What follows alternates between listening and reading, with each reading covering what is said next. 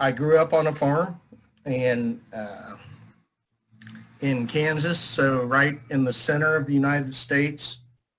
That's where my farm was, right in the exact geographical center of the United States. So as far from the ocean as you can get in the United States, that's where I was. And that's still where I am. On my farm, it was an irrigated crop farm. When I bought it, it was corn, maize, soybeans, occasional wheat, and alfalfa, or lucerne, as some people call it. I converted that farm into an irrigated pasture operation. So it was all grazing, no grain crops. Within a few years after buying it, and I ran, that land carried a huge amount of cattle, and the idea was that rather than harvesting grain and taking all that carbon and all those nutrients away from the field every year, and then buying fertilizer to replace those nutrients, during the grazing process, most of those nutrients, the carbon, would all come back. And because it was based on perennials, it was very sustainable. I did not have to plant annually. I didn't have to buy seed annually. I didn't have to apply fertilizer or herbicides or insecticides. They were diverse polycultures, so no one disease or insect caused me any concern. And I didn't have to invest in harvesting equipment. I had harvesting equipment with 4 legs that moved themselves and ran on sunlight. So it was a very fun operation, and one I very much enjoyed. Although I had my struggles like every other farmer. You know, there is no Garden of Eden where there are no problems. I had my own share of problems, but I was able to avoid many of the problems that other farmers have. I didn't have to buy fertilizer. I did not have a lot of the bills that other farmers had. So, and that is, I had a little over 100 hectare total. My family, I'm moving back to join my brothers in our family operation. They have a little over 1,000 hectare altogether. About half of that is cropland, land that has formerly been tilled. The other half is pasture for our cow herd, beef cow herd, mostly native grasses. We have very good native grass pastures in this area. It's an area with a reputation of the native grass being of very good quality. And my family operation has been no-tilling roughly 20 years. So one of the longest no-till operations in this part of the state, in this part of the world, have been cover cropping for about 30 years. We were actually cover cropping before we started no-tilling. Really? Because, you know, at one time, cover cropping was routine. It was common. You know, 50 years ago, the way you provided nitrogen fertilizer was to incorporate legume cover crops into the rotation. Mm-hmm. We grew a lot of clovers in our crop rotation, and then you would till them under to provide nitrogen for the next crop. And then when synthetic fertilizer, really after World War II, when synthetic fertilizer became really inexpensive, because those were ingredients in making explosives, and then they had to find a use for it. Say, hey, we'll put this on farmers' fields, and their crops grow better instead of using them to kill people like we used to. So put it to a higher and better use. And so because fertilizer was so cheap, they said, hey, we don't need to grow these cover crops anymore. We can just grow maize after maize after maize crop. And then we developed insect problems and weed problems. And they said, oh, we have DDT. We have insecticides that we can use. No problem. We'll just spray for this. We'll spray for this. And at one time, all those inputs were cheap, but they kept getting more and more expensive. My grandfather was of Irish descent. His family moved here from Ireland, and he did not like spending money at all.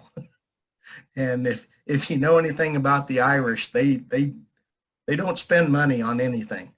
And so he stayed using cover crops. He never quit using cover crops. He was a very big believer in them because that meant he did not have to spend as much money. So he always saw the wisdom of that. But he also was a big believer in tillage. He thought that he prided himself on how hard he worked. The value of a person was how hard you worked. The harder you worked, the better person you are. And so he saw no-till as lazy man farming. Oh, excuse me. Да, много интересно. Сега ли са покривни култури преди да спрат да са? And so I remember when he was on his deathbed and he had developed dementia. He'd lost his mind, but he was still,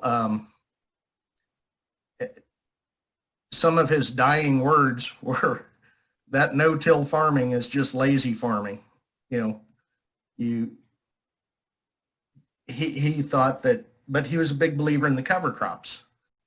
And so that was how I grew up. Tillage was, the more you tilled, the better farmer you were.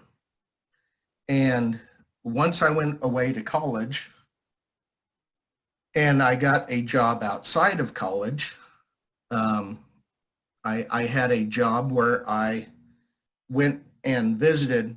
We had roughly 180 farmers, and my job was to look for insect pests and schedule spraying.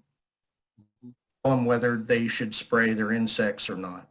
And 1/3 of our farm customers were no-till. I had never been around no-till farming before. I knew nothing about it.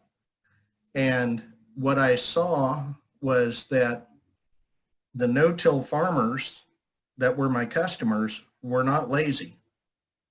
What they were, though, was rich. They had better yields and spent less money to get those yields than my customers who used tillage. And this was a complete shock to my system. This is not what my father and my grandfather taught me. And so it was hard for my mind to accept what I was seeing. How are these people making less money by doing less work? That is completely contrary to everything I've been taught. And then I began to see all the advantages of not tilling. The soil structure was better. The soil was firm. It could hold up a planter or a sprayer or a combine, a grain harvester, those operations could be done when they needed done instead of having to wait until the soil could support them. Because, you know, a loosened tilled soil, when it's too wet, it won't hold up machinery. But a soil that has not been tilled, even if it is wet, you can still get out there. You can still, it'll support a vehicle when you need to be out there. And so I began to see all the advantages of not tilling the ground. And I already was a believer in the advantages of cover crops. So the real magic, we saw the advantages of cover crops because obviously everything that's wrong with a soil can be fixed with more organic matter. The more organic matter you put in that soil, the better that soil will be. And so getting the more plant growth out there made complete sense to me. Once I accepted the fact that tillage was destructive to soil, the combination of no-till and cover crops was absolute magic. I didn't realize that every time I tilled the soil, I was oxidizing away the carbon that was in the soil. And I was losing soil structure. And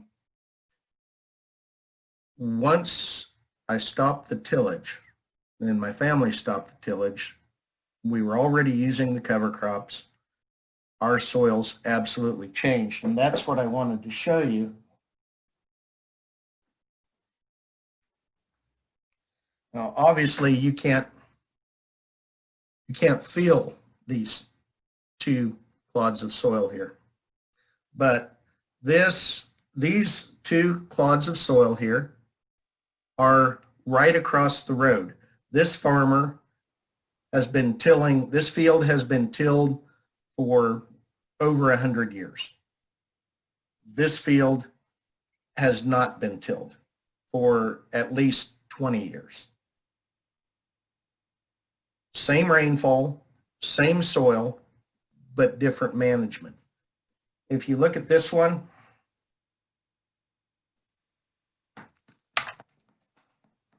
it's hard. It's dry. It's just powder. I look at my, it's powder. This one that has never been tilled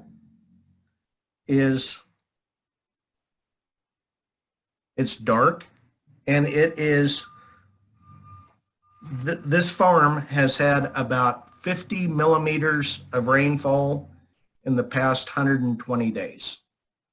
So very little rain, very dry, but it's still moist. I can still feel the moisture in this soil with no rain. When you said that your farmers, their main concern is moisture, and I think that's true wherever I've gone around the world or within the United States. The number one concern of farmers is we don't get enough rain when we need it. And some places, when I'm asked to describe the climate in my area, I say I live in a desert where we have flooding all the time. And you know, when it rains, we get too much rain. And then we go a long period without rain, and then our crops suffer. And it seems like we are either in a flood or we're in a drought. We have too much or too little, and never just right. And I think you could ask. Yeah, in Bulgaria is the same. Yeah, wherever I go, farmers all say the same thing. You know, we have either too much rain or too little rain, never just right. How do we change that? When you can take this soil with no organic matter in it, and you change it into this soil that's dark. This has had virtually no rain for 4 months, but it still is holding moisture. And there were crops planted in it, and it was growing, and it was this right next to each other. These fields touch each other, but completely different management and completely different results. So the ideal soil, if you want a soil, if you were to describe the ideal soil, what is the ideal soil? It would store water for long periods of time, and it would also have a lot of pore space to hold oxygen, because plant roots, in order to grow, need oxygen, just like we need oxygen. And it would be full of mineral nutrients. It would have nitrogen, phosphorus, potassium. We would have all those things. And it would also, if you can see this, all the roots. So obviously the roots grow in abundance.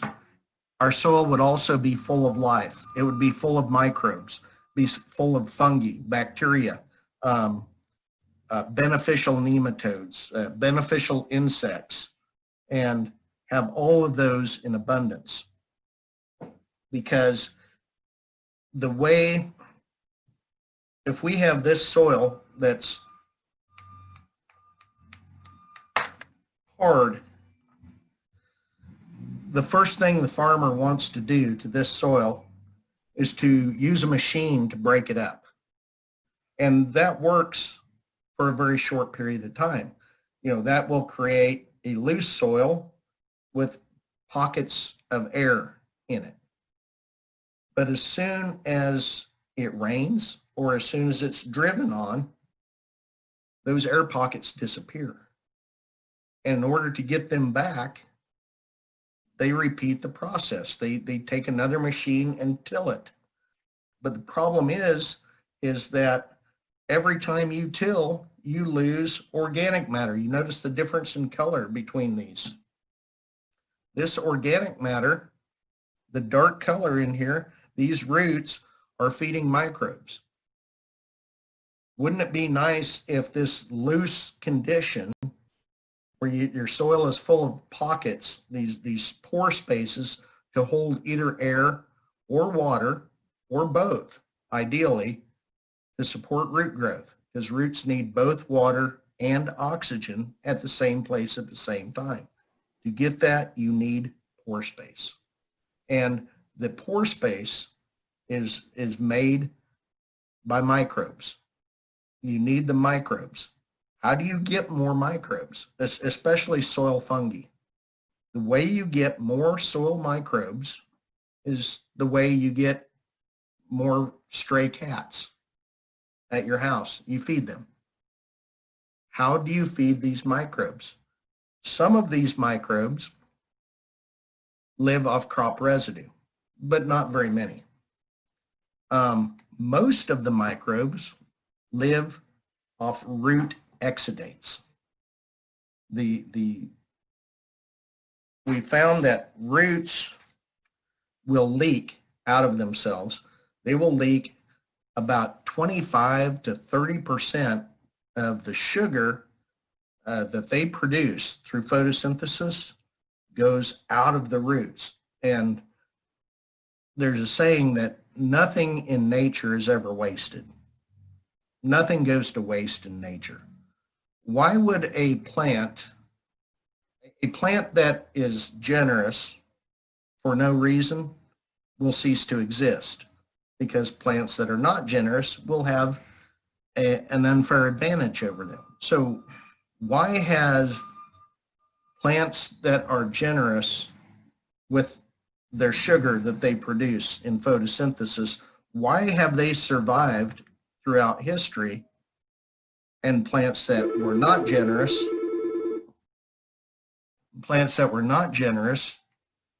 why have they lived? Or why did they die? Did generous plants survive? It's because there are advantages to feeding the microbes. What advantages are those? What do the microbes do for the plants? Well, obviously, as you can see from the darker color of this, it creates a better soil. The other thing that the microbes do is they will take nutrients out of rock particles. They are able to extract nutrients out of soil that the plant roots alone can't access. A very big crop in my area is hay made from our native grasses. And these hay meadows have never, ever been fertilized. Not once in history. Now, obviously, our history is not as long as your history. We are, very recent agriculture in our country, very young agriculture compared to yours. But still, 150 years is a long time. It's longer than any of our lifespans. For 150 years, these meadows have had hay harvesting off them. And if you test the soil of these hay meadows, it says these hay meadows have zero nitrogen, zero phosphorus. But the hay contains nitrogen. The hay contains phosphorus. Where did it come from? The soil test says there is none in the soil. But You mean chemical test, not the Haney test, right? Not the Haney test, no. Just the traditional soil test that measures what is available. And it says there's none available. So where is the nitrogen coming from? Where is the phosphorus coming from? Obviously, it's coming from the soil biology. And the soil biology, the microbes, and what these hay meadows have that our crop fields do not. Our crop fields will have an active root system most often 3 or 4 months out of the year. But the hay meadows are all perennials. Their root systems are alive 365 days a year. So what's happening with that live root system is you get a continual flow of root exudates to the microbes. In our cropland, those microbes might as well be considered extinct because they have not been fed for long periods of time.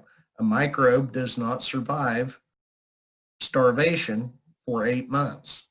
And so that's why these hay meadows continue to produce. Their yield is the same as it was 150 years ago with no fertilizer. And that never made sense to any of my college professors.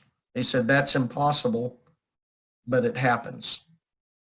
Now we understand why it's possible. It's because of the action of microbes and because the soil test that the typical traditional soil test that we've used for 50, 60 years in agriculture tells us there's nothing available there. But if you were to take the same soil to a geologist and they were to break it down into its elemental components, how much silicon, how much oxygen, how much iron, aluminum, etc., they will tell you that on this same soil, there's 18,000 pounds per acre, or about 19,000 kilos per hectare of phosphorus. And so who is right?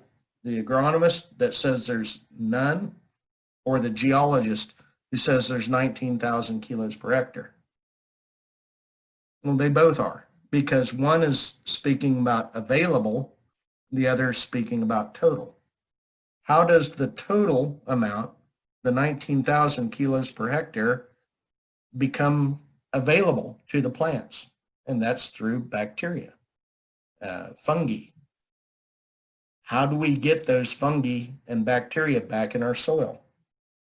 Well, if you look at why they're no longer there, it's because we did not feed them. How do we get them back? Feed them. And so that's one of the things that cover crops do, is they're feeding microbes. Now, I did want to discuss, because you brought it up, how do you make cover crops work in a dry environment? And let me for a second, because not all of Bulgaria is dry, not every year is dry. So just generally, for the people who never planted cover crops, what's the logic in general?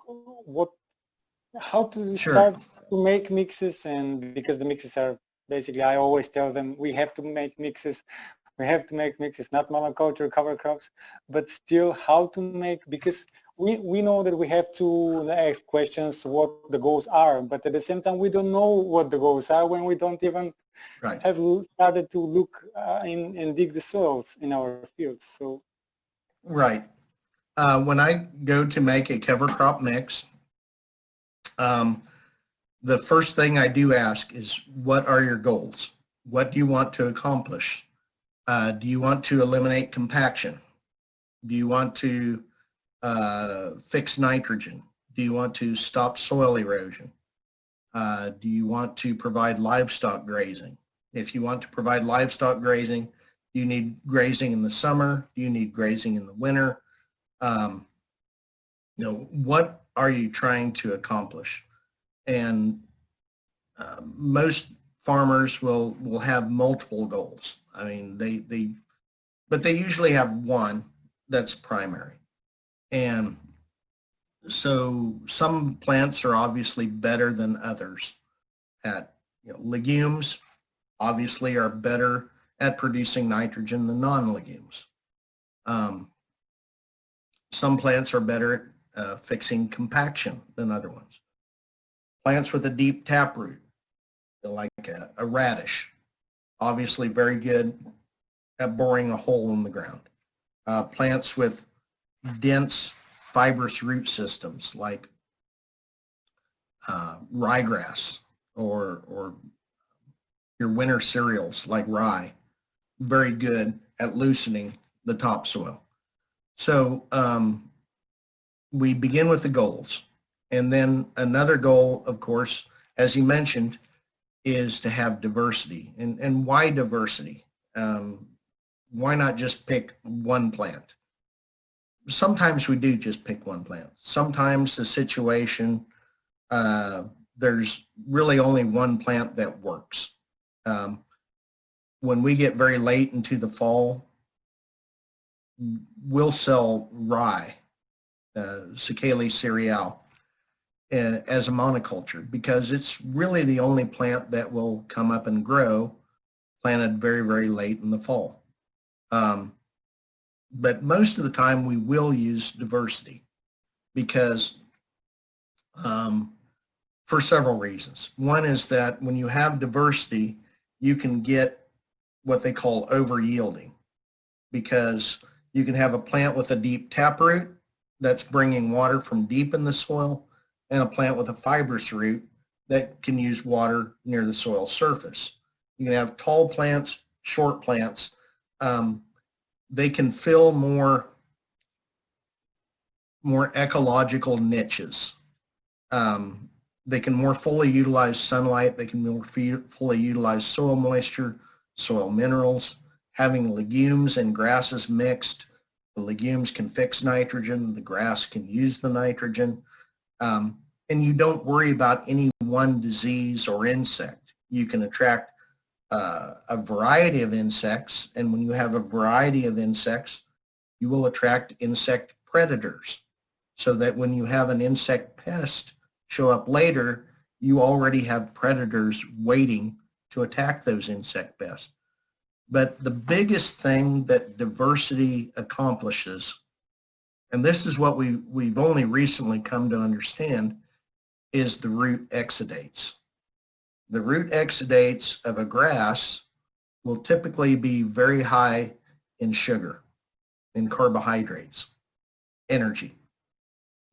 The root exudates of a legume crop, because they produce nitrogen, will be very high in protein.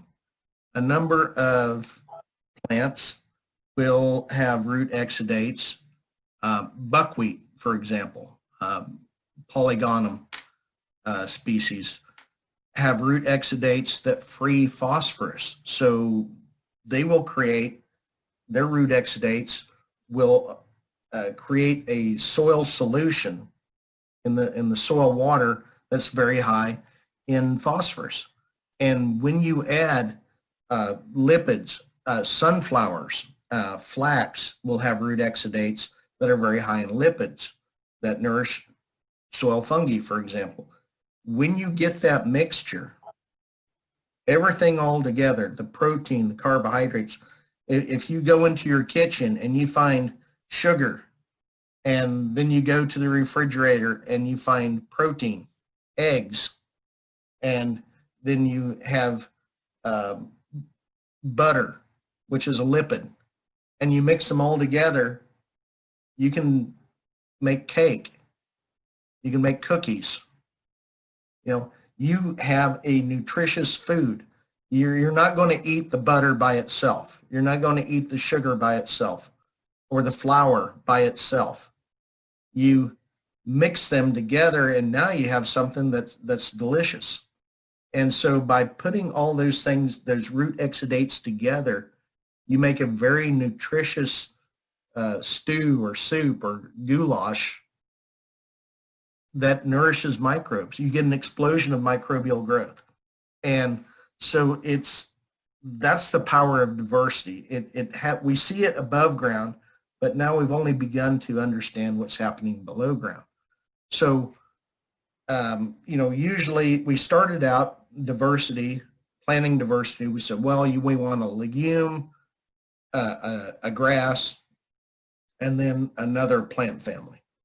Now we're deciding we want multiple plant families, grasses, legumes.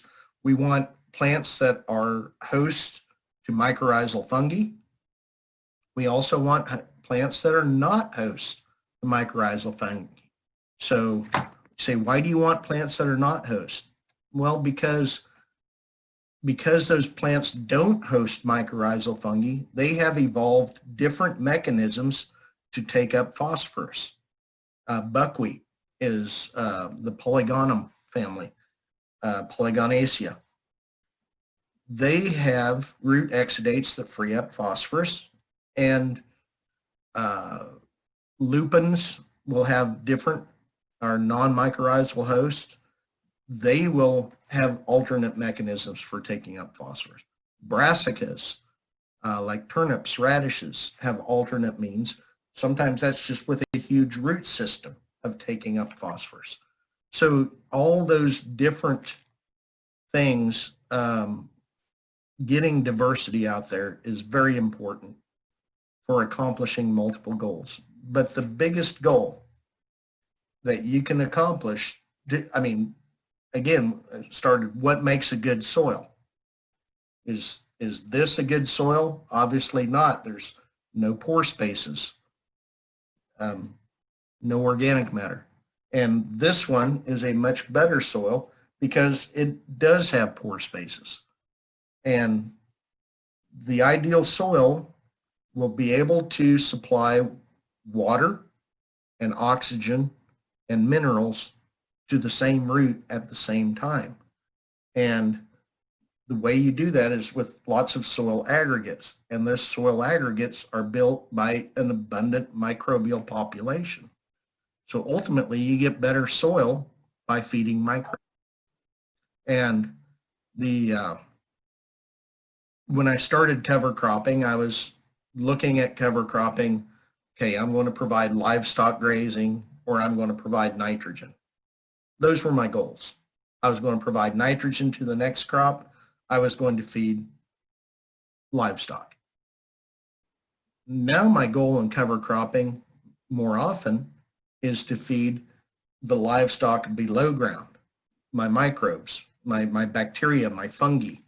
That has become a more important goal, because if I am able to do that, I now have a soil that is not susceptible to drought. I now have a soil that does not flood, because the water soaks in and goes into the soil rather than running off. I don't struggle with floods as much. I don't struggle with drought as much. I still will need rain occasionally, but if I have a long period without rain, I'm not hurt nearly as badly as I am with a powdered soil created by tillage. That's become more of my goal with cover cropping. And you said not every part of Bulgaria is dry. I have customers who live in Georgia, USA, now the state of Georgia. Where I live, where my farm was, we got about 500 millimeters of moisture a year, and people said it's too dry here to cover crop. We don't get enough rain to grow one crop. Where I live now, where my family, we have approximately 1,000 millimeters of moisture a year, rainfall. People say it's too dry here to cover crop. I have customers where they get 1,500 millimeters of rainfall a year, and they tell me how dry it is there. It's no matter where you go, it's either too dry or too wet. And maybe only North Carolina won't complain. Yes, yes, they complain. Oh, it's so dry here. We've gone 3 days without rain. Oh, poor me. So every farmer complains that it doesn't rain at times, and that is the main. No matter how much rain you get, it's the main objection to cover crops is that I don't have enough rain to make this work. And I used to believe that because, like I said, where I grew up, we got about 1,000 millimeters of moisture. We were typically too muddy to plant in the spring for long periods of time. We had excess moisture in the spring. And so that was not a big deal. But as I moved and I started having customers where we're more in the 300 millimeters, 300 to 500 millimeter rainfall. Cover crops were a much harder sell.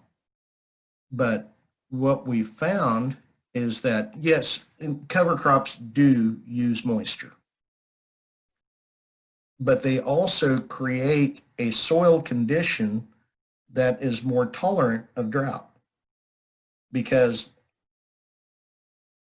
how do you survive a drought? Obviously by storing moisture longer in the soil. How do you store moisture longer in the soil? Well, here's what a cover crop will do for you. In order to have a drought resilient soil, first step is the rainfall must enter the soil. You must get the rain into the soil. When we get a 50 millimeter rainfall in one event, we have floods. Why do we have floods? Our soil should be able to hold 50 millimeters of rainfall, but it's not getting in the soil. It runs off. It rains faster than the soil can absorb it.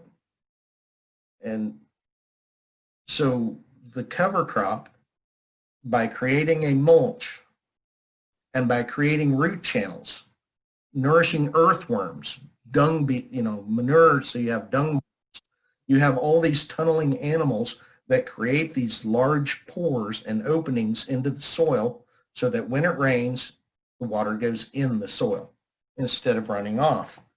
This tilled soil, rain hits this, it goes right off. It's very hard for this soil to absorb moisture.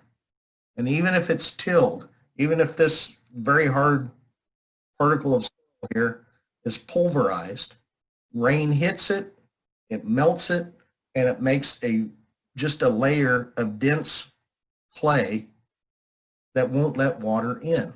You need the pore spaces. And again, you keep the pore spaces. You need a mulch. You need to keep the ground covered. How do you get that mulch?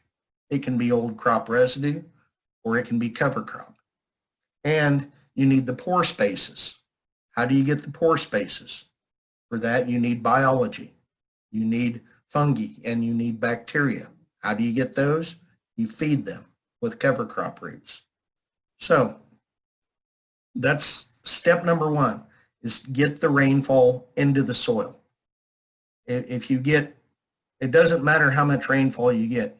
If you get 1,000 millimeters a year, but of that 1,000 millimeters per year, 750 runs off and goes to the ocean, you only really receive 250 millimeters a year. You can create your own drought. The second step is to store the moisture in the soil as long as possible. How do you store it? Well, how does moisture leave? It evaporates. How do you prevent evaporation? Well, when you have these two soils, the color difference, this one holds moisture because it has a much higher humus content, organic matter content. It has attraction for moisture. Also, by having the mulch on the soil, that slows the rate of evaporation.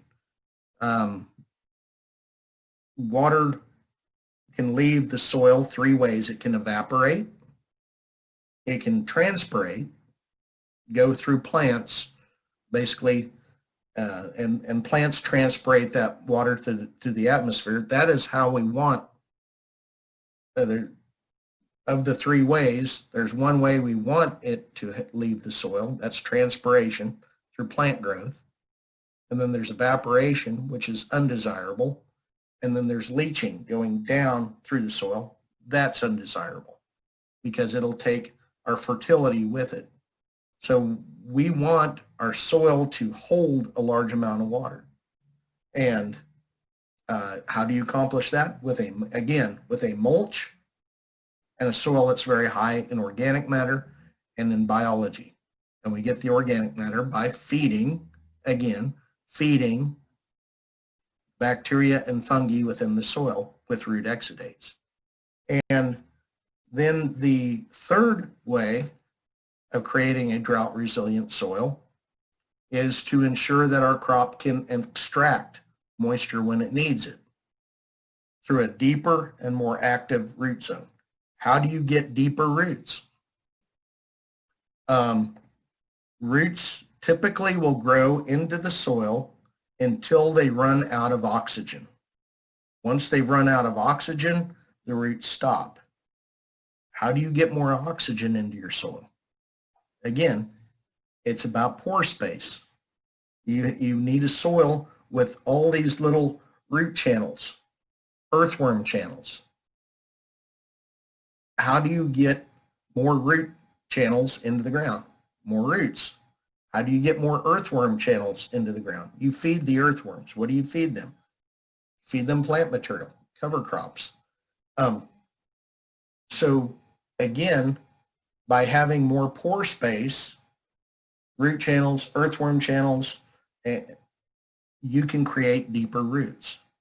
And by having this root channel that dies and decays, leaves a hole, the next root can follow it and go deeper because it has access to more oxygen. If you till this, you lose all those connections to the surface. It's like if you go snorkeling. If you go snorkeling and you have your face mask and your snorkel and you're under the surface of the water, if the top of your snorkel is a millimeter above the water surface or a millimeter below the water surface, it's a big difference. You have to be able to get oxygen by having the root channel, the earthworm tube, reach all the way to the surface, just like a snorkel. So the other means, the final means of making your roots more effective at extracting moisture is by making sure your roots are colonized with mycorrhizal fungi. And in natural ecosystems, every natural ecosystem, other than areas where there's permafrost, frozen soil, every natural ecosystem, the plants are colonized with mycorrhizal fungi. But our cropland is not. Why is our cropland missing mycorrhizal fungi? Mycorrhizal fungi can tolerate extremes of temperature, extreme cold, extreme heat, drought, flood. They can survive all kinds of environmental calamities. But what they cannot survive is a long period without a live root. So in our crop rotations, when we have periods of fallow where nothing is growing, our mycorrhizal fungi die off. And the longer that area has been cropped in a crop rotation that has fallow periods, the fewer mycorrhizal fungi you'll have.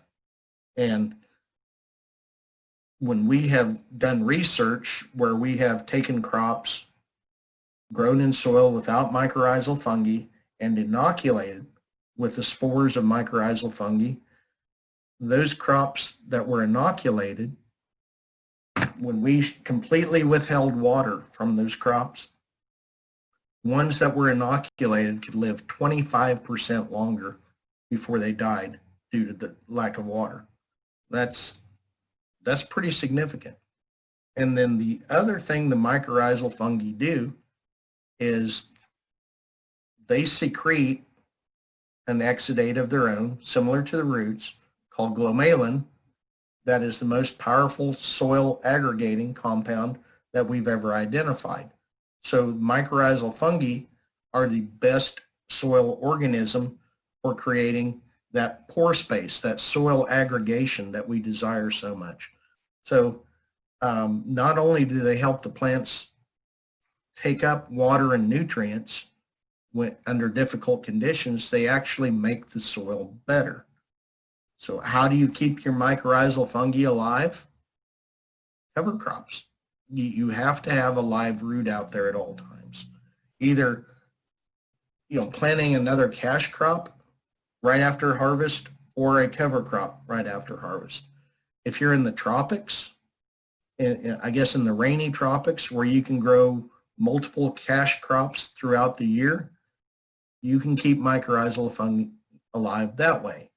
If you're in a temperate region, like most of Europe, most of the USA, China, Russia, where we have winter, we can't grow 2 cash crops in a year. How do you keep the mycorrhizal fungi alive in between your cash crops? Cover crops. Once you understand how good soil is created, cover crops become mandatory. You really need those cover crops to build long-term economically viable soils. I really don't see any other way if you're going to grow grain crops, cash crops. You really need to have a live root in the soil every day of the year. I don't see, unless you plant, now on my farm, I planted perennial pastures so I could have live roots 365 days a year. On the areas where you are growing grain crops, the only way you can do that in a temperate area, in my opinion, is to have cover crops occupying the ground when there is no grain crop. And by increasing, and when moisture is a concern, yes, the growing cover crop will use moisture, but that moisture is an investment in the future of that soil being able to infiltrate more rainfall into the soil, increase the rate of water infiltration, to have a longer water holding capacity, keep water in the soil longer, so you have less evaporation, and increase the ability of plants to extract moisture from deeper in the soil. So. That's amazing. Can I ask you, like, a lot of questions came? Sure. Can you give us like more specific things when, like more specific examples here that we are growing besides, we don't grow soybeans that much, but we grow sunflowers, but a lot of us are growing wheat, winter wheat or barley. So we have already implemented the grain winter crop, cash crop, but just give us examples. Like usually we gonna start the first year with cover crops after wheat, so June, let's say, and the concern is that we don't have enough moisture. So should we plant if we don't have moisture, because we start with basically not a very live soils. So should we plant, or is it better to wait until maybe autumn when we have some rain, or just more specific examples like how to start or what to try? Okay. And that's very much the situation that I'm familiar with, is that's how we started. Our main cover crops historically were put in after wheat harvest.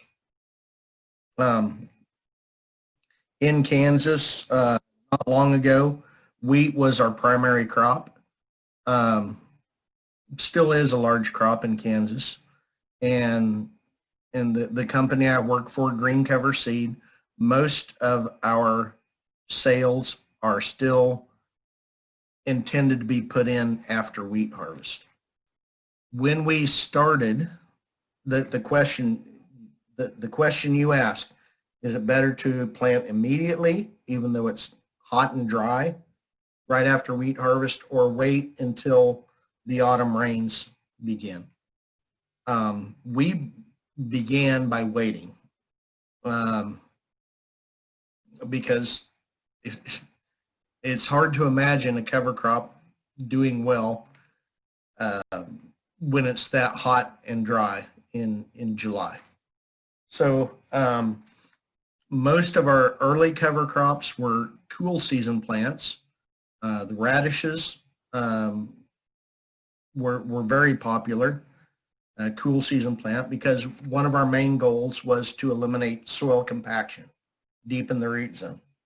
We would plant with those radishes. The people who planted radishes by themselves ended up being very disappointed, because they would plant in the wheat stubble. The radishes would make big holes in the ground and got people very excited. But what the radishes did not do, they did not leave any residue. So there was no mulch on the ground, nothing to hold the water in the ground, prevent evaporation. So very often usually in our crop rotation, we would follow the wheat. The next year we'd plant corn, maize. And our maize yields were very disappointing following the radishes if we ran into a dry year, because there was no cover on the soil. The radish residue would cover the wheat straw and just rotted away. It changed the microbiology, changed the carbon to nitrogen ratio, and the wheat straw decayed very rapidly instead of remaining there as a mulch. And so we learned very quickly the dangers of planting a monoculture cover crop. Some people who didn't understand it is so important to understand why things happen. You know, you say when you plant this radish and then you have bad results, some people just said, well, that's bad. I'm not ever doing that again. But if you understand, if you observe and understand why you got bad results, you can change it. And the changes we made were to add oats. Ordinarily, we plant oats in the spring and then harvest the oat grain in July. But we started planting oats in the fall, not for a grain crop, simply for cover. And the oat residue added a tremendous amount of mulch, of cover to the soil. And then we also, we added a legume. We would use spring peas in the mix to provide some additional nitrogen. So going from a single purpose break compaction where we only used radish, and then we changed that to multiple goals, adding diversity and creating mulch, creating nitrogen, and breaking compaction, we got much, much better results. Just by adding that, we went from, and I'm not very good at converting bushels per acre to kilos per hectare. So forget, I guess you can, when you have leisure, you can do the conversions, but it was very common to get 40 to 50 bushels per acre. That would be, let's see, 40 bushels would be 20, around 25 kilo per hectare increase in yield on maize just from having that cover crop out there. And so we went from having disappointing results following cover crops. And part of the reason we had this, you know, it was lack of moisture, but it wasn't because the cover crop used moisture. It was because it used moisture and did not leave a mulch. When we changed the cover crop to leave a very persistent, thick mulch on the ground, the moisture relationship completely changed. Yes, at the end of the cover crop growth, there was less moisture in the soil, but 6 months later in July, underneath that maize crop, there was more moisture where we had that mulch. So the creating of a mulch was very, very big. We have evolved as we have gained more confidence with our cover cropping. It's becoming very common now that on the day of that wheat is harvested, we see this very commonly. On the day of wheat harvest, there is moisture in the soil. 10 days after wheat harvest, that moisture is gone. Now there may be moisture deep, but the topsoil is now dry because as you remove that wheat grain, that straw, and you expose the soil to sunlight and wind, that moisture leaves very quickly. So we found that even in dry years, if we follow that grain combine immediately with a drill, we can get crops to come up, even in very dry years. Of course, in a wet year, you can plant whenever. But July is typically a very dry time for us. And part of that is selecting which crops we choose to grow. Obviously, the radishes being a cool season crop, the oats, the peas, they don't do well in that kind of condition. But we do have other crops that will. Sorghum Sudan grass, millets. This is a very, very productive crop. Sorghum Sudan grass is absolutely amazing as a cover crop. For example, most crops, the seed needs to imbibe, to absorb about 50% of its weight as water in order to germinate. Sorghum Sudan only needs 25% of its weight in moisture absorbed in order to germinate. So it will germinate under much drier conditions than most plants. It's adapted to hot, dry areas. Originated in Africa, where you have long periods without rain. And so sorghum Sudan has become a very strong cornerstone of our summer program. Sorghum Sudan also, as a warm season grass, has a very high rate of photosynthesis.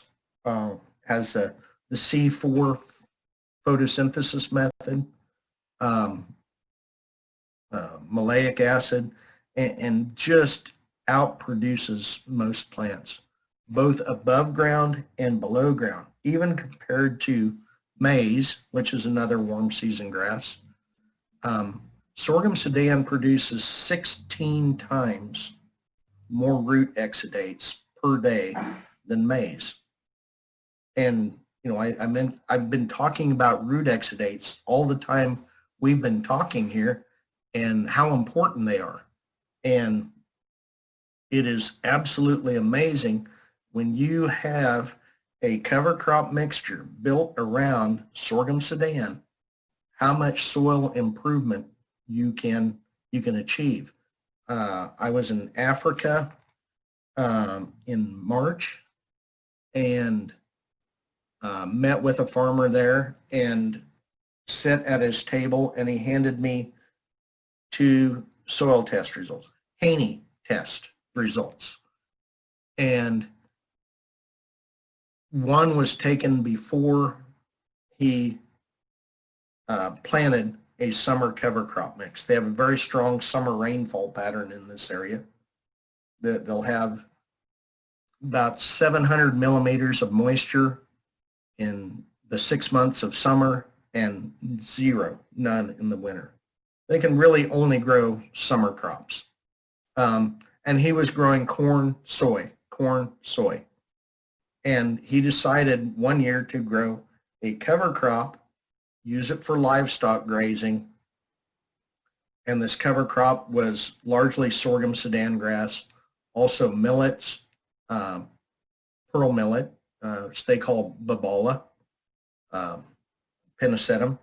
And then they also had cowpeas, sun hemp, and a number of other summer legumes and sunflowers. So they had a good diverse mixture. And his question was, am I reading this correctly? Is this telling me, is this accurate? His Haney test he took before planting this crop said that he had about 10 kilos per hectare of nitrogen and about 10 kilos per hectare of phosphorus available. The Haney test he took after he grazed this crop 1 year later said that he had over 100 kilos per hectare of nitrogen and over 100 kilos per hectare of phosphorus.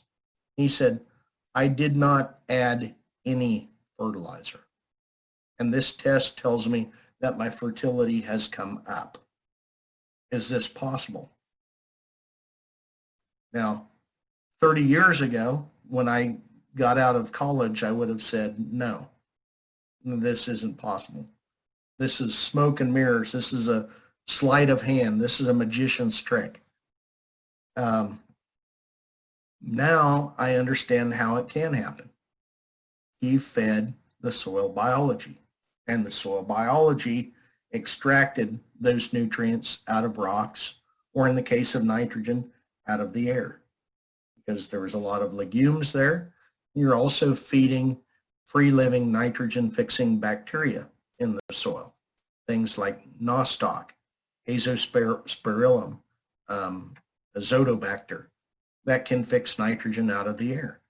And yes, you can increase your fertility simply by producing a huge amount of root exudates. And by having that summer cover crop occupy that ground and grazing it so that material is recycled back to the soil as manure, yes, it is possible. And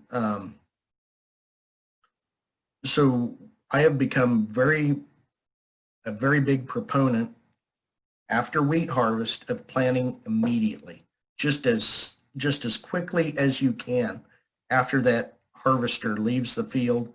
Plant while there's still enough moisture to germinate there. Once you get those plants germinated, they can start growing, get their roots down into what is usually moist soil down lower within the soil. And then I like to graze. We'll do one of two things. Not every farmer. Most farmers here have livestock, but not all. Of course, we don't have livestock usually. We don't. What's that? The farmers who don't grow livestock. Most of them don't Okay. have a livestock. Okay. I think one of the biggest mistakes we've made in agriculture is the separation of livestock from crops. And that's happened here as well. And it's unfortunate because every ecosystem, every natural ecosystem around the world has both plants and animals. And the animals serve a purpose in that ecosystem. So by integrating the livestock and the crops together, you can get a synergy. And you can get an economic outlet for the cover crops. The cover crops can pay for themselves with livestock grazing. And then all the benefits are free because they're paid for by the livestock graze. So with that summer cover crop, you can get all this soil improvement and then pay for it with livestock grazing. But I do have customers without livestock who want this soil improvement, and they will go in late summer, early autumn, and they will, many of them are using a roller crimper or some other device to mash all that biomass down on the ground, and then they'll drill. Now, those who have livestock simply graze it off, remove the canopy, change it into manure. And then they will plant a cool season crop in early autumn or late summer, early autumn, and get a cool season crop grown. So it's like a relay race. The summer crop hands off to the cool season crop. So the root exudates are never interrupted. The supply of root exudates to those soil microbes remains continuous from July clear on to the planting of the next summer crop, whether that's maize, sunflowers, soy, whatever. Or if they want to plant another, like for example, after wheat harvest, you grow the summer crop, mash it down or graze it down, and plant canola, another winter crop, or a crop of winter peas. Whatever crop you want to put in there, it becomes important to never let sunlight go to waste. And if you think about, we invented the practice of fallow to store moisture in the soil, thinking that we could improve the drought tolerance of the next crop. And what we found is it really didn't work that well. We don't store moisture in the soil nearly as well as what we thought we did. And fallow slowly creates a soil that's less able to store moisture. But the other gift we receive, there are two gifts we receive for free in agriculture. Rainfall, which is sporadic, unpredictable, and sunlight, which is predictable. We will get some form of sunlight almost every day. And during fallow periods, we completely waste that solar energy. It accomplishes nothing. And when you think about the efficiency of agriculture, we should be thinking about how can we convert all the sunlight and all the moisture we receive into something productive. How do we do that?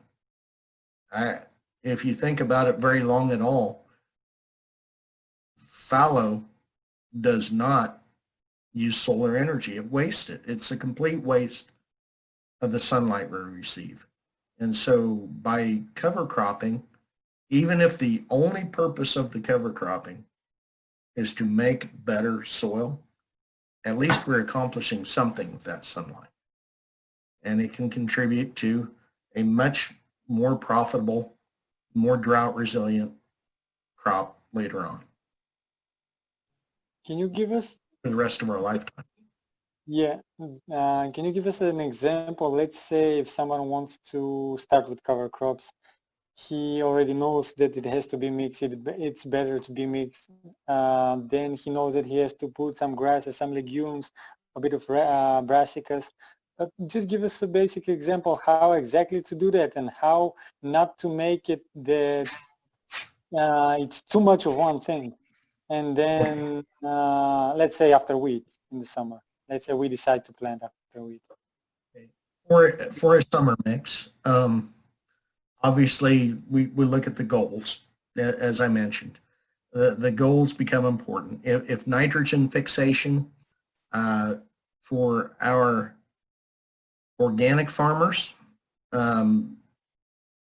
nitrogen fixation is a very, very big goal, because if they have to buy an additional source of nitrogen, that's going to be very expensive. It's going to be pelletized poultry manure or something that's trucked in from a distance. So they want to fix as much nitrogen as they can. If someone's goal is livestock grazing, then that becomes a different mix. Sorghum Sudan tends to be very, very dominant. It simply outgrows everything. And that's not necessarily bad. But if I have 5 components in a mix, the easy way, and our smart mix calculator, if you're familiar with it, will take a 5-way mix and basically take a 20% seeding rate of each of those 5 components. Now, sometimes that gives way too much or way too little of some of the components. And so we'll look at that and adjust it. If but we don't have the information about the smart mix calculator, and how should we decide what is the 20%? We count the number of the seeds? No, 20% of a full seeding rate of each component. Like, for example, let's say we have a brassica and say radish. A 100% seeding rate of that brassica might be 8 kilos per hectare. We have oats as another component, and a full seeding rate of oats might be 80 kilos per hectare. And peas, full seeding rate of the peas might be 60 kilos per hectare. So if you wanted to do 1/3 each of those, obviously you've got a crop with a very high seeding rate, crop with a very low seeding rate. The radishes, if I wanted to do 1/3 of a rate, about 3 kilos per hectare, would be just a little more than 1/3 of a rate. If of the oats, mathematically, we'd be looking at about 27 kilos per hectare. I'll put in 30, slightly more than that. And for the peas, 20 kilos per hectare would be 1/3 of 60. And so I will usually, when I add all the percentages together, I like the total be not 100% because you can fit more plants onto a hectare when you have diversity than with monoculture because they're not directly competing. They have different root systems. They have different leaf canopies. So usually instead of 33%, 33%, 33% of the seeding rate, we like to see 40%, 40%, 40%. We strive, when we add all the percentages together, 120 to 150% of a total weighted percentage of each. We strive for a thicker stand than 100% total, if that makes sense. We like to plant a little thicker. Of course, we sell seed too, so we like it when people buy more seed. But that's what's been successful, planting a little thicker. So if you have 5 components, the weighted average would be 20% of each component. If we would probably put in 25 to 30% rate of each component. Just go slightly thicker than the 100% rate. Can you tell us also about the termination? Because let's termination. Say we don't want them to give seeds, right? But when we plant mix, that's a bit of. Yes. Most of there are different ways of termination. For example, when we plant the initial mixes that we started with, the cool season, well, either warm season mixes or some of the cool season mixes planted in wheat stubble, some of those will die naturally during the winter. So we have no additional expense, no additional work. Winter terminates those automatically. It's very cheap. So that saves you expense. And then we plant in early spring. Now, that's very economical. It's very easy, but it denies you some days of root exudates. So now, even though people really liked that situation because it was inexpensive and it was very economical, we were not getting the full benefit of the cover crops. They weren't living through the winter and into the spring. So now more of our customers are including species that will live through the winter, provide benefit in the spring, provide root exudates in the spring before we plant our next crop, which means that we do have to terminate those crops. And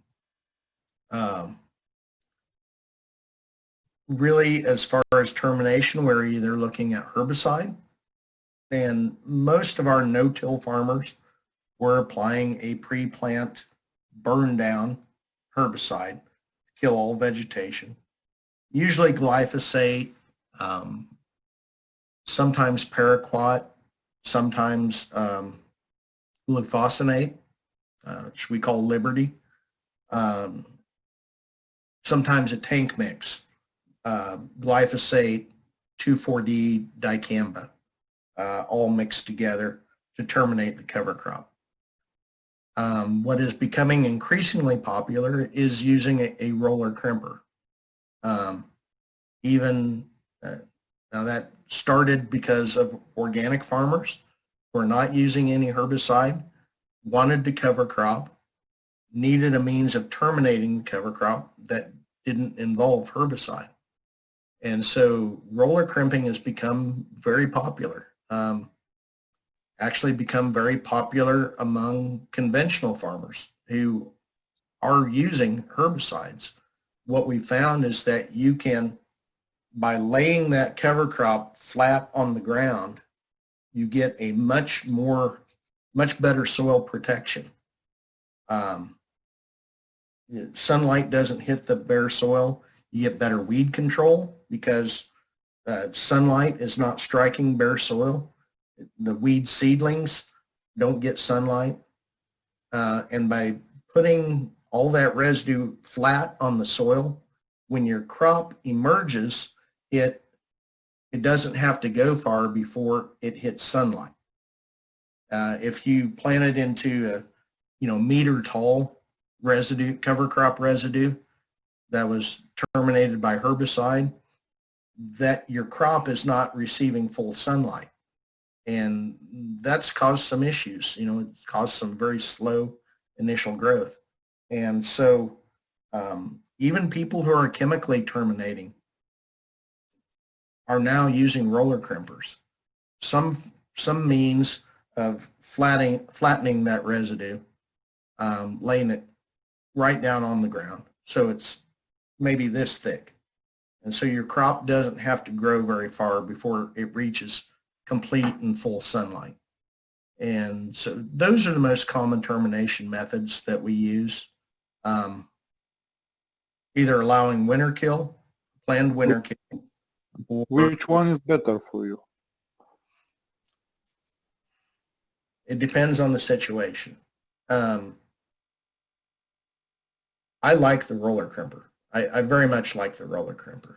The drawback of the roller crimper is that it won't kill every cover crop species. For example, if we have cereal rye, roller crimper works very, very well. You can do a good job of killing cereal rye with a roller crimper if it's done at the right stage. Now, and the right stage is after the seed heads of the rye begin to produce pollen. When you see visible pollen on the heads, then it can be killed with a roller crimper, but not before. Now, that means you don't have much flexibility as to when you kill that plant with a roller crimper. With glyphosate, you can kill rye at any time. Annual ryegrass, however, Lolium multiflorum, is not killed by a roller crimper at any stage. It just grows back. Just one of those species that can't be killed. So if a roller crimper is your only means of terminating cover crops, that means you cannot use annual ryegrass, Lolium multiflorum, in your cover crop mix. Just won't work for you. Some people have experimented with a flail mower, where the mower rotates in a vertical axis, so you can get very close to the soil surface, mow right at the soil surface. So we'll plant into the cover crop, flail mow, and then just basically put this shredded, very finely ground up material back onto the soil surface. That's been effective for some cover crops. Flail mowers are very slow to operate. Roller crimpers are very fast to operate. One thing about the roller crimper that I really like is it's fun. It is one of the absolute most fun operations you can do on the farm. It just, I don't know. I don't know how to describe it. It's just very enjoyable. And you have this big, tall biomass sometimes, and you run that roller crimper through there, and watching the roller crimper move is it's hypnotic. It's mesmerizing. Very entertaining to watch, and to see that big, tall mass just flatten on the ground, and then the very pretty pattern of all that mashed down residue on the soil, and then to watch the crop that you just planted emerge from that, it's just beautiful. It's very peaceful, it's serene, It's a great way to observe wildlife because wildlife lives in this residue and then runs out when you mash it down. It's fun. I have contacts in Africa who send me videos of when they roller crimp their summer cover crop and they chase warthogs and all kinds of odd and unusual animals out of their cover crop mix. Here in the U.S., we'll chase white-tailed deer or turkeys or whatever, and so and one of the benefits to me of cover cropping is it makes farming fun again. If all you do is the same thing you've done for the past 40 years, it's monotonous and it's drudgery. And if your day just consists of complaining about how we need a rain and how bad crop prices are and how expensive all of our inputs are, that's a miserable life. When your life changes to going out and looking at this 20 species of cover crop, digging up the roots and seeing the nodules making nitrogen for you, or looking at the earthworms and gosh, we have more earthworms than we had last year. I have more pheasants or chuckers or more of this bird than I had last year. I have more lady beetles than last year. My soil is darker than last year. And I can't wait till I can get on that roller crimper and turn that tall stuff into this beautiful flat interlocking layer. That makes farming fun. And when your life is fun, it's just better. So that to me, and seeing the blossoms, the bees, the butterflies, it's just a very serene, very peaceful, very enjoyable way of life. And a lot better than inhaling dust every time you go out in the field. So I like it. We had a question about potassium. Let's say if the soil test shows that we are lacking potassium, what cover crops should we use? And I know brassicas recently has found out. Brassicas are very helpful. Grasses in general are good at taking up potassium. And another plant that's excellent at making potassium available is Phacelia. And when I was in Hungary, I was shocked at how well the Phacelia grew in Hungary. Just very impressive. We grow Phacelia. It grows for a little while in the spring. It grows for a little while in the fall. It gets maybe this tall. The Phacelia in Hungary was up to my waist, up to the middle of my chest. I've never seen Phacelia this impressive, and it is one of the absolute best plants at making potassium available to other plants.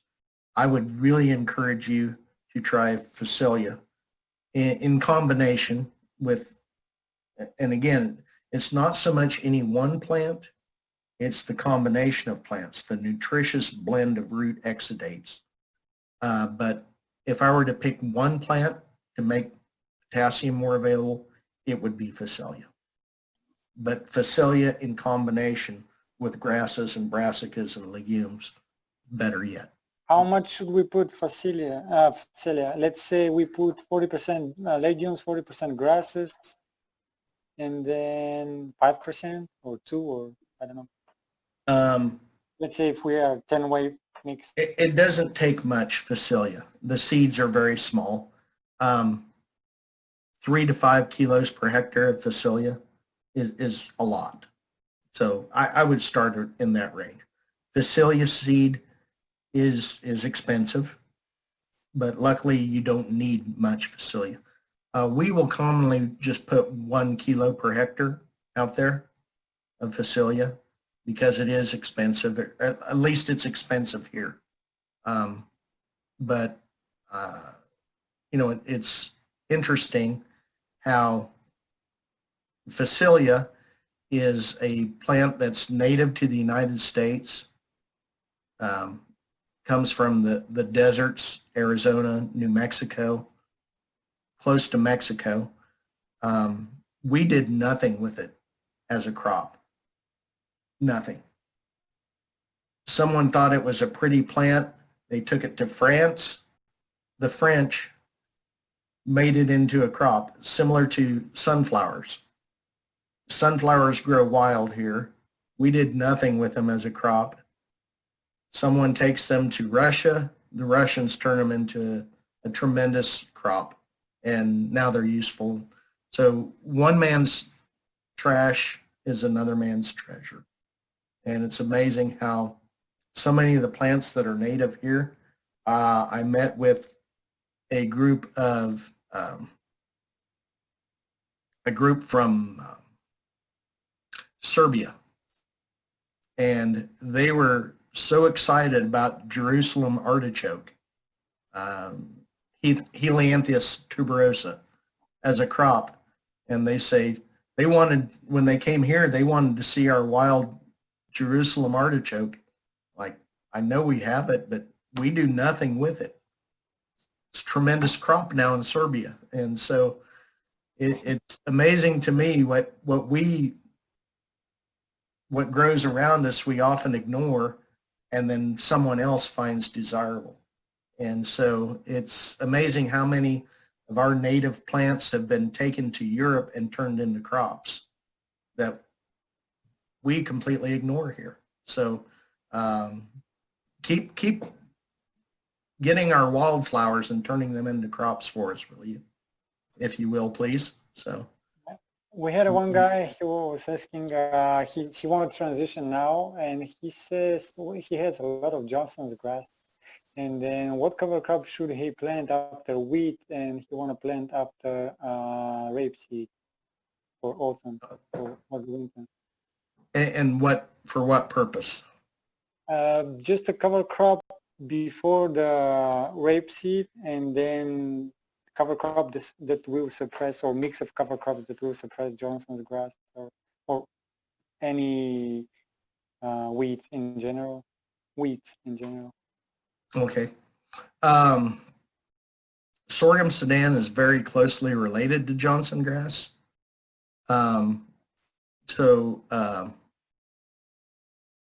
May not be necessary. Johnson grass is a tremendous soil improver, even though it's one of the more difficult weeds that we fight.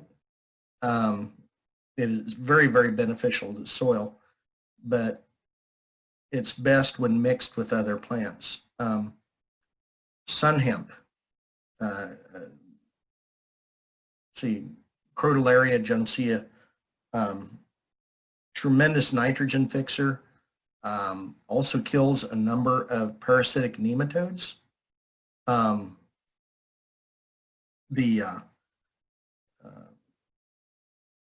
I'm not sure what you would call the species of nematodes, but we call them root knot nematodes.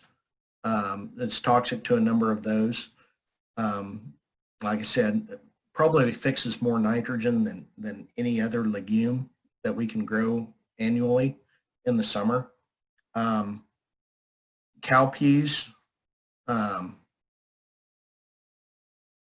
mung beans be excellent. Sunflowers. And I know now you may, if you have sunflowers in your crop rotation, you may not want to use sunflowers as a cover crop because you will be hosting diseases and insects that could affect your sunflowers as a cover crop. One thing I try to avoid, if I try to not use anything in a cover crop mix that is a cash crop in my rotation. If I grow sunflowers as a cash crop, I don't put them in my cover crops. I don't want to be raising sunflower head moth or sunflower head weevil, or you probably have a different spectrum of insects that you deal with than what we do. But the principle still holds. You know, I don't want to be raising problems for a future crop. So I do not put anything in my cover crop mix that I use as a cash crop in my rotation. I might put something somewhat similar. If I grow wheat, I may use rye as a cover crop or barley as a cover crop. But I won't put them in my cover crop mix if that's a crop in my rotation. So I would, okra is another one. And okra is something that green cover seed, my employers pioneered the use of that as a cover crop. We been very, very impressed with how tolerant it is of heat and drought, has very deep tap roots. It's related to cotton and also produces an edible pod that's very popular here as a food source. I don't know if it's used at all in your area or not, but that's something to look at. Some of the newer plants that we are evaluating for use in the summer, Sesbania is one that we have been evaluating. It looks very impressive. Seems to be very, very drought tolerant, heat tolerant, gets very tall. It's a legume, makes a lot of nitrogen. Chia, the same plant that produces the chia seeds that we eat as a health food, has tremendous ability to suppress weeds. Another weed suppressing crop that I've been very impressed with is arugula, the same plant that we use in salads. You plant arugula, you have no weeds. It suppresses everything. Just has a very unusual ability to suppress weeds. So we're always looking for new, every plant has a purpose somewhere within nature. And every plant has an ability to improve soil. It's just identifying what plants fit where. And you probably have some weeds, some plants growing in nature that have some tremendous benefit that you're not even aware of. And sometimes you see,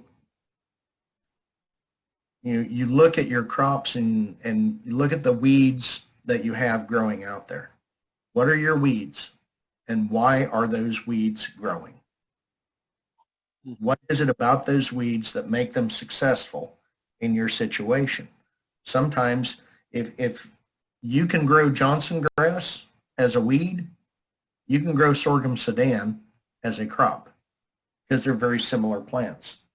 They have the same requirements. The same things that make Johnson grass successful in your situation will make sorghum Sudan grass successful in your situation. If you have a very common weed here is Palmer amaranth, pigweed amaranthus species, and they are a chenopod. And so using another plant from the chenopod family will be very successful in our cropping system. So we will take things like sugar beets or spinach that would be from that plant family and grow them as a crop or as a cover crop. Trying to think of other things. I mentioned sunflowers. Buckwheat.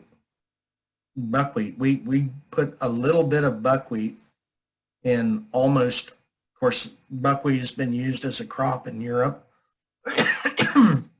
I don't think many people grow it anymore, but it was once common in Europe, once common in the United States. Fell out of favor, just didn't have as much yield potential as some of the other crops, but it's tremendously valuable cover crop. I mentioned it for its ability to free phosphorus from soil.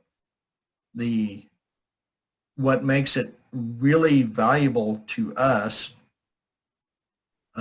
We raise a lot of sorghum, both as for livestock feed and for grain. And we have an aphid, the sugarcane aphid, that's just tremendously destructive to sorghum crops and completely kills crops. I mean, 100% loss sometimes. And this sugarcane aphid is very resistant to most insecticides. Now, there are insecticides you can spray on it, but they're $50 per acre, which is, that's about 120 US per hectare in spray cost. And sometimes that's more than our entire sorghum crop is worth. And so how this aphid makes sorghum growing completely unprofitable. But if we include in that sorghum mixture 1 kilo per hectare of buckwheat nectar or buckwheat pollen is extremely high in protein, so high in protein that the larvae of lady beetles and lacewings, our big predatory insects, our biggest aphid predators, they can live on, it's like the soybean of the insect world. It's high enough in protein that it can serve as a meat substitute. It has enough protein that they can live on buckwheat pollen until the sugarcane, they can build a population. You can have a sorghum crop completely full of lady beetles and lacewings who have eaten nothing in their life except, and just like any other vegetarian, when you put fresh meat in front of them and no one is looking, they'll tear into it. So when the aphids arrive, they're doomed. There are so many ladybugs and lacewings out there from just 1 kilo of buckwheat per hectare that when you have that, and it's not 120 US dollars per hectare, it's less than $1 per hectare. And it provides complete control of the sugar aphid. We've never had to spray a field of sorghum when we put just that 1 kilo of buckwheat in there. And it's by building up our predatory insects. And not only does it control that, it controls a number of the other insect pests that we have in sorghum. So it's been extremely successful. And so if you have insect pests that ladybugs, lady beetles, lacewings, parasitic wasps can control, just continually planting a little bit, a very small amount. We usually just use 1 kilo per hectare of buckwheat. Very, very effective. So again, building that natural ecosystem. We have so much to learn. But there is a question about the seeding depth, of course, when we plant mix. Yes. The concern is better, let's say 1 inch or half, or I don't know. Yeah, very good question, and one that we receive all the time, because when you plant a monoculture, one species, the depth becomes very important. And when we first started making mixes, we said this will never work because this small seed needs to be at a shallow depth. This large seed needs to be deep.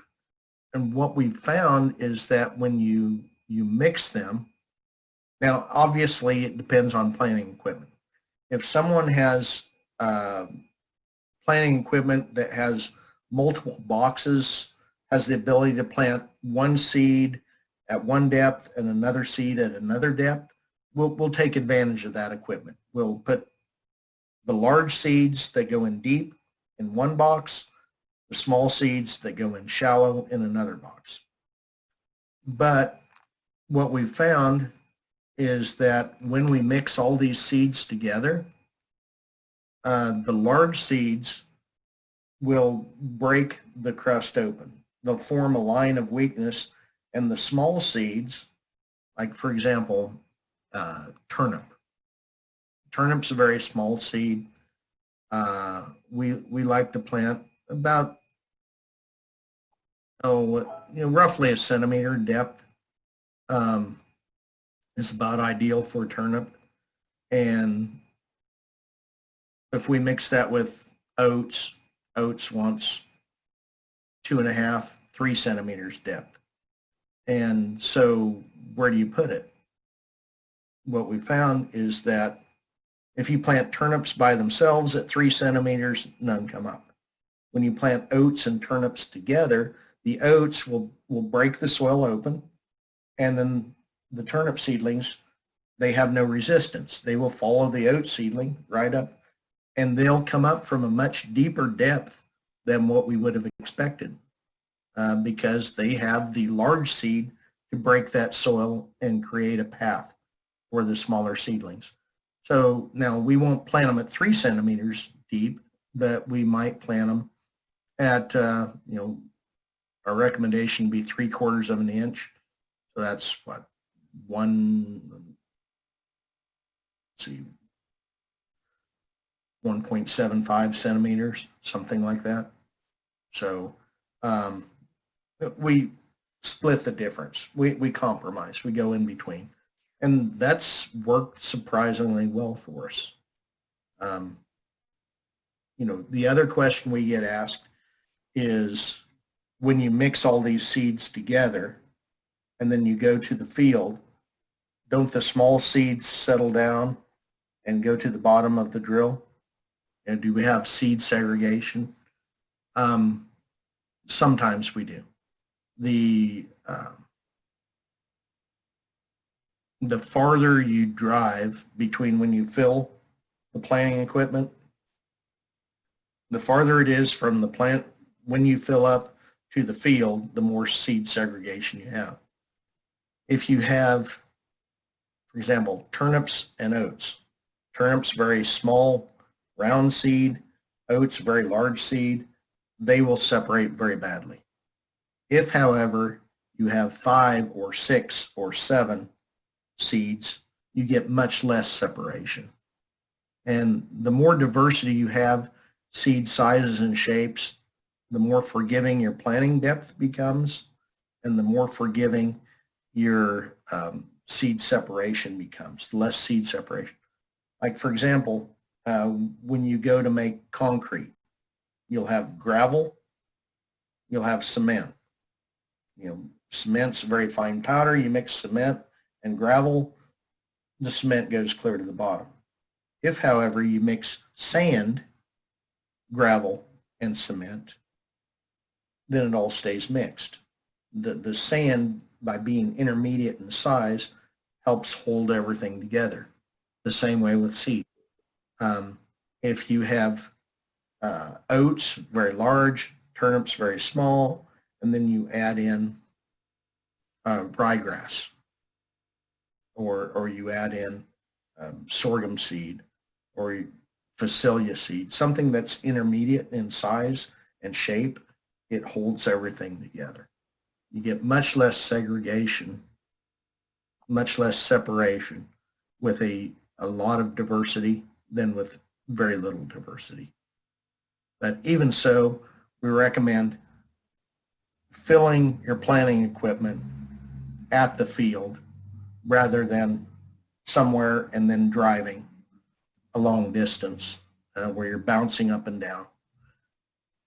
Another thing people do is to only partially fill the planting equipment at any one time. Don't fill it completely full, only fill it half full, and fill more often. And sometimes that's difficult. You have to evaluate your own personal situation and see what's going to work for you. That's a great tip. What are usually the people have to be watching? What are the I mean, when we transition to Nou Til, what are the mistakes that we can do and what to be aware of? Okay. You know? How many hours do we have? Like, may I start with a specific mistake that, like, more specific to that question? It was already asked in the comment section, but like especially for organic systems where herbicides are prohibited usually. Which cover crops you won't recommend for such organic systems, because they can easily go like runaway train, and people usually make mistakes with such cover crops. Okay. Yes. One I would.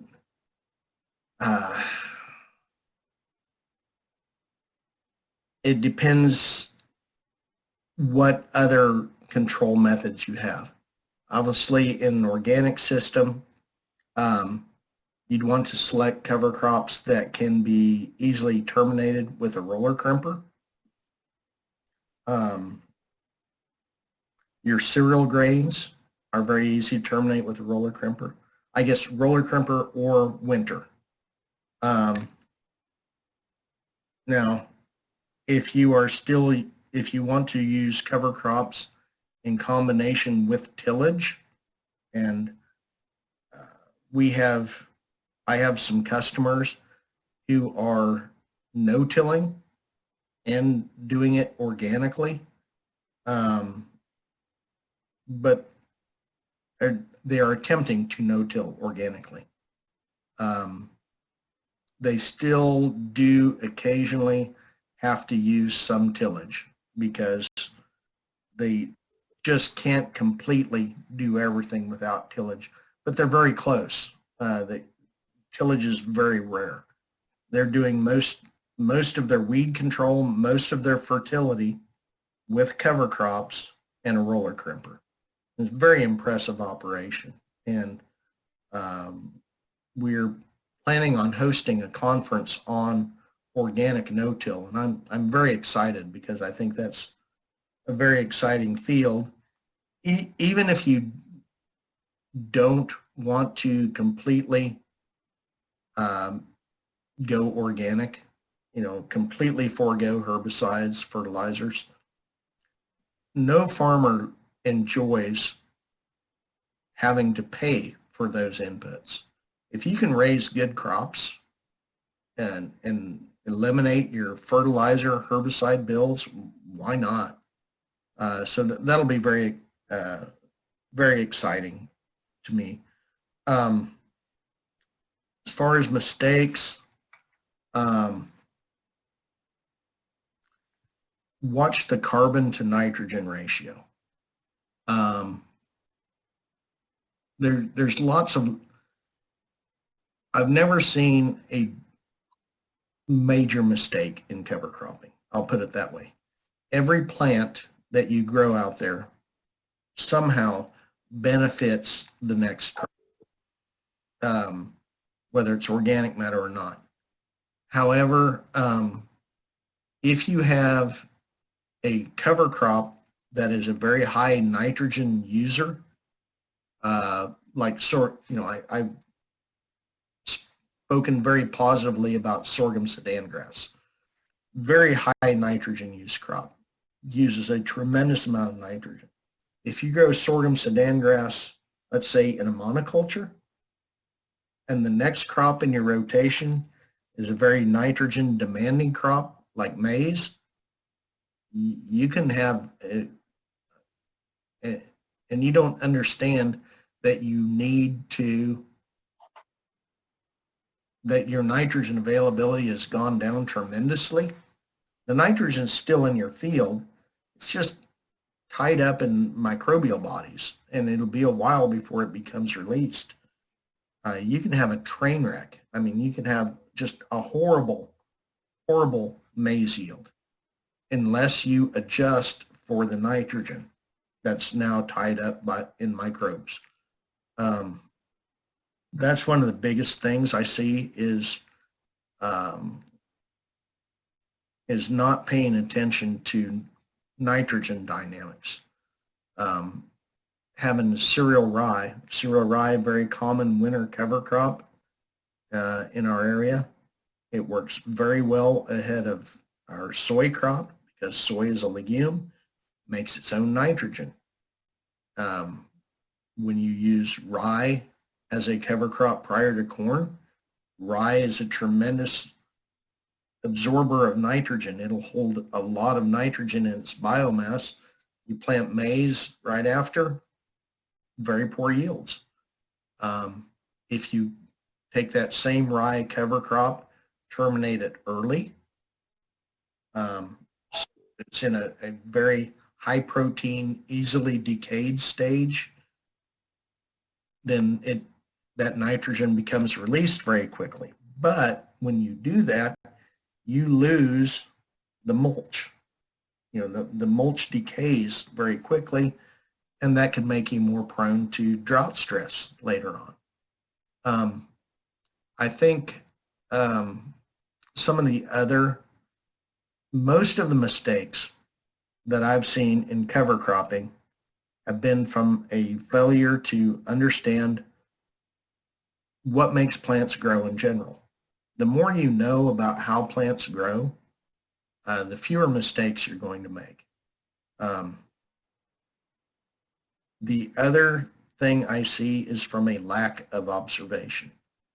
One of the first major problems that my brother ran into when he started no-tilling and cover cropping together is that when you cover crop, you are creating a more biologically active system. Initially, not all that biology will necessarily be positive biology. He grew rye cover crop and then planted into that rye cover crop, and one of the components of the biology was armyworms. A caterpillar that eats, they call it armyworms because it marches like an army. There are millions and millions of these caterpillars that were living in this cover crop field. He killed the cover crop, planted his cash crop. All of a sudden, the only thing to eat for this hungry army of caterpillars was the crop. And so if you are looking at your crop every day, you will see this happening very early. If you are looking at your crop only once a month, then your entire crop can be destroyed before you ever notice it. There's a saying that the best fertilizer is the farmer's footprint. And it's the farmer who carefully observes his crop will be more successful. And that is so important when you make changes to your system. When you are constantly observing your crop, you will see problems in the early stage. And there are so many thousands of potential problems out there, but many of the problems, when you ask the number one mistake that people make cover cropping and no-tilling, the number one mistake people make is giving up too early. It's a lot like an exercise program. And, if you want to get in shape, you exercise. And why do you exercise? Why do you get in shape? Well, so you feel better and healthier. After the first day of your exercise program, do you feel healthier? You feel awful. But you can't get to being healthier, to feeling better, without going through those first few days of misery, of being uncomfortable, being unpleasant. So after about 3 years, a lot of people give up on no-till, give up on cover cropping, because they're not seeing the changes that they were promised. And so often they're almost to that state. When you have to get the real magic of the no-till and the cover cropping is when you change this soil into this soil through organic matter and more pore space, when you get that active biology. Now, when you no-till and cover crop together, those changes occur much more quickly. And I think it is human nature to make changes very gradually. So we will no-till, but we won't cover crop. We will cover crop, but we won't no-till. That's too much change at once for our brains or our minds to handle. If you understand how each of them work, the benefits of each of them, doing them together makes infinite sense, just makes complete sense. Much more intelligent way of approaching the situation. And just staying the course. Because when you understand what's happening in your soil, you ask yourself, why would anyone not do this? You know, the only way you get better soil is to put more root exudates into the soil and to keep it covered. That's the way you get better soil. And you cannot do that with tillage. You cannot do that with fallow. You have to no-till and you have to cover crop if you truly want better soil. And realize that it does take more than 1 year. We just had a question. Can we do no-till without cover crops? I'm assuming you can, but of course you wouldn't. Yes, want you can. to, but what's the difference? What if you don't use cover crops? If you don't do cover crops, your soil will improve, but only slightly. And we have had some,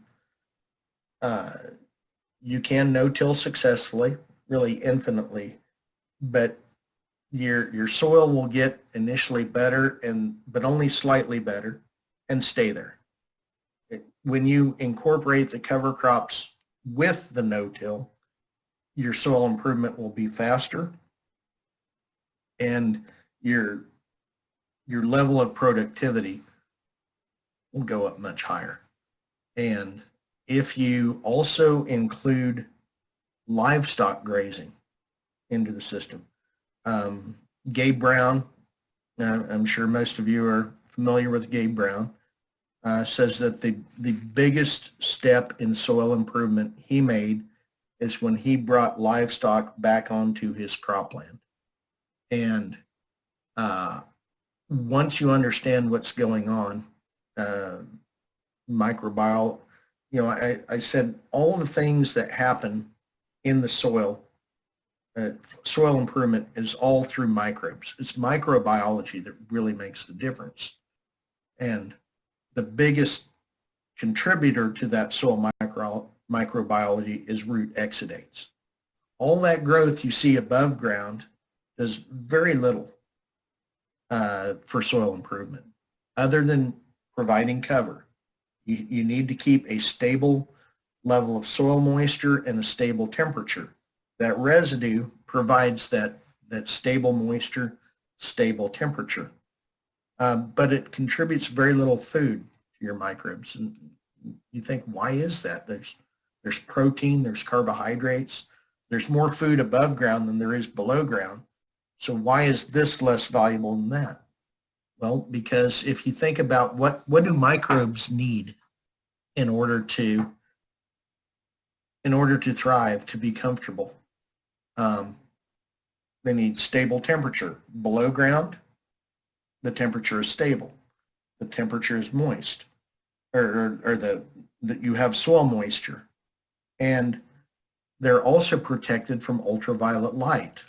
Ultraviolet light is a tremendous, the COVID-19 virus that's going around is killed by sunlight. Sunlight is a sanitizer. It kills microbes. The soil surface, we don't have moisture all the time. It's at least several hours of every day of the year. It's receiving ultraviolet light, and the temperature fluctuates widely. So it's not a very good habitat for microbes. If only there was a machine that could, and those microbes also need, they need energy, they need protein, they need minerals. Well, this plant over here may have protein. This plant over here has energy but no protein, but they're this far apart. A microbe cannot travel from here to here, especially when there's sunlight falling on the ground. Sunlight will kill these microbes. So the role of livestock, and the reason I emphasize livestock so much and why it's so important to bring them back into the system, is that a ruminant animal is a big fermentation vat. The soil is a fermentation vat. But the role of that ruminant animal is to take this piece of plant material and this piece of plant material, combine them, grind them up, put them into a fermentation chamber where it's warm and it's moist and it's protected from ultraviolet light. You will have more, and in 48 hours, nature's perfect soil improvement material comes out the back end of that fermentation chamber. Plus, we've also produced another edible product off of that. And we've utilized that fermentation within that animal to create better soil and another edible product at the same time. There's a reason that there are animals in every natural ecosystem. They serve a purpose, they serve a function. And we've seen ruminant animals, once we started feeding ruminant animals grain, which we can eat directly, then ruminants became competitors to humans for food.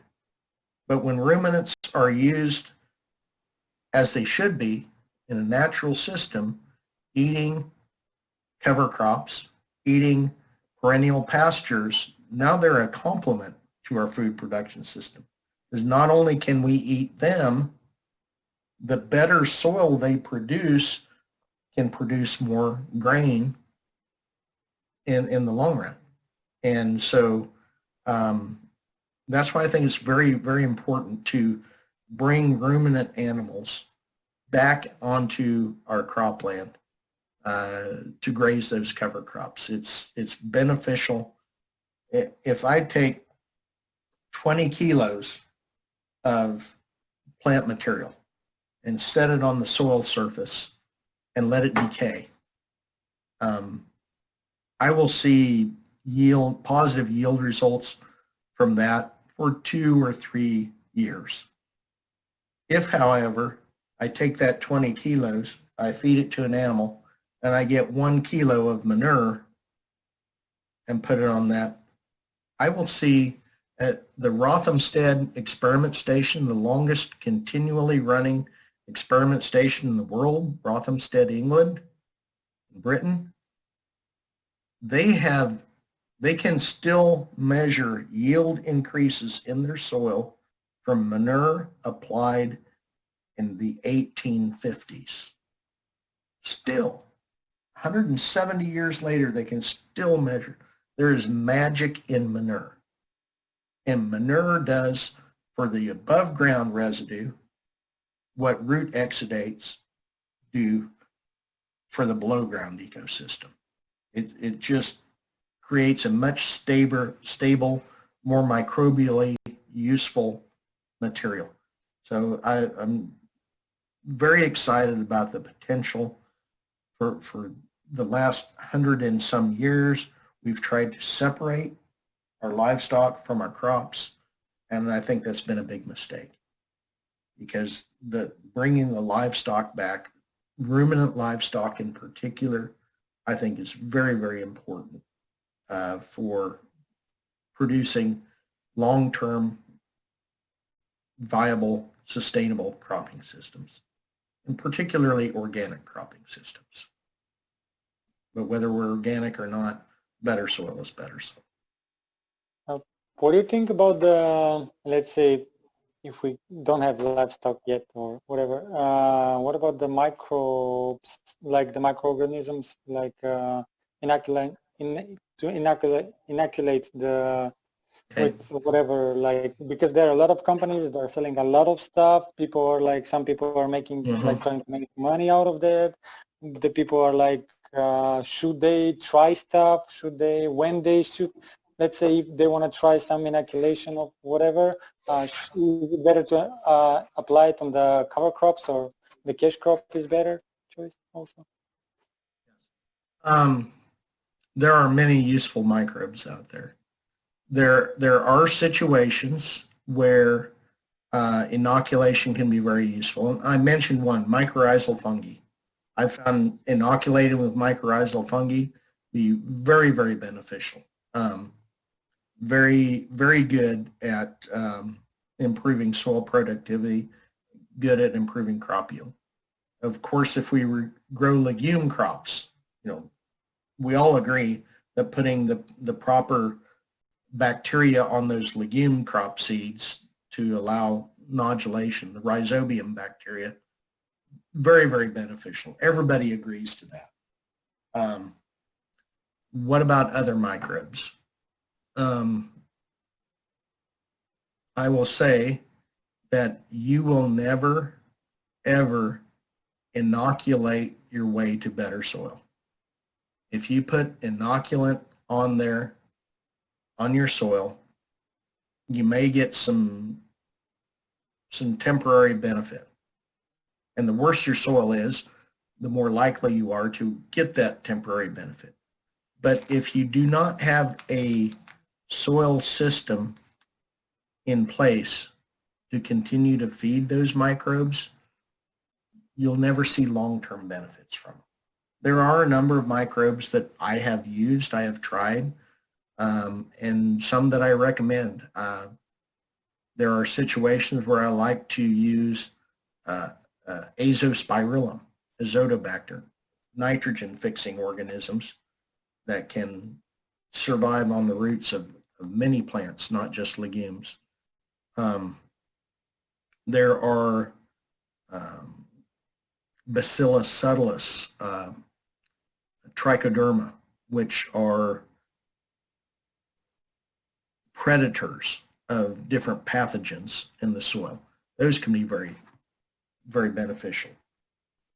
Ultimately, though, inoculating is just like putting seed out. If the only thing you ever do is put out seed, and you don't use any you don't control weeds, you don't provide fertility, you don't allow for moisture, you're not going to be successful. You have to cultivate microbes the same way you cultivate a crop. You need to provide the conditions in which they can thrive and grow. And if you do that, in the long term, you will get good microbial growth anyway. The inoculation won't necessarily be needed. But if you combine an inoculation with creating all the conditions in which those microbes can thrive, with root exudates, with no tillage, with leaving a mulch on the surface, if you combine it with all those things, inoculants can speed up the process. There are no shortage of people, like you say, selling some sort of microbial inoculant. Sometimes the species are listed, many times they're not. I only trust inoculants where they list the species. If I'm buying something, I want to know what species I'm providing. You can also make, like for example, we sell mycorrhizal fungi inoculant, and the species are listed. We sell an inoculant with the rhizobium bacteria for inoculating legumes. We list the species. We sell an inoculant for azospirillum and azotobacter, and those two species are listed. We also sell a compost extract product. We have no idea what species are in there. There are millions. There are millions. There's no way. We cannot make a label big enough, but we do see benefits from that. So what's the best way to apply them on the seed right before planting? We've done a number of methods, putting on the seed at planting. We'll sell the extract itself as something to put in furrow at planting. Some people will apply it foliar. And it seems like every way we apply a compost extract, we get a positive result. It's never large. It's never huge. You know, you don't double your yields with a compost extract. But we usually see a nice response. And it's so cheap. And anybody can produce a compost extract. It's not hard. We used to think that the value of compost was because it contained fertility, an organic fertilizer. But the real value of compost is that it's a microbial inoculant. And there are literally millions of microbes in a typical compost. And I don't know if we'll ever fully understand what we're doing with compost. It's just so complicated. There's so many things to understand, but you don't necessarily have to. If you understand how to properly make compost, like with an aerobic process, then you can produce this type of microorganisms. We don't know what all those microorganisms are, but we put them on our soil, we get benefit. If we produce through this certain anaerobic process and we inoculate that compost with lactobacillus, we'll get a culture of lactobacillus organisms, like a bokashi type compost that they call in Japan. That can provide some benefits. You know, the Johnson-Su method, where they never stir the compost, they let it sit in place and have a very high carbon to nitrogen ratio, so it doesn't really heat up.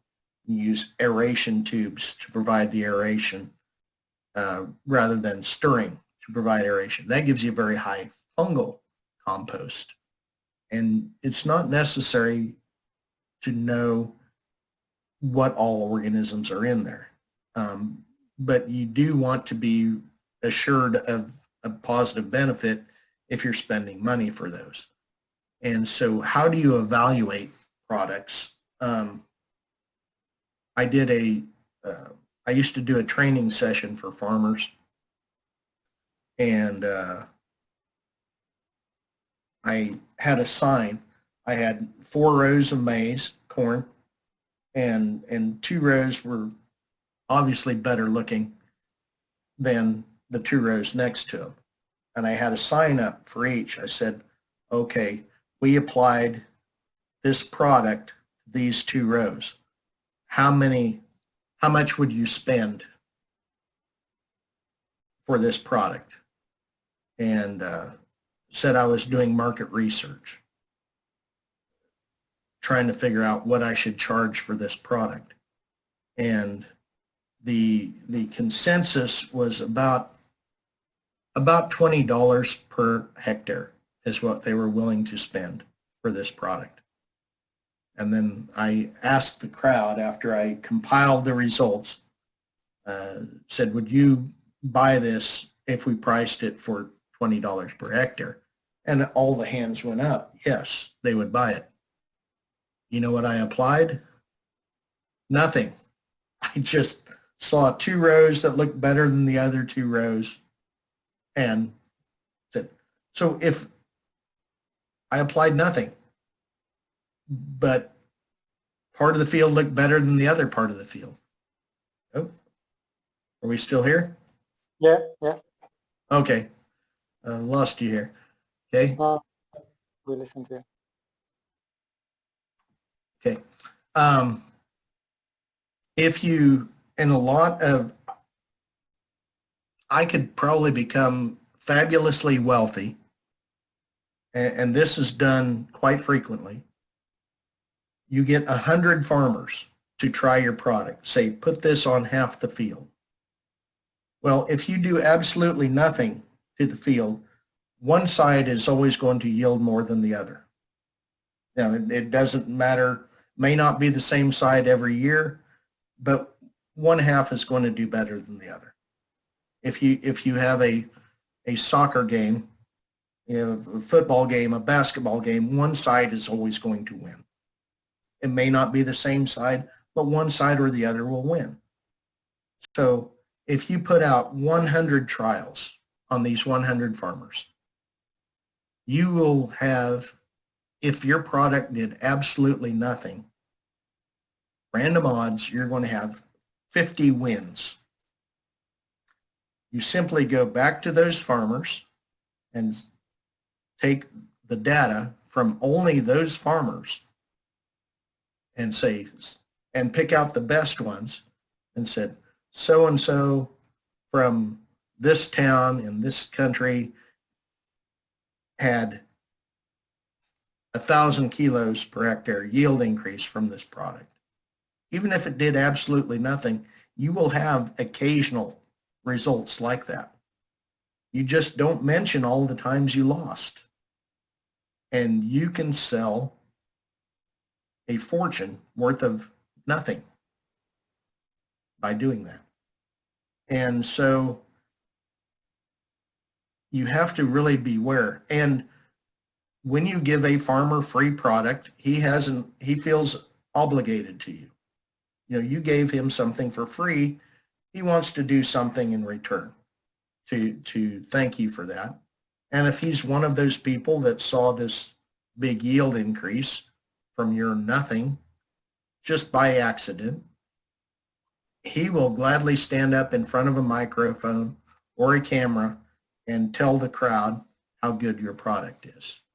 And so it's very easy to sell worthless inoculants by that method. So how do you evaluate inoculants? Obviously, you try it in a field, and you don't just try one part. You don't do half a field. You do multiple halves of fields, or you do multiple strips. Alternate your strips throughout the field. The more replications you have, the more accurately you can evaluate that product.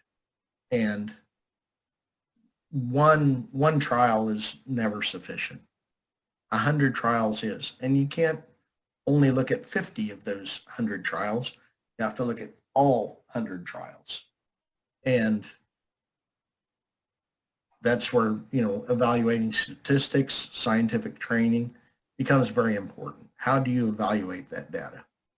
And then when you have positive results or you have negative results, try to evaluate what do these have in common. For example, there's a product called Penicillium billi. I think I pronounced that correctly.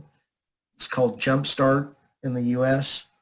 It's a phosphorus solubilizing organism.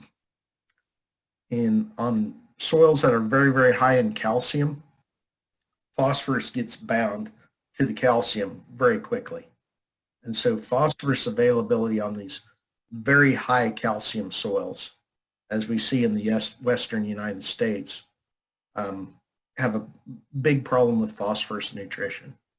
This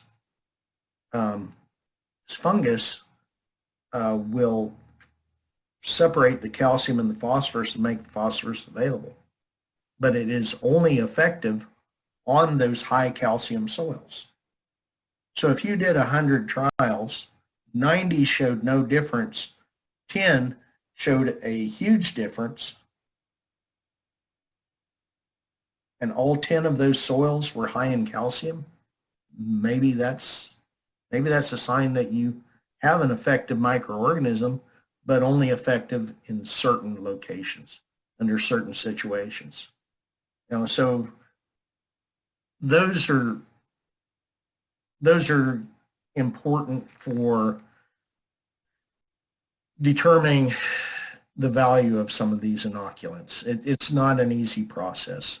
Of course, you know, something that's been evaluated by a neutral third party.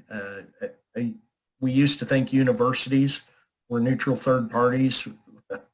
All too often we find that universities can also be bought. You know, if you contribute to the university, you can get better results from your product sometimes. So there are many instances where that has happened. I would like to think that universities were still good, neutral, third-party evaluators of products. I think in most cases they still are. But there have been instances where a little contribution to the department gets very favorable research results. So, but I don't know if that's helpful or not. Yeah, it's amazing. Just I don't know if you have to go, just tell us. But we have plenty of questions still. But just maybe go do it quickly. If you don't have time, just don't worry. It's everybody are saying it's amazing. We like him so much. Thank him. I'm gonna give him a present. I don't know, just these kind of things. What about plants? What for improving? Let's reducing the compaction. Let's say when we start, we often have to be careful what if we have a plow pan. Yes. Yeah. And that in the U.S., the whole, I guess we would call the cover crop revolution, the single cover crop that did more to promote this cover crop revolution was the tillage radish, because people could visibly see that great big root and how that could break up compaction and allow their crops to root deeper. That made complete sense. And it still does, but it that hole that radish made is only temporary. How do you eliminate compaction long term? And again, compaction in a soil, when you look at it, the layers of soil will look like these sheets of paper. They're flat. You have what we call a platy structure. And those are barriers to oxygen moving through the soil, barriers to water moving through the soil. It's not that it's hard. Compacted soils are a problem for plant roots, not because they're hard. It's because they have this platy structure that prevents oxygen from moving down. If roots don't have oxygen, they can't grow. So how do you create a more oxygenated, how do you get oxygen through these layers? Well, one way is to use something like a radish, okra, or sunflower, a very deep tap-rooted crop that will poke holes through this. But even they have problem growing without oxygen. A longer-term solution is to take these flat particles and use a fungus or bacteria that will glue these particles into round balls. And when you get, now if I put this in front of my face, I can't breathe. But if I put these round balls in front of my face, there's plenty of passages through there to allow oxygen to get through. So ultimately, the way you fix compaction, yes, the big radishes, the big taproots will help, but ultimately it's root exudates that fix compaction because they feed microbes. And the best single organism for limiting compaction is mycorrhizal fungi. So, So plants I'm that are a big promoting believer in inoculating with mycorrhizal fungi and then cover cropping to keep those mycorrhizal fungi alive for years and years. So plants that are promoting mycorrhizal fungi are kind of the best. Yes, yeah. One It does take an initial inoculation, but plants, looking for plants that host mycorrhizal fungi, was that your question? yeah, I mean, yeah, besides the plants that are mycorrhizal fungi hosts, which are those? And which are the best cover crops for like breaking the plow pan, just in general? Yes. The best mycorrhizal hosts are the ones really that have the highest root exudates, which means that they are the best at breaking compaction. Sorghum sedan grass, I already talked about its very high rate. When we first started trying to cultivate mycorrhizal fungi spores, the plant they used to host the mycorrhizae was sorghum sedan grass. So it's probably number one. Sunflower is exceptional. Almost most all of our summer crops, all grasses that I know of are mycorrhizal fungi hosts. And usually the more biomass the grass produces, the better host it is in general. Summer grasses, warm season grasses are better hosts than cool season grasses.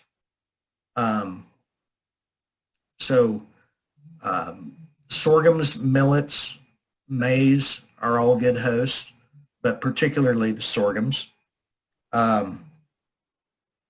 Among summer broadleaf plants, sunflowers, excellent.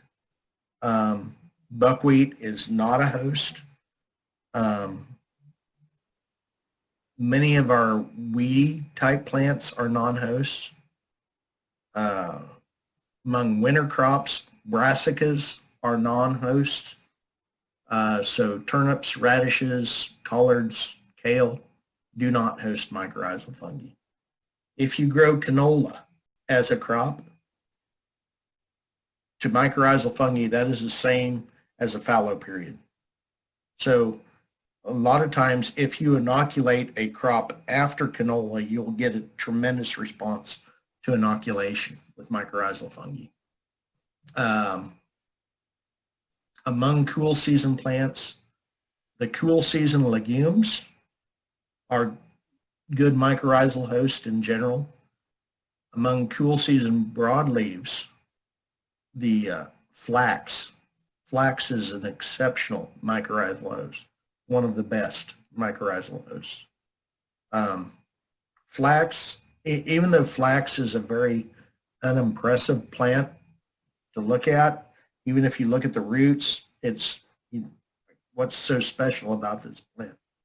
There is something about flax that stimulates soil microbiology.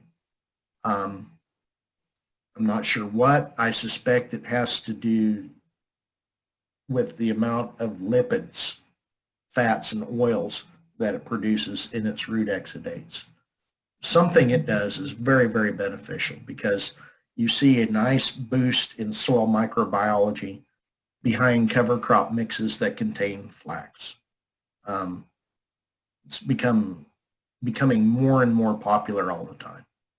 So those would be Brassicas in general, even though they are not mycorrhizal hosts, are good at penetrating that layer, and mostly because the first crop to poke through those hard pans, those plow pans, those platy layers, if you understand that those layers stop root growth because they are a barrier to oxygen, that's the first step in understanding how to fight it, is to understand the mechanism by which it's causing you problems. If you look at the oxygen content of soil throughout the year, during the summertime, when the soils are warm, there's very little oxygen in the soil because your microbes are very active. When your soils are up there 20 Celsius or above, very, very active microbiology, they will use oxygen very quickly. When your soil temperature cools down in the fall, your microbes become inactive. And 50 Fahrenheit, what is that, 15, 17, somewhere in there, Celsius, you can convert it like when you do the translation, I guess. But that is when your microbes cease activity. They go dormant. Very, very low rate of activity below that temperature. There's some, but not much. So when you get cooler than that, all of a sudden, there's more oxygen in the soil. And the reason that those brassicas can penetrate those hard layers at that time, there's oxygen limiting layers, is because there's more oxygen in the soil. They're making their root growth in the fall when it's cooled down below 50 Fahrenheit, but the soil is not yet frozen. At soil temperatures between that range, that is your opportunity to poke holes through those layers. Brassicas do that very well because they have very large roots, very deep roots, and they produce those roots in the fall. If you are planting in late summer, early autumn, they're producing those roots in the fall when there's a lot of oxygen in the soil. So understanding that compaction is not a mechanical problem, it's an oxygen problem, is your first step to solving the problem of compaction. And your primary roots to poke holes through that layer are your cool season plants. And brassicas being, I'd say brassicas would be number one. Annual ryegrass, your Lolium multiflorum, is also excellent at reducing that compaction. They don't have the big tap roots, have very fine, very dense fibrous roots. And then you want to follow that up with a very, very active summer crop that has a very high level of root exudates, because summer crops will always produce more root exudates. Once you have holes through that layer, now you want to get your roots in there, very active roots with high levels of root exudates that will nourish your microbes. Because once you get through those flat layers, once you have holes through there, now you want to do the aggregation. And that aggregation will occur because of root exudates. So getting something like a sorghum sedan through there.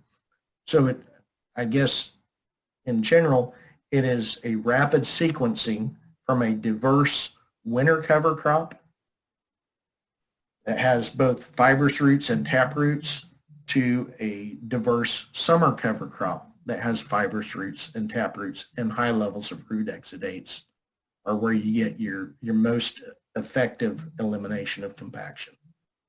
And I've never seen a successful job of eliminating compaction from one crop, but I have seen it from having 2 or 3 winter, summer cover crop sequences. And that's been very effective. If you were to start with cover crops in a new farm that has been tilled and sprayed and etc., how many cover crops would you start? Let's say, give us a number, more or less, just in general. In the mixture? Yeah, like Mixture? 5 species or 10 or 20, if it was you, in a new They,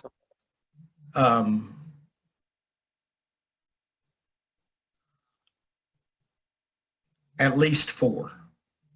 You want legume, grass, broadleaf, mycorrhizal host, non-mycorrhizal host. Most of my cover crop mixes, I will have 8 to 12 species. You can always do more, but once you get past about 8, each additional species does less and less. So somewhere between 4 and 10, I think is usually good. Some species are just better than others. You can add an additional species, like if I wanted to grow a winter cover crop, I could have rye, which is very, very successful. Well, if I cut the rate of rye in half and put in another species that's not as successful, I have more diversity, but I've reduced the amount of rye. And sometimes rye is the single best species you can have out there. Now, we talked about building a mix and using 25% of this, 25% of this. Sometimes I'll have a 75 or 80% rate of rye, and then I'll have 10% of 2 or 3 other species just to add diversity. But rye is the main species I want in the mixture.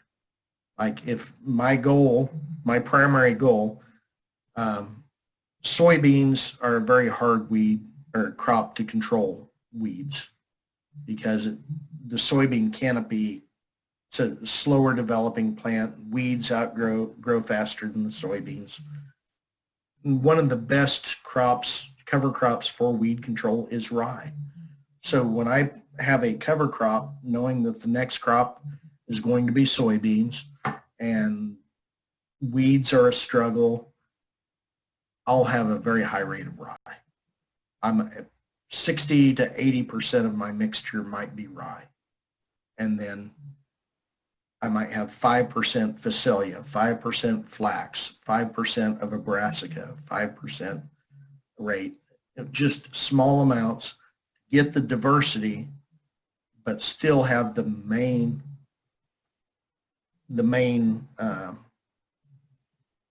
bulk of my cover crop mix be the one species that I want for that particular purpose.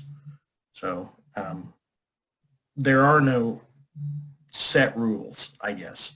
There's no set rules on number of species. There's no, like I said, if we're getting very late in the fall here, the single most successful winter cover crop planted very late is rye. And I'm recommending right now a lot of monoculture rye because it's really the only species that works when it starts getting cold. A bit of hairy vetch, I guess. Hairy vetch is another one, winter peas, but there's maybe 3 or 4 species that work really well right now. And so a month ago, 2 months ago, it might have been 50 species that work really well. So what about before sunflowers? Because we grow a lot of sunflowers here. What do they like? Are they like the corn? Do the sunflowers like a lot of nitrogen and or whatever? Yes, they do use nitrogen. And weed control in sunflowers is an issue. So a combination of rye and hairy vetch is very, very good in front of sunflowers. Flax is very good. Having a brassica in there. Typically, we have very few brassicas that will live through the winter. But having a brassica that at least grows through the fall can poke holes through those plow pans so the sunflower roots can follow. So you can get deeper roots on the sunflowers. Sunflowers are capable of producing very deep roots, but because they grow in the summer, when the microbes are very active, there's not much soil oxygen. So it's very useful to have those initial holes poked into the ground with a brassica the prior fall. So I might have a cover crop mix that's, say, 40% rye, 40% of a seeding rate of rye, 40% of a seeding rate of hairy vetch, because those are my two main components. And then I'll have a small amount of brassica, a small amount of flax, and trying to think of a few other things there. I might have some winter peas in there as well, or just a few extra things to add some diversity, some annual ryegrass to add diversity. So you can you can concentrate on your heavy hitters, I guess, your species that have the most impact. In this case, rye and hairy vetch. Rye for the weed control and for a persistent mulch. Hairy vetch for the nitrogen. Those are your most important species. So you can have a disproportionate amount of those in the mix, and then have a little flax, a little brassica, a few other species in there that can give you that diversity. And if you look at the prairie, almost every natural ecosystem is not, when I look at the prairie in my area, we have 600 species of plants recognized that grow in the prairie. But 90% of those are 4 species. So there are some plants that are disproportionately represented in that ecosystem. What about the sun hemp? Sun hemp? Because some companies are offering it a lot, that it's very good. Say that again. Because some companies are offering it and they're saying that it's very good for cover crop. Yes, and I love sun hemp. It is a very, when it comes to nitrogen production, no other summer annual crop that I'm aware of will produce as much nitrogen as sun hemp. It is toxic to a number of parasitic nematodes, which is very good. Very good at boosting mycorrhizal fungi populations, and it's unusual among most legumes provide no persistent residue. They decay very, very, very quickly. The mulch is gone like this. Sun hemp, the stems are very fibrous, very high in lignin. Now, leaves are high in protein, so they'll decay very quickly. The nitrogen from sun hemp becomes available very quickly because the leaves decay very fast. The stems, however, provide very durable residue. And especially if you use a roller crimper or some device where you lay that residue down the same direction that your disc openers on your planting equipment are traveling, you can plant between those stalks, and all those stalks laid in between your rows, you can drive on them in standing water and they'll hold your vehicle up. You can run livestock across there and those stems will hold your vehicle up. And as long as you lay them down the same direction you're planting, they're very easy to plant through. Sun hemp has a number of huge advantages. I would caution you, there are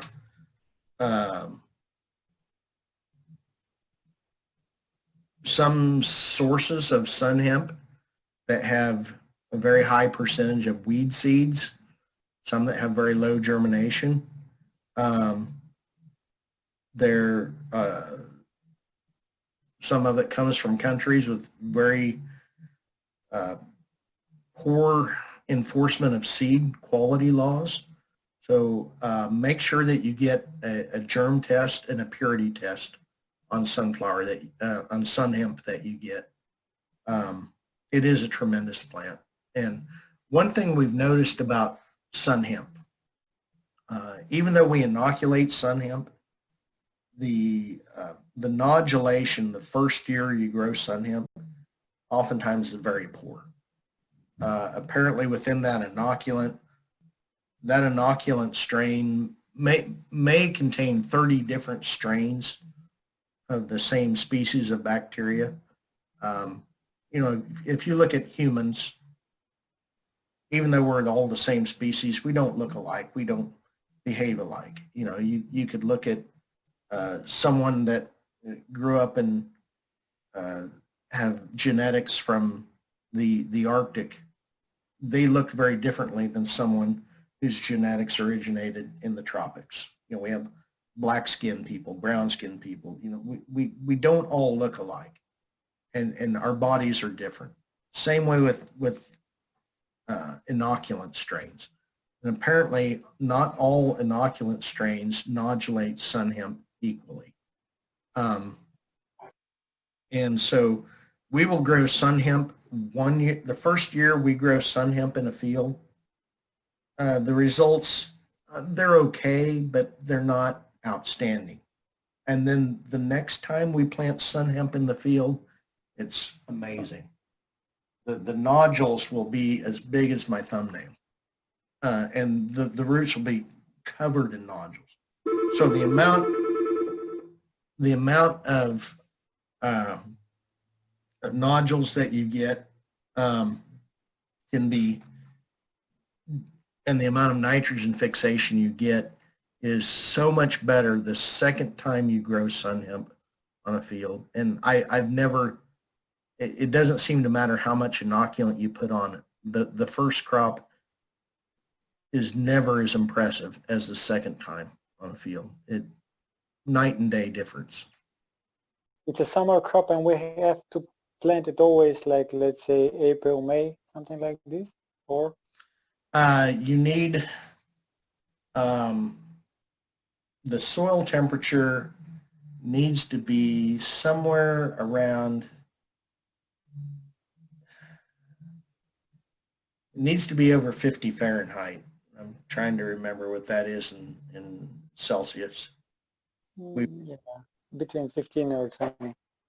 Yeah, somewhere between 15 20. What about the cowpeas? Can we plant them now? Or it's not worth it? No, they are a summer crop. They require warm soil. Again, somewhere in that 20 Fahrenheit range or 20 Celsius range. Cowpeas and sun hemp make a very, very good combination. Sun hemp grows very erect, doesn't have a lot of branches, which means sunlight will penetrate through that sun hemp, doesn't form a tight canopy. If you plant sun hemp by itself, a lot of times you'll have a lot of weeds growing with it. If you plant sun hemp and cowpeas together, the cowpeas will climb up the sun hemp stalks, fill in the gaps between the plants, and you'll get a canopy that's very, very tight, very good at suppressing weeds, have very few weed issues in a mixture of cowpeas and sun hemp. And because that, like if you plant cowpeas by themselves, they lay flat up along the ground. They're a vine, but they'll lay flat on the ground. And on 1 hectare of cowpeas, monoculture, you'll have 1 hectare of leaves exposed to sunlight. But if you grow a mixture of sun hemp and cowpeas together, you'll have a canopy that looks like this. And because you can fit a lot more leaves on 1 hectare of land, you might have 4 or 5 hectares of leaves exposed to sunlight because they're all corrugated in there. And so you can get far more nitrogen, far more photosynthesis, and far more nitrogen fixation from a combination of sun hemp and cowpeas than you can from either one alone.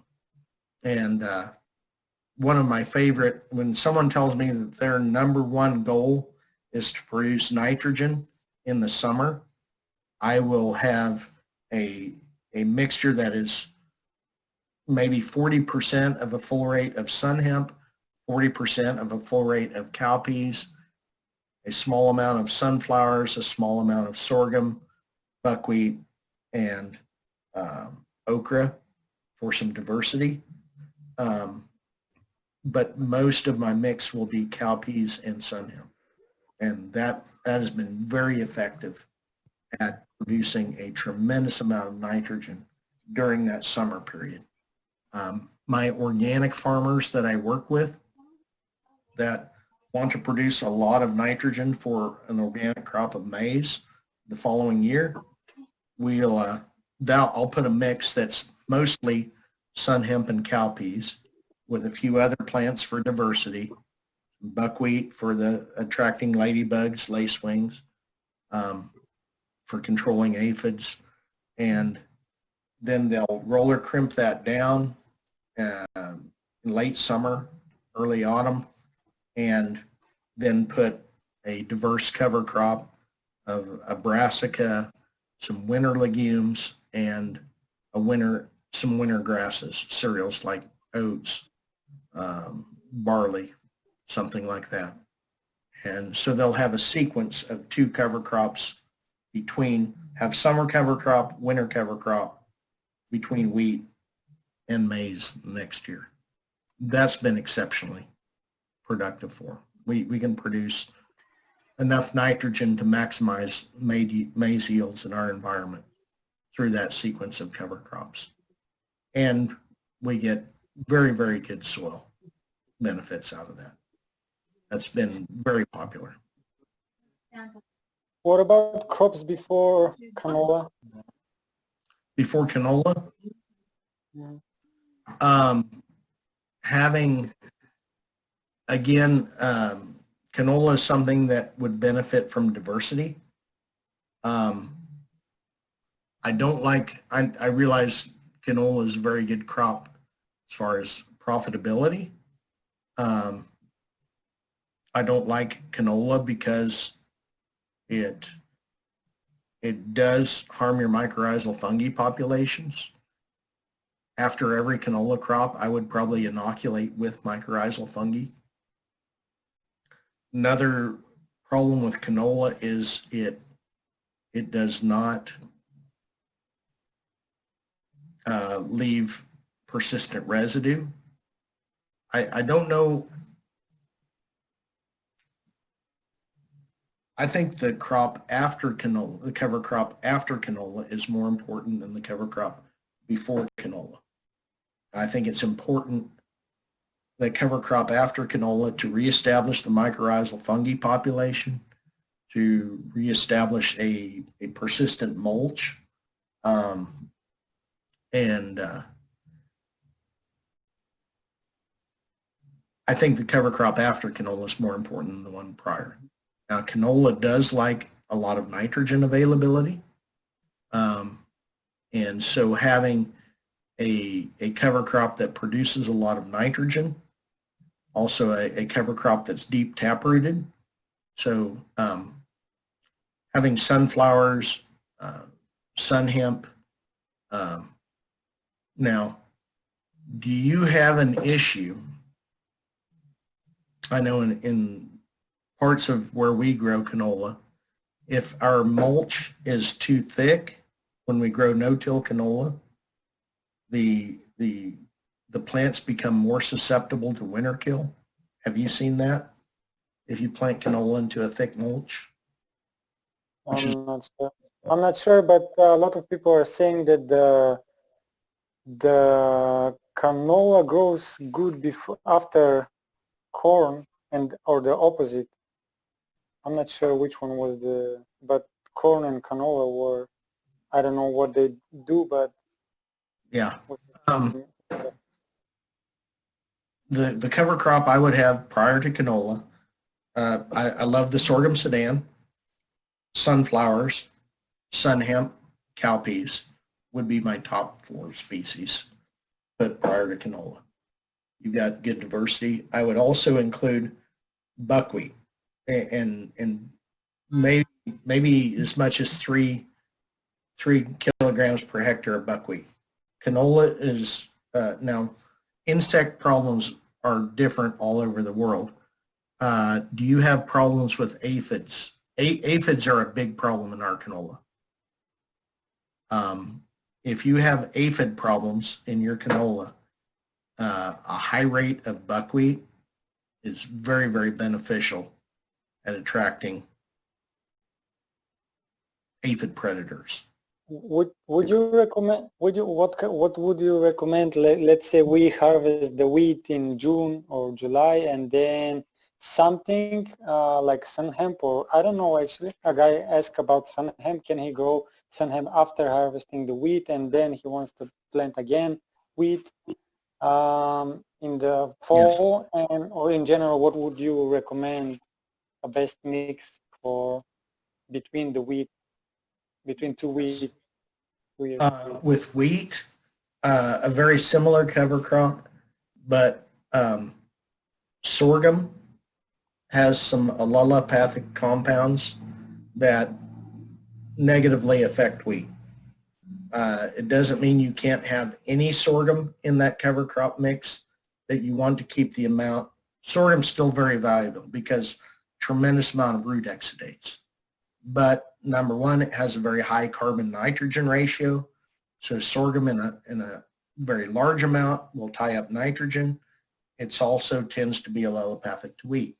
So having sorghum in the mix, but at a very low percentage, is important. The bulk of the mix, sun hemp, cowpeas, sunflowers, buckwheat. Those are my favorites. Now, one caution with the buckwheat.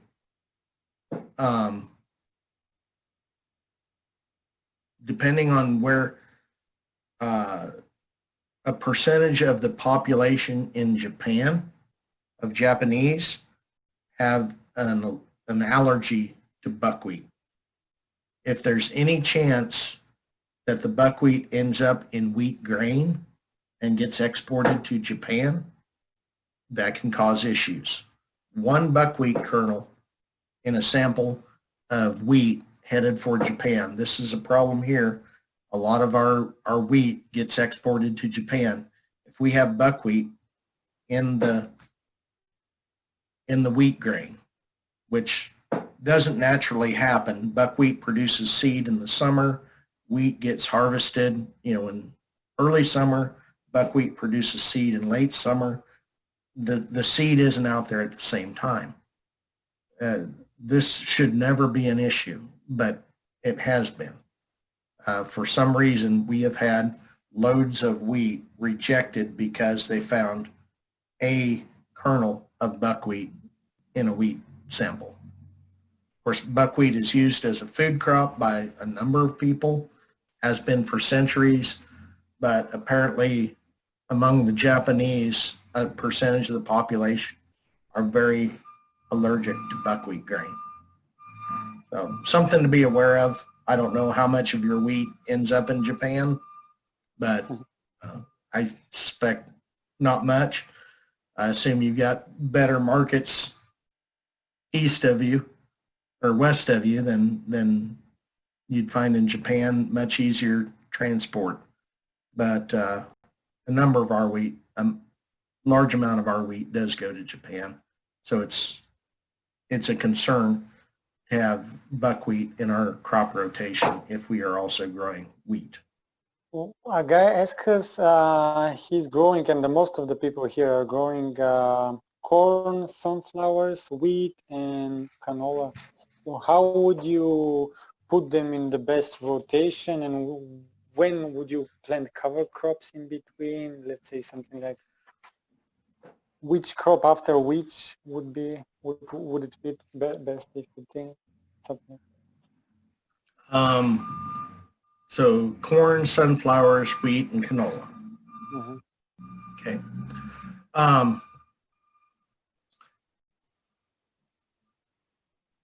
You could rotate those 4 crops in any number of sequences. Now, if I were to do it here, I know that the diseases that we face, I don't like to plant wheat immediately after corn because we have scab, fusarium, that transfers from the corn to the wheat. So if I were to sequence those, I would probably put canola after the corn, or plant a rye cover crop after corn and go from corn to sunflower. Rye, hairy vetch, like we spoke of, a rye and hairy vetch dominant cover crop prior to the sunflower, and then plant wheat or canola, probably wheat after the sunflower crop, and then plant a cover crop, a summer cover crop like we talked about with some sorghum sudan, sunflowers, sun hemp, cowpeas after the wheat, and then go to canola in that fall, and then after the canola have a very diverse cover crop again, which is small amount of sorghum, large amount of sun hemp, cowpeas, so forth, and then back to corn. That's probably what I would do. That's great. What about the most drought-tolerant plant cover crop? Not only legumes, mostly legumes, but what about the others also? Sorghum sudan is probably number one. Some of the millets will be very successful on limited moisture. Among legumes, sun hemp is surprisingly drought tolerant. We have quite a bit of success as we get into our drier regions. Guar. Guar is extremely drought tolerant. It's a legume that we grow in our drier regions, mainly used in the food industry. The grain, the seed, is used a lot to make food taste smooth and creamy. It's used in ice cream.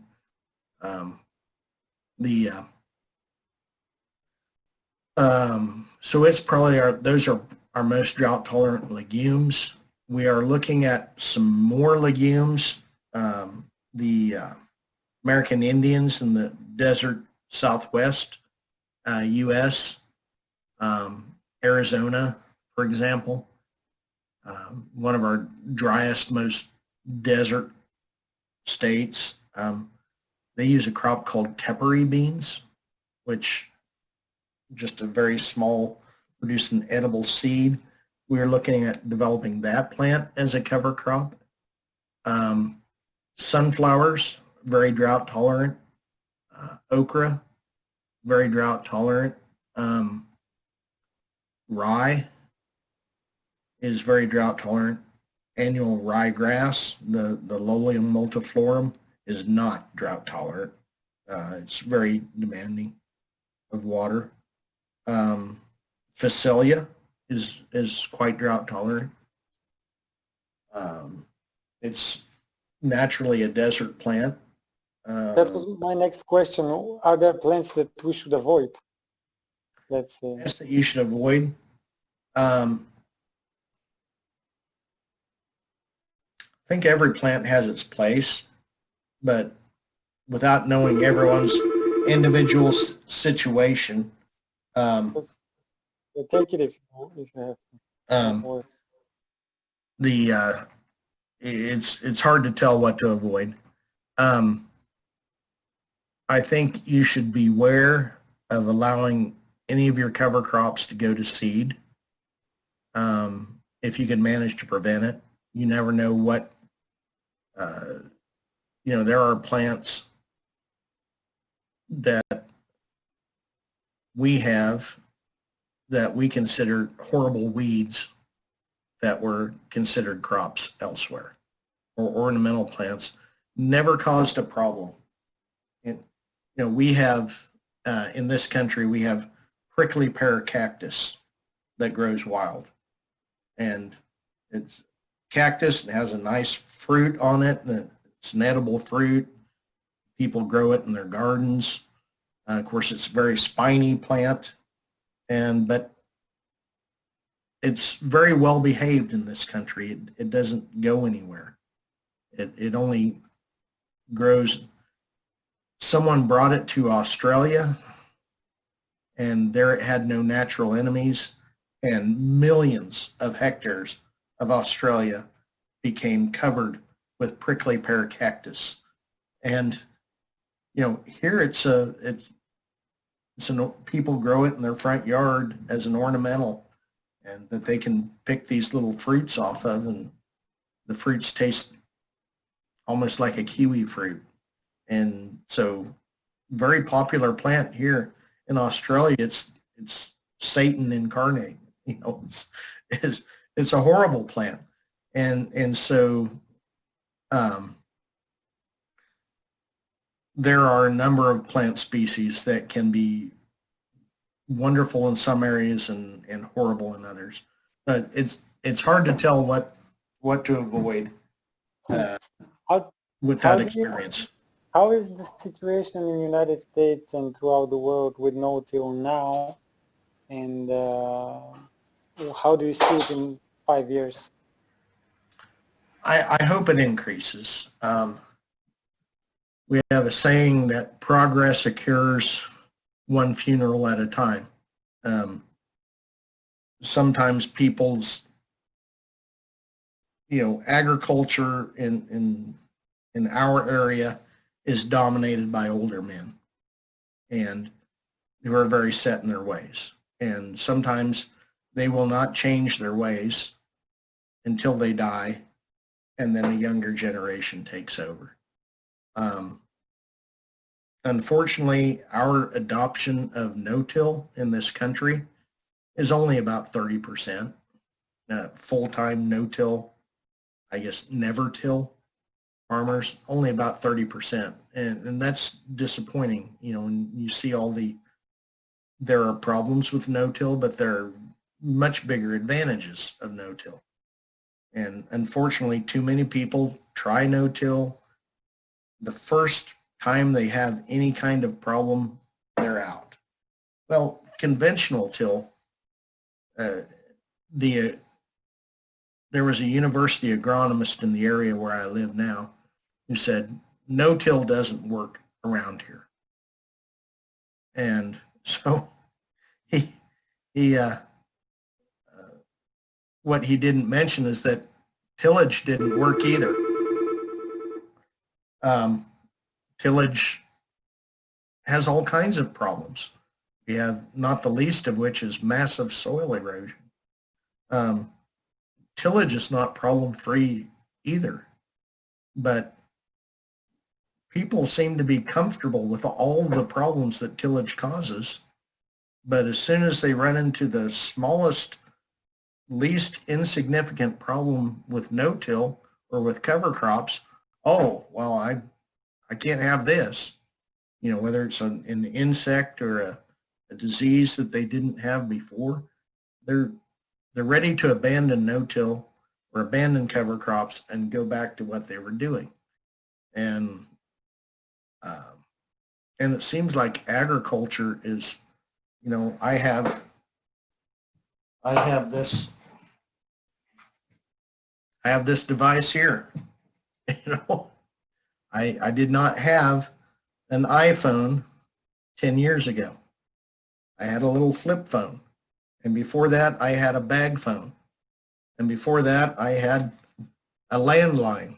And before that, we had even the landline, we had party lines where we all, several families in an area would share one phone line. And so we're very accepting of changes in technology like this, but we seem very resistant to changes in technology in agriculture. And I don't quite understand that. It seems to be a different mentality. We are slower in many cases to adopt technology. Now, technology when it comes to machinery, the latest bells and whistles and gadgets and doodads, the electronics that we can put on our machinery, we'll jump all over that. But newer techniques when it comes to the growing of crops, we tend to shy away from it. And I think that's because when you buy one of these, you get an instruction manual. When we buy a new tractor with a satellite guided global positioning system in it, we get an instruction manual. When we buy this, we don't get an instruction manual. We have to create our own instruction manual. And that's what so many people are unwilling to do. I think the more we learn, the more sense, the more intelligent cover cropping and no-till become. Can I ask you about the stripper header?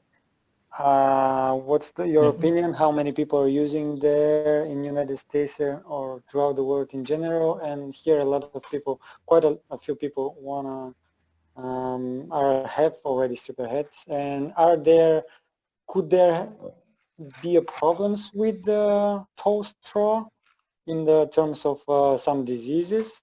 Could there be an issue? And of course, are they help with the moisture retention, which I'm sure. Yeah, very beneficial for moisture retention. The stripper headers are not problem free. They are more expensive. They seem to break down more frequently. But as far as what they do, even though the header itself breaks down more frequently, because you're not running all that additional material through the combine, your combine is much more efficient. The combine itself breaks down less frequently when you run a stripper header. As far as moisture retention, there's just no comparison. There's far more moisture in a stripper harvested field. One problem that we've seen in fields harvested with a stripper header is that because all that material is still attached to the soil, you tend to get the residue tends to decay right at the soil surface and then come loose in big bunches in piles that in real windy areas, the residue can actually end up in big piles, which doesn't happen when it's cut with a platform header. Now, if you are cover cropping, that's not an issue at all. Your cover crop locks all that residue, holds it from blowing around.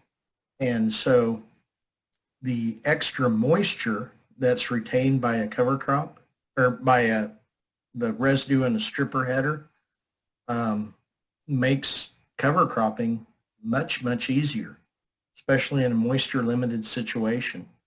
I'm a big fan of using stripper headers, and it seems like the drier the area, the more benefit you have You can combine much more efficiently, much faster with a stripper header. Your residue, it's much easier to plant through. You don't have all the loose chaff that plugs up your planting equipment. All your residue is attached to the soil, and as long as you knock it down in the direction that your planting equipment is going, it's very easy to plant through. And all that long residue is very, very good at retaining moisture. I think it's something that's becoming more popular all the time, especially among people that are wanting to cover crop. Because that long residue does hold more moisture in the soil than residue that's been chopped through a conventional platform header. I like it. I think it's got tremendous benefits. Yeah. You started to explain what happened with canola when planted in deep, thick mulch. That is susceptible to freezing. We hit that problem in one farm here. And what are the reasons for this situation, and what we can do in Ноу Тил? I'm not sure. I have heard of these problems. Some people say that the canola gets too tall in the fall, and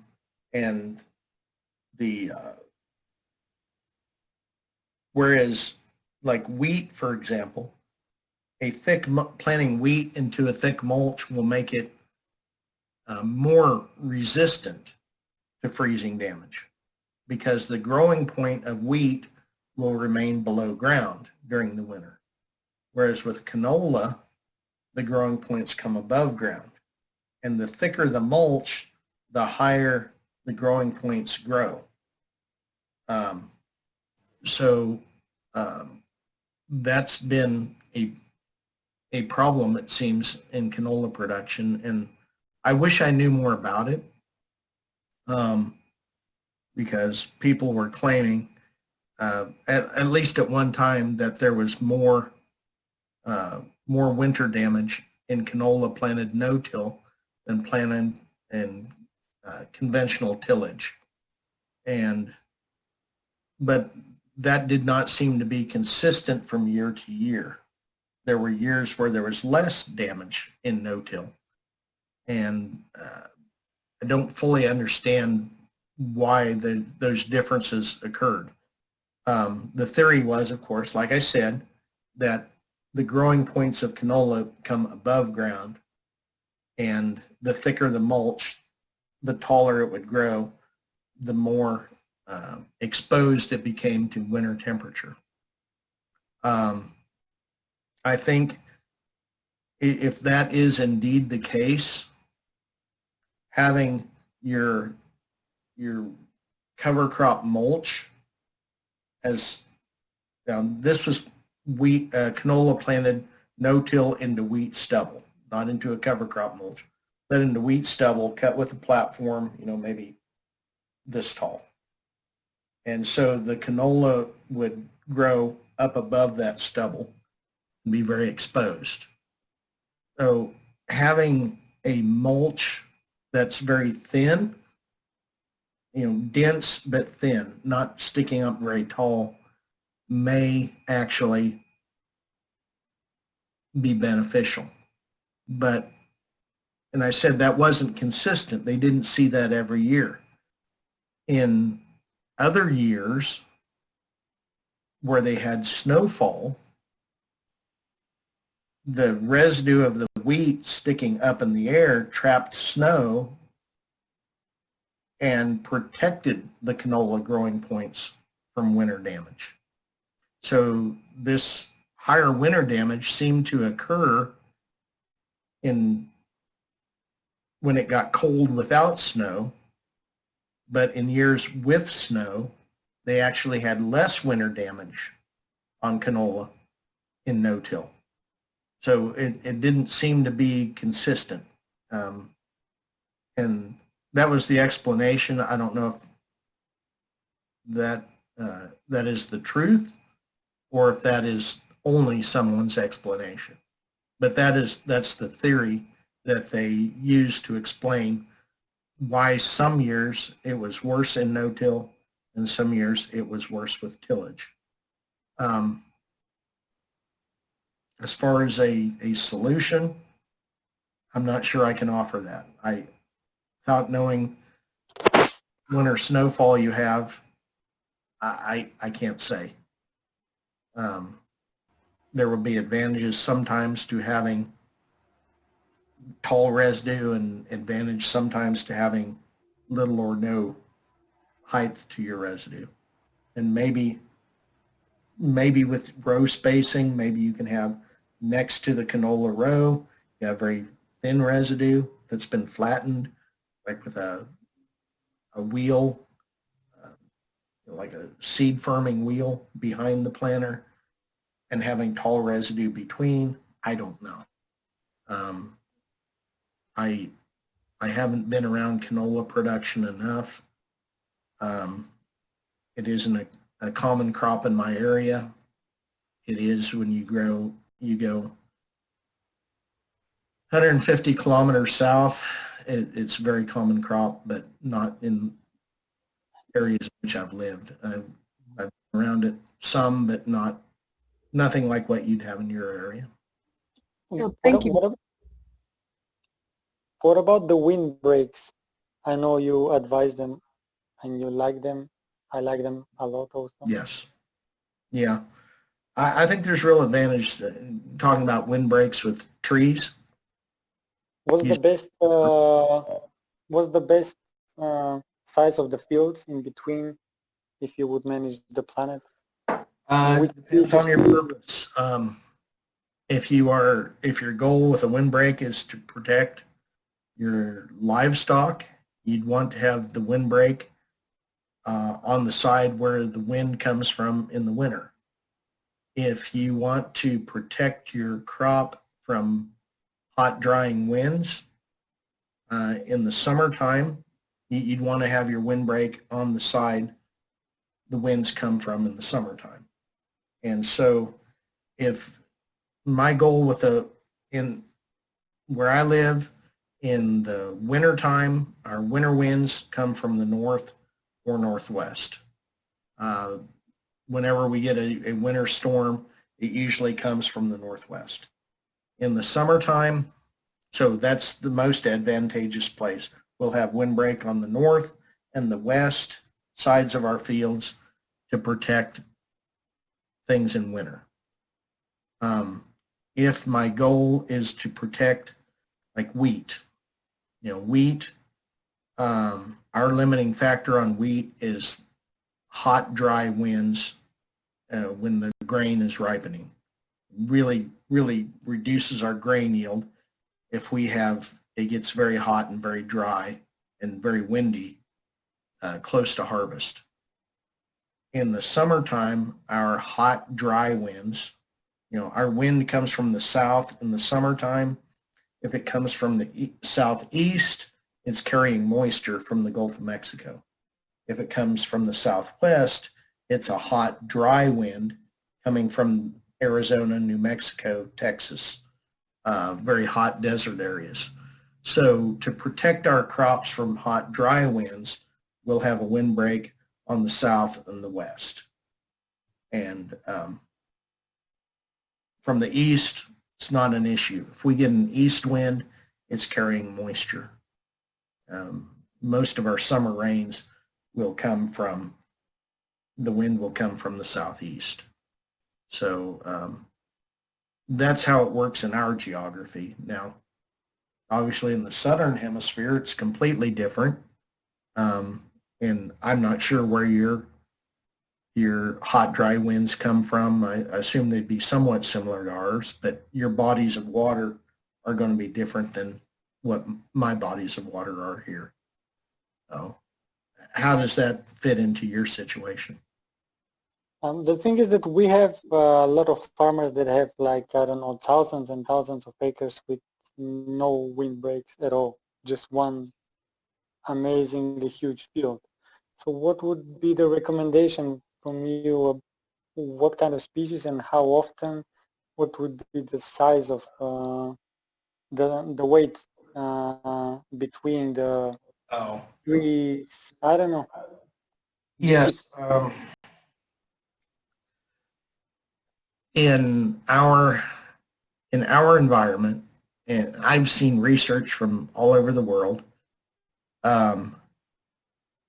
the highest yield combination in, obviously it depends on how windy it is in your area, but in areas where it's windy, and where I live in Kansas, it's very windy. I've seen similar research from Ukraine, Russia, Canada, other places where it's very windy because they're natural prairie areas with very, very little tree growth. And the wind tends to be low humidity, so drying winds. We found that our most economical spacing of tree lines, windbreaks, was to have a tree line every 660 feet, which, what's that in meters? About 200 meters. Tree lines every 200 meters apart. What about the species? And is it just one line or like two? They were using a single line. I think a double line is obviously more effective. We have gone through a number of windbreak species, some of those species, and I know when I was in Hungary, I saw some very successful imports from America that they no longer care for.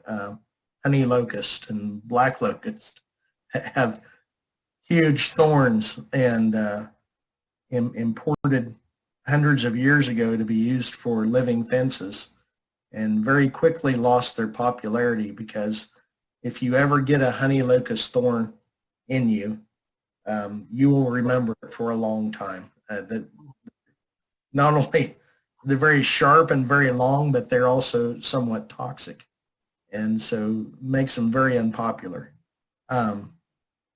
Using pine, I think pines, particularly if you want winter protection, pines are excellent.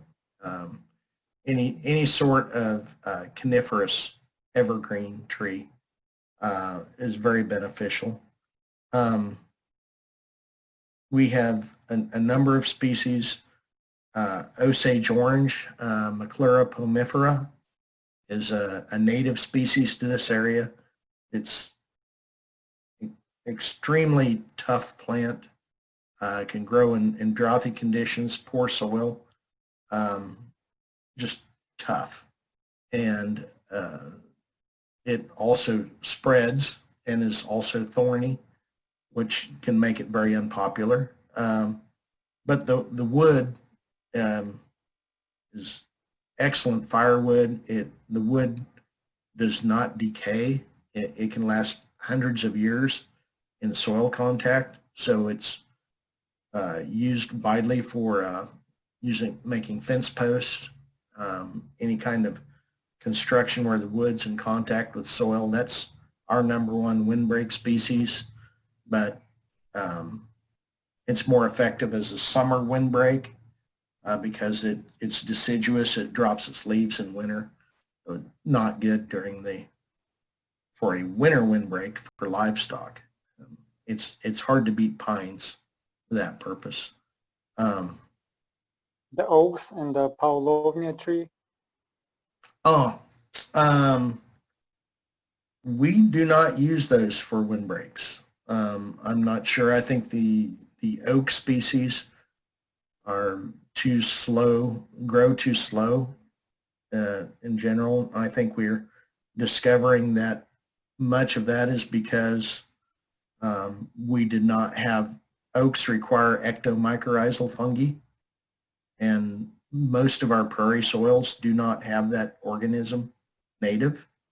We'll get tremendous oak growth along our rivers where those ectomycorrhizal fungi are common, but not in our prairie soils. Just we have no ectomycorrhizal host native to those sites.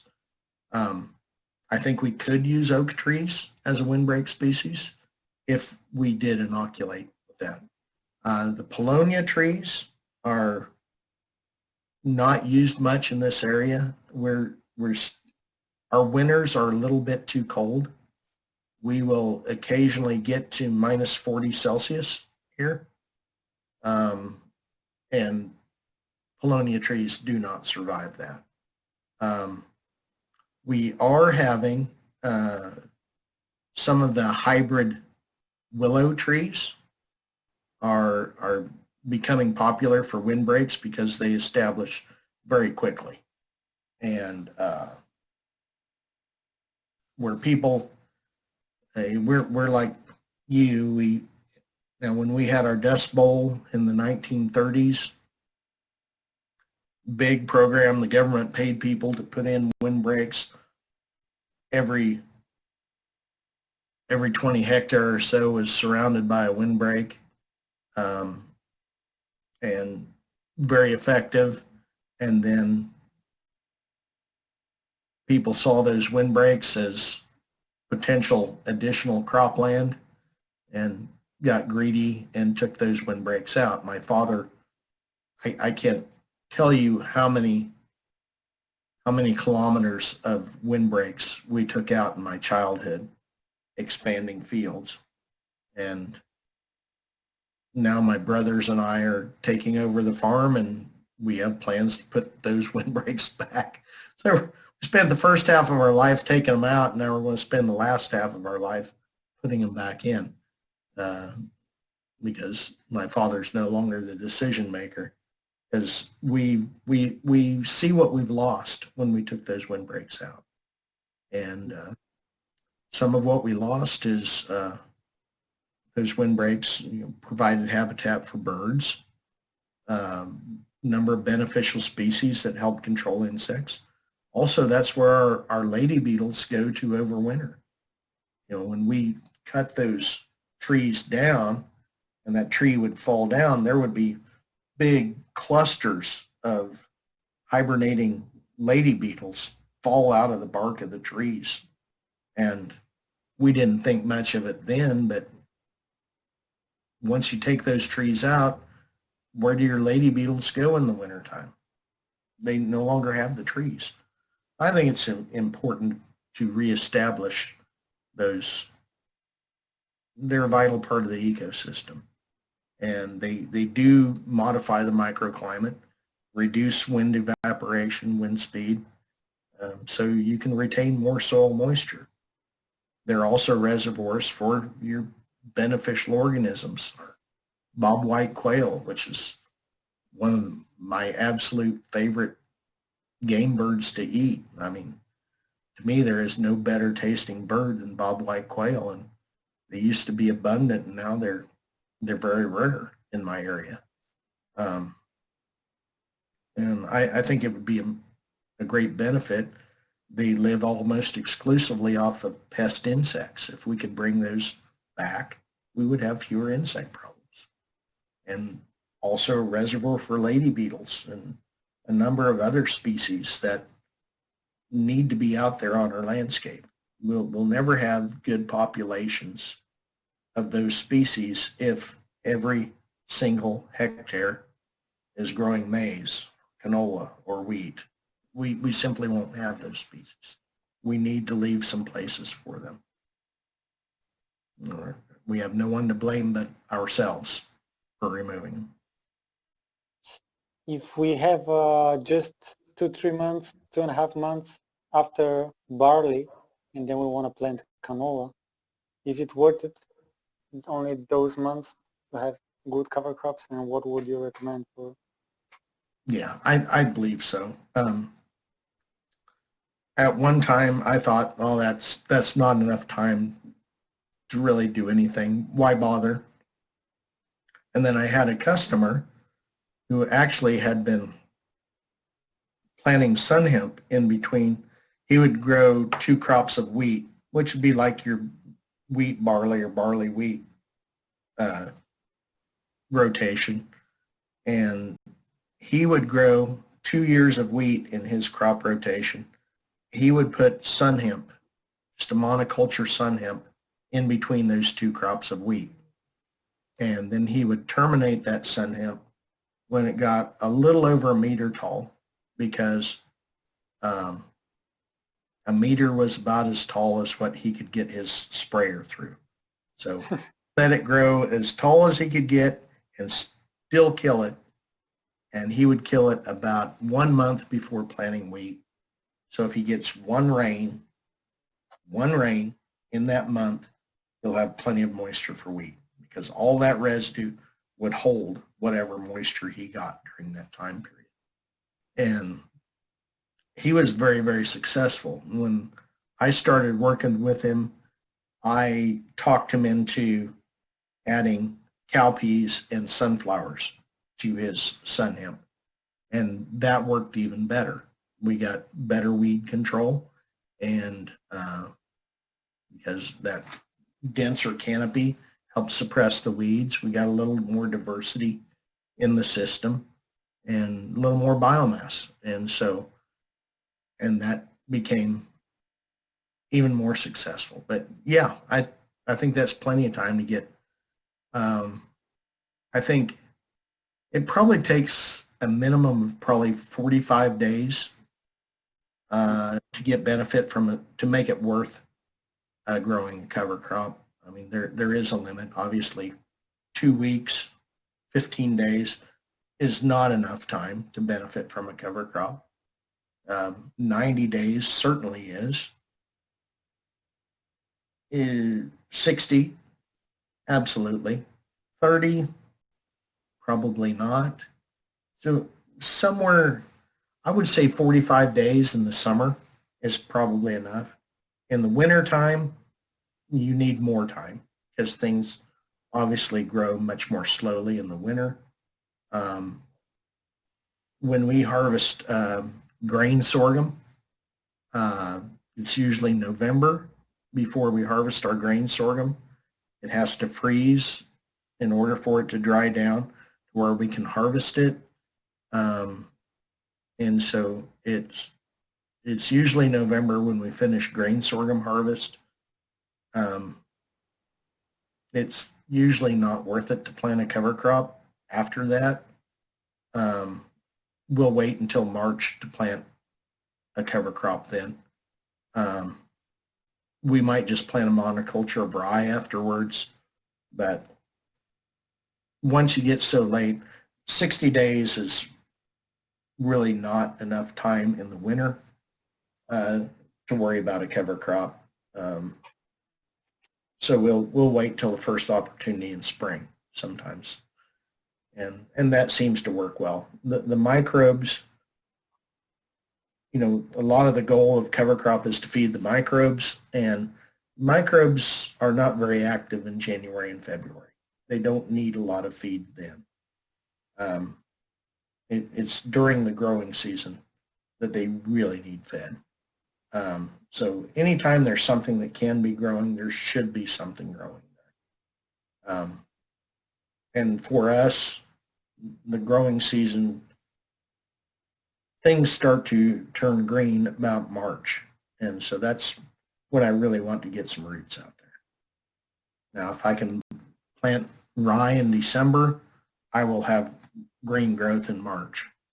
Or I can plant oats, spring peas, flax in March and get green growth that way. One way or the other, though. I don't want March and April to be devoid of plant growth. Any sources? What would you recommend for people that are just starting? Or and you can tell us about your book as well. Oh, I do have 2 books on the market. Well, hold on here.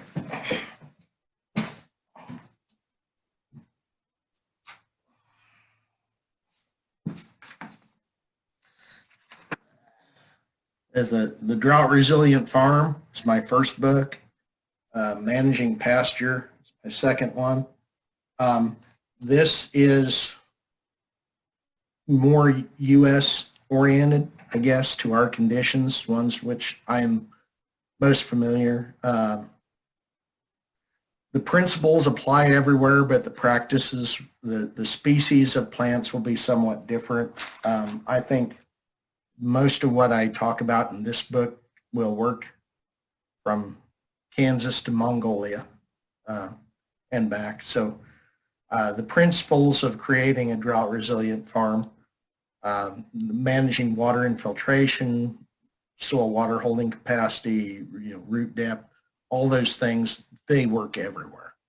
And as I wrote this book 4 years ago, and since I have written the book, I've learned so much more that should have been in this book and didn't get in there. So quite incomplete, but I wrote what I knew at the time. And someday I hope to come out with a different edition and put in some of the things. There's so much to learn by traveling. I learned when I went to Hungary, my first trip to Eastern Europe, and one I hope to repeat again. I thoroughly enjoyed my trip there, and everywhere you go, you learn something new you didn't know before. So the best resources, I think the best place to learn now is YouTube. There's so many good resources on YouTube.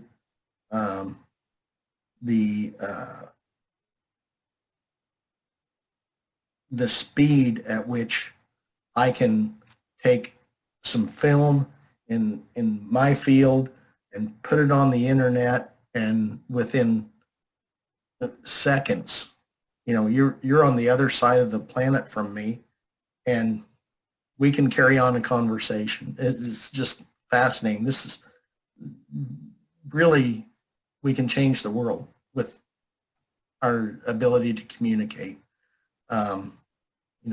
Like I said, I get videos from a friend in Zambia who's roller crimping his cover crops, and he sends me video, and I can watch it within hours of it being taken. It's just fascinating. And there are books, and books are great, and there are a number of good books, but it is very, very hard to beat YouTube. Just seeing the videos, the presentations, and I was so glad when I went to Hungary that I tried to learn Hungarian, how to speak Magyar, and I was so glad that everybody there knew English, because my attempt at learning to speak Magyar was not very successful. I could understand a little of what people were saying, but for me to help hold a conversation would have been impossible. I knew just enough to call someone's mother a filthy name by accident. So I didn't speak much, but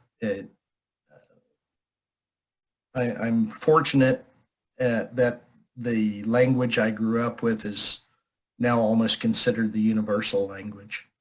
Very lucky. I speak one language and I don't speak it very well. And it's amazing to me when I travel in Europe how everybody knows multiple languages, and I'm so impressed by your ability to know multiple languages, and that we can have a conversation, you speaking to me in a language that in my 55 years on this planet I still haven't mastered, and everybody that's spoken here has been incredibly easy to understand. So I'm very impressed. I don't know what it is about Europe that makes everybody there so good at learning language, but we definitely do not have that in the United States. Because we're small countries, and whenever you drive with your car 200 kilometers away and you're in the other country, and the other country speaks completely different language, so we need to learn, we need to learn language, because you have United States and each state speaks English. Yeah. So that's why. That has allowed us to become very lazy intellectually. We not had to learn any languages, and even when we study, I took Spanish because it's our closest non-English speaking neighbors. Spanish is the language there, and I took Spanish, and I still can't speak Spanish. So, and it's I'm very impressed when I travel in Europe at how everybody knows so many languages and know them so well. We didn't talk about seed treatment, and we usually never fertilize the cover crops, right? Mm-hmm. It depends on your goals. If your goal with the cover crop is to produce feed for livestock, oftentimes we will fertilize a cover crop because we want to ensure we are depending on that growth as a source of livestock grazing. In that situation, we will fertilize a cover crop. If we have very infertile soil and we'll get no growth without fertilization, we will go ahead and fertilize a cover crop. However, it is becoming more and more common to not fertilize because when you provide soluble phosphorus, soluble nitrate to a cover crop, those plants will no longer, it changes the root exudates. In root exudates, not only is there sugar and protein, there are also signaling compounds. Now, plants do not have brains. They do not make conscious decisions to say, hey, I need phosphorus or I need nitrogen. But throughout millennia of time, plants that have given off this chemical or this chemical or this chemical in their root exudates have been more successful.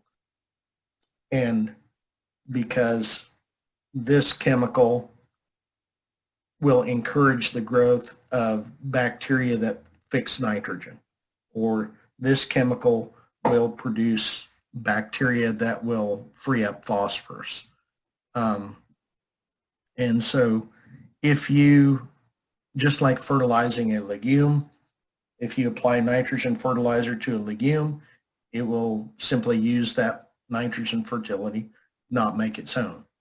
And we're finding that's also true with many nutrients.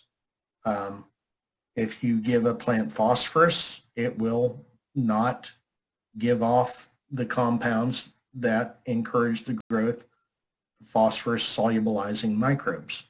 That's probably also true for zinc or manganese or any other nutrient in plants.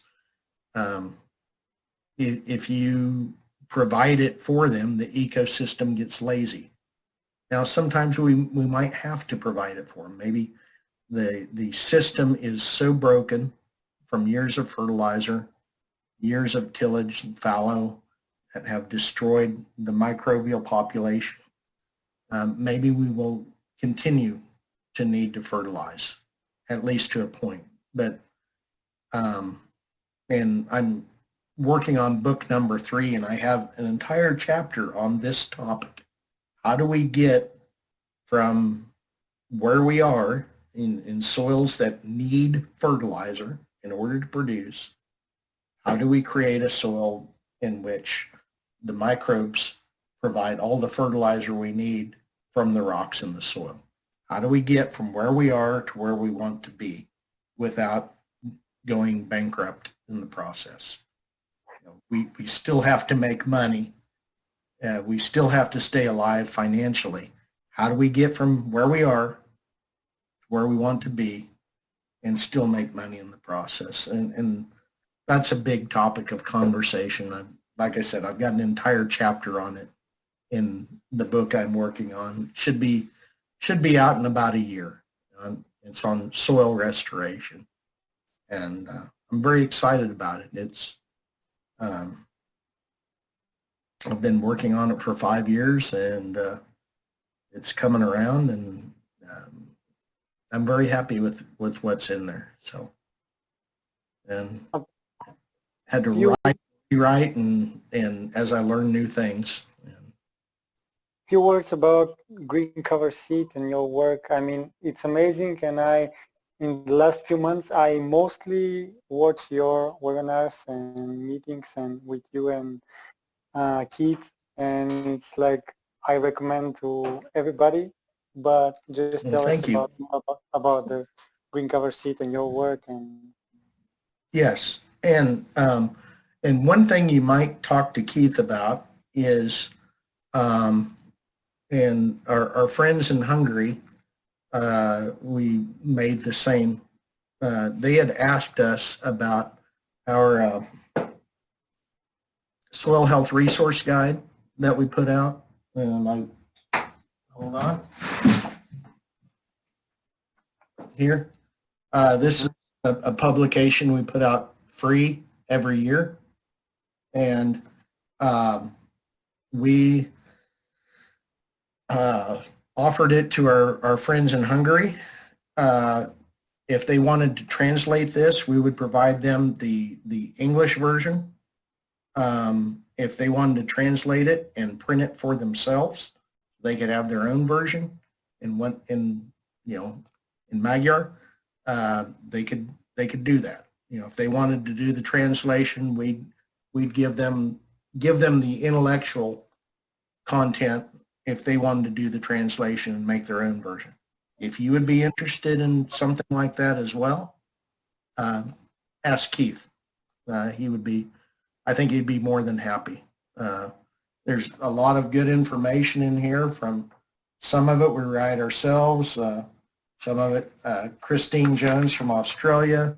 We have some information from Germany here, South America, I mean, all over the world. And we're always looking for more. So maybe next year you can contribute to our next version. There's things to be learned everywhere. But talk to Keith if you'd be interested in doing your own translation. We can send you the material, and if you're willing to do the translation, and then take it to whatever printer you want. And but the only thing we ask is that you not charge money for it. Yeah, not silly. Yeah, sure. Yeah, we don't want to give people something that they make money off of. Yeah, yeah. I mean, you could maybe charge for your printing expense what your cost of printing is, but we don't want to give something away that someone else uses our intellectual material and makes money. But we give them away to our customers because we want to promote. We give them away to whoever wants them because we want to promote cover cropping and no-till and soil health. Tell us about green cover seed in general, and I know to me it's the biggest and the best cover crop company, but how it's utilized? It's unusual because most cover crop seed companies were selling other seeds and then saw money to be made by selling cover crops. Green Cover Seed has always been a cover crop seed company.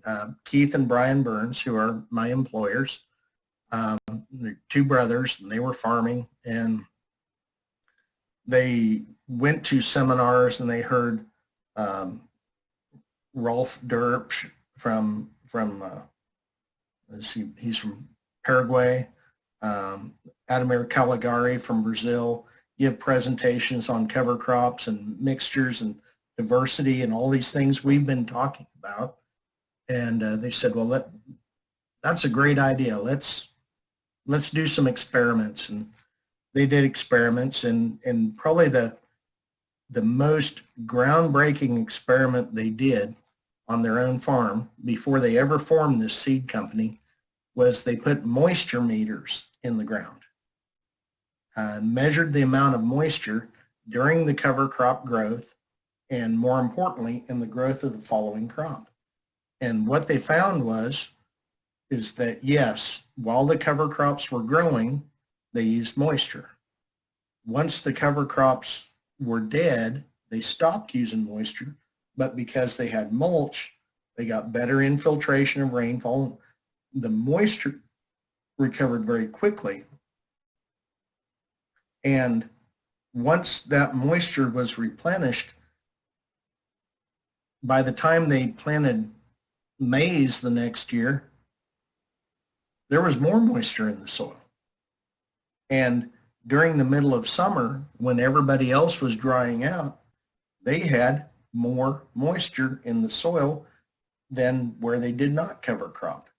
And so right there, the biggest objection, one of the very first things we mentioned was people said, we're too dry. We can't cover crop because we're too dry.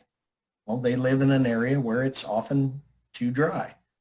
And where they grew cover crops, they had more available moisture in the soil in the next crop than they did where they did not cover. That was absolutely just, it completely shattered what our expectations were. We say, yeah, this cover crop's good, but we don't have the moisture. Well, what if the cover crop makes your soil have more moisture?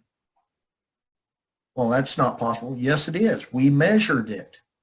They were the first people that I knew of who actually measured the moisture in the soil with cover crops. And when they found out that they weren't actually costing themselves moisture, they were gaining moisture, then the world changed. And then they said, well, we need to be planting all these cover crops. And then they said, well, where do we get the seed?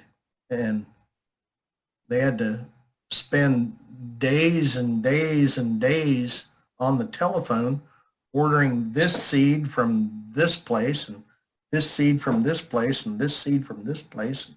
This seed came from Oregon and this seed came from, California, and this one from New York, and all over the country, Canada, and, said, called around, where are you finding this? Where are you finding this? They said, it would really be nice if we could make one phone call and get all these species of seed. And nobody was willing to do that. So they said, why don't we do it? So they started out in their garage next to the old farmhouse, just buying seed for their friends and neighbors. Just sort of a buying club where they had several neighbors and friends who were part of the Ноу Тил on the Plains organization. Hey, we're going to line up all these cover crop seeds for you, and we're going to have this mixing device so it can mix them all together, and now, you guys can just get seed from us. And it just grew from there. And so they started with a philosophy of basically, we're not going to spend money on advertisement. We're going to spend money on education. Because no matter how much you advertise cover crops, unless you understand what cover crops do and how to use them right, nobody's going to buy them. And And it's also just, I guess, for lack of a better word, the Christian thing to do. It's the right thing to do. Make more people more successful at what they do, and so it's a very faith-driven organization. They really do try to adhere to a very moral code about how we conduct business, and it's very enjoyable company to work for. I really feel at home. I feel like I'm not related to any of them, but I feel they're my family, and they have got me through some tough times in my personal life, and been very supportive of a number of endeavors, including writing these books, and been very supportive of that. So it's a wonderful company. I really enjoy working for them. I've had jobs I did not enjoy, and it is such a wonderful contrast to have an employer that you enjoy working for. So this model works. Yes. As a business model. I mean, to be really open and honest to the customers, not just trying to earn money. It does. I mean, you might make a sale through deceit, but you won't make a customer through deceit.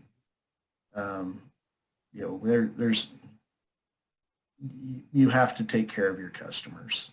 Ultimately, it's if you want to stay in business long term. Yeah, it's the right thing to do, and it's the smart thing to do. And so we provide, people buy seed from us because we provide information, and they know that we're providing them good, honest, and accurate to our ability to provide accurate information. Not that we've never given bad advice, but if we gave bad advice, it was not because we were lying, but it was bad advice, out of bad belief, or lack of knowledge, lack of accurate knowledge. I am not a very good salesman, but I know a lot about cover crops. So that makes me valuable in this type of business. I am. They would tell you I am not a natural born salesman. I am too honest to be a natural born salesman.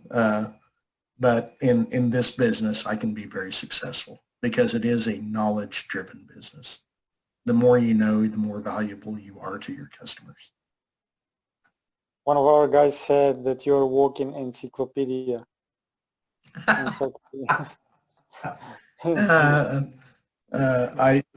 guess that's a compliment. Yeah. What about cover crops in orchards and vineyards? Vineyards, yes. Yeah, because people usually in the past and even still now, they till the ground in between the trees just because they think that they will take moisture, and I don't know. To me, that's not true, but it's getting to be very, very popular. In fact, I have a book here.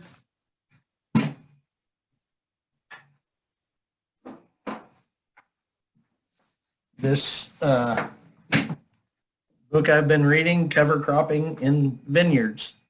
And this is produced by one of the universities in California. And so, yes, it is getting to be very popular. And they're finding out that it solves a lot of problems that we have traditionally solved by spending a lot of money. Of course, providing some nitrogen fertility. You can use legumes to provide nitrogen. But one of the more fascinating stories I've come across in recently is how a great big dead alligator is going to save the world's orange crops. And how is a dead alligator going to save the world's oranges? And this is the citrus industry. Oranges, grapefruit in Florida is very imperiled right now. There is a disease, it's called citrus greening. It's spread by a little insect, kind of a leaf hopper, called the Asian citrus psyllid. Somehow it came from Asia, became established in Florida, spreads a bacteria that plugs up the vascular system of oranges, and the crops just die. The fruit fails to ripen. The sugar does not move into the fruit, so the fruit is very bitter. It stays green. It doesn't turn orange or yellow like it's supposed to. Makes the fruit unmarketable. And so this person was just about ready. All his orange trees were nearly dead. And he was in Florida. And one day, this monstrous alligator is walking through his orchard. And his children shoot this alligator. This alligator was about 3.5 meters long. So it's a huge alligator and weighs about 500 kilos. And his children shoot this alligator and they butcher the alligator. Alligator is very tasty meat. So they butcher the alligator. They keep the head for a trophy. They butcher the tail and the legs where all the good meat is. The rest of the alligator they bury out in the orchard in between the orange trees. And all these orange trees, which were nearly dead, came to life. They came back to life. They healed themselves. And the universities had spent billions of dollars trying to inject antibiotics into the trees with laser beams and all kinds of high-tech things. And he cures his trees with a dead alligator. What?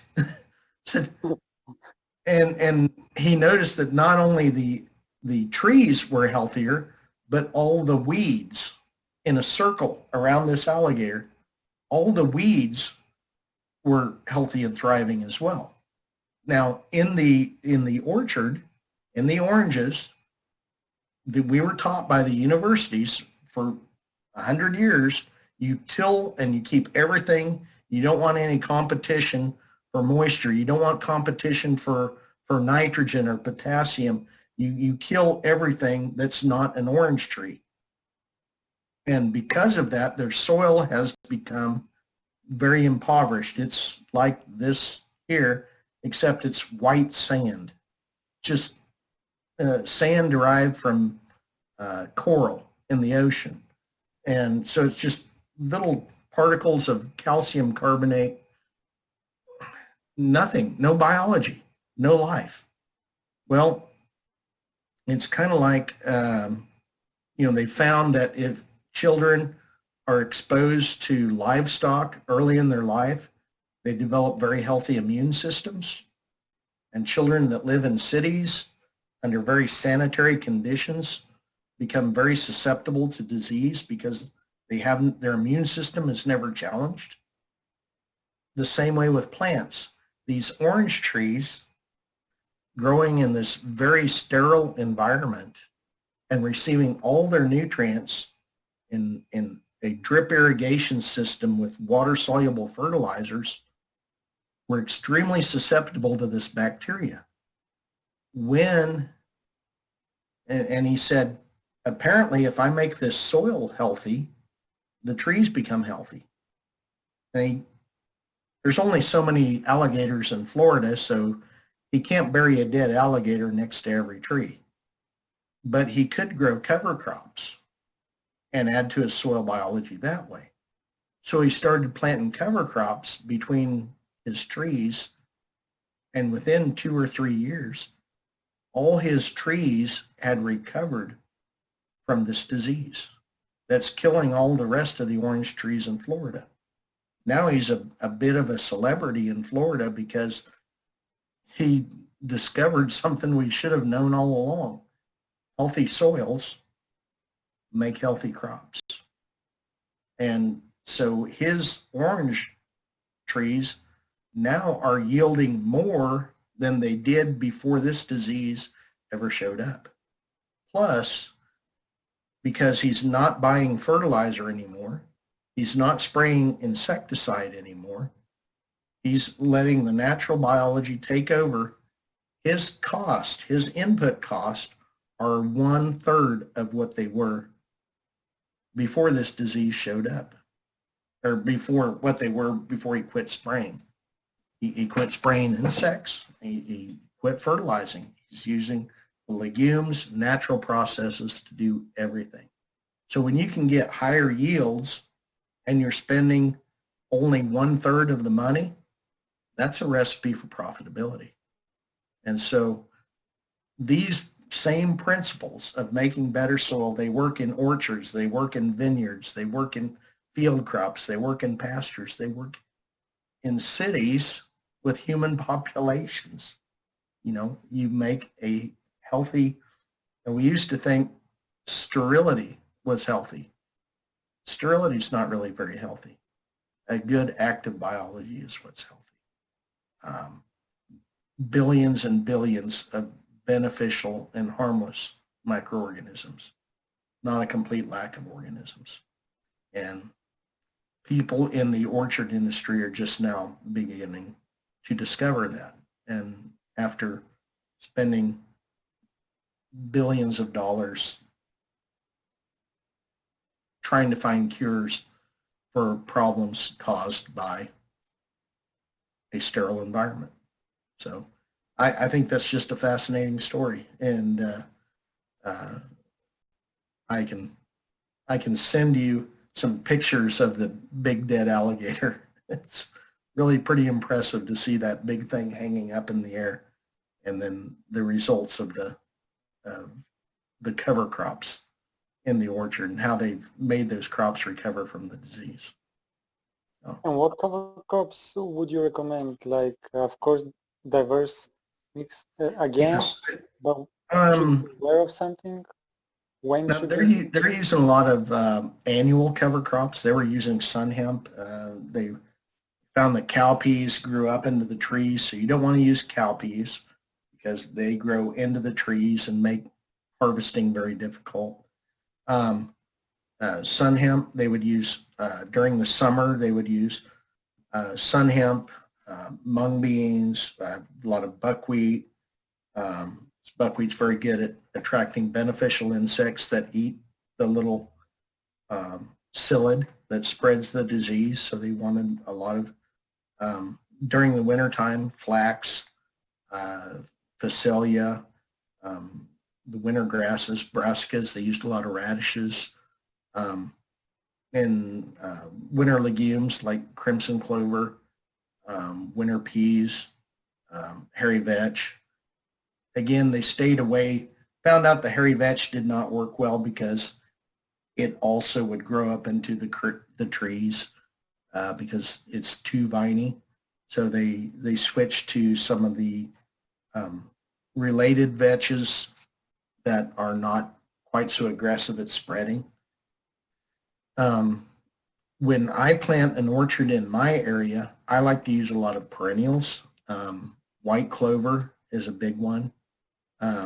Strawberry clover, some of the grasses, things like chicory and plantain that are rather low growing, can handle being mowed. But having that diversity, some shallow rooted legume. I want everything to be shallow rooted. Now, a lot of times with cover crops, we want deep roots. In orchard, we don't want deep roots because deep roots compete against the trees. I want shallow roots, things like white clover, Kentucky bluegrass, which is Poa pratensis. I'm sure it's called something else there rather than Kentucky bluegrass. It came originally from Europe, so it did not come from Kentucky, but we call it Kentucky bluegrass.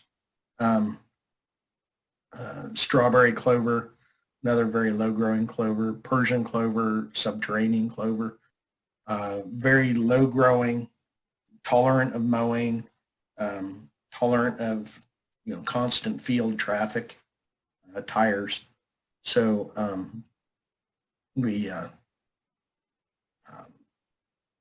those are very common for orchards in this area. We want something that will hold up vehicles even if it's muddy, resist compaction, but make some nitrogen, make some flowers that attract beneficial insects, ladybugs, lacewings.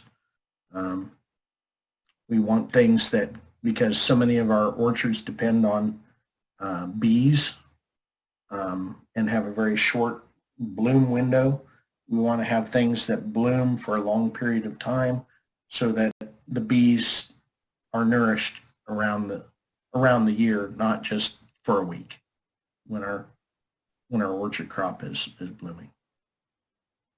Mentioning bees, we have a lot of farmers that are growing bees, and they had a lot of, like some of them had 50 or 80% of the bees died, mainly, because of other farming practices. But just your, opinion on bees and.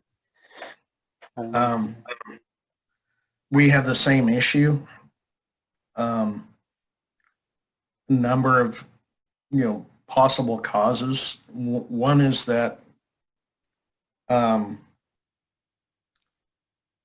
bees, pollination services is a big industry.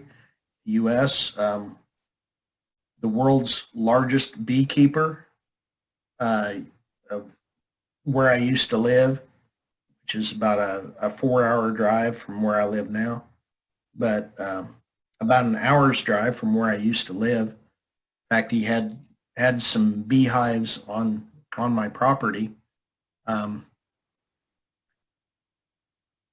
His number one source of income, and the number one source of income of most beekeepers and big, large beekeepers in the United States, is not honey.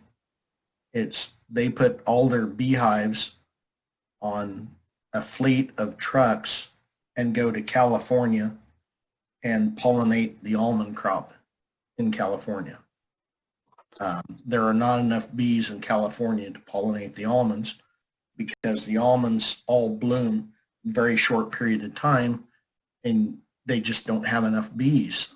So they pay beekeepers from all over the United States to bring their bees there for a week.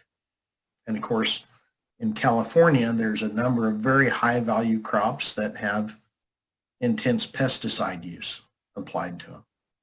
And also, whenever you move anything around, when the coronavirus, COVID-19 struck, the first thing they did was shut down air travel. Because anytime you move a population around, a disease will spread very quickly. And because people are taking their bees, they're moving them all to one place, and then they move them back. And so every disease of bees now spreads very rapidly throughout the United States because of the almond pollination. And of course, once it spreads to other places, and then it can go, all over. And so it could be just a complex of diseases causing the loss. Another one is the neonicotinoid insecticides that we put on seed. When those came out, we were told, no, these don't hurt bees because bees, the animal has to eat the plant before it can be poisoned by these neonicotinoid insecticides on the seed. Well, that's true, but when this insect eats it and it's eaten by another and dies, and it's eaten by another insect, and then it decays, and then that material is taken up into a plant that blooms, like, for example, and then the bee eats that pollen, and it may not kill it that day, may not kill it that week, but when you get enough of it build up into the system and the entire hive is contaminated with these insecticides, then we start seeing problems. And so maybe these neonicotinoid insecticides, when they first came out, I thought they were great because previously we had used some chemical compounds, insecticides that were very toxic to humans, very toxic to wildlife. I thought, oh gosh, this is great. We put this tiny amount of insecticide on the seed, it goes in the plant, and it only kills pests. This is so much better than spraying an insecticide over the entire field and killing every insect. Well, now we're finding out that maybe this technology is not as safe as what we used to think. Anytime you put a pesticide into the environment, there's going to be some consequences. And you know, I've sprayed insecticides, I've sprayed herbicides, I've sprayed fungicides. I am just as guilty as anyone, and I would like to retain the right to do so in the future if I'm ever in a position where I need to do so in order to save a crop. But the problem is that these insecticides were so cheap because they're applied in very tiny amounts that their use became almost universal, and every field had it in it. And really, there's a lot of evidence that these insecticides, these neonicotinoid seed treatment insecticides, are causing a lot of the problems with bees. I don't know that anyone has proven that with any certainty, but the evidence is starting to point that direction. Because all the problems with the bees, now correlation does not equal causation. Just because two things happen at the same time doesn't mean that one caused the other. But all of these colony collapse disorder, the mysterious deaths of bees, all started about the same time that neonicotinoid insecticides became very popular. Now, you can also say that it started about the same time these became popular. And there were people blaming cell phone towers for bee deaths at one time because the colony collapse disorder started about the same time cell phones became popular. So I think that theory has been debunked, although because of the way bees navigate and the way they, use the Earth's magnetic field, and they thought maybe radio frequencies were causing problems with bee navigation, and that was causing bees to die. But I think the insecticide is a bit more plausible, and something to do with cell phones. So, what about backing off nutrients and fungicides and insecticides in the first place?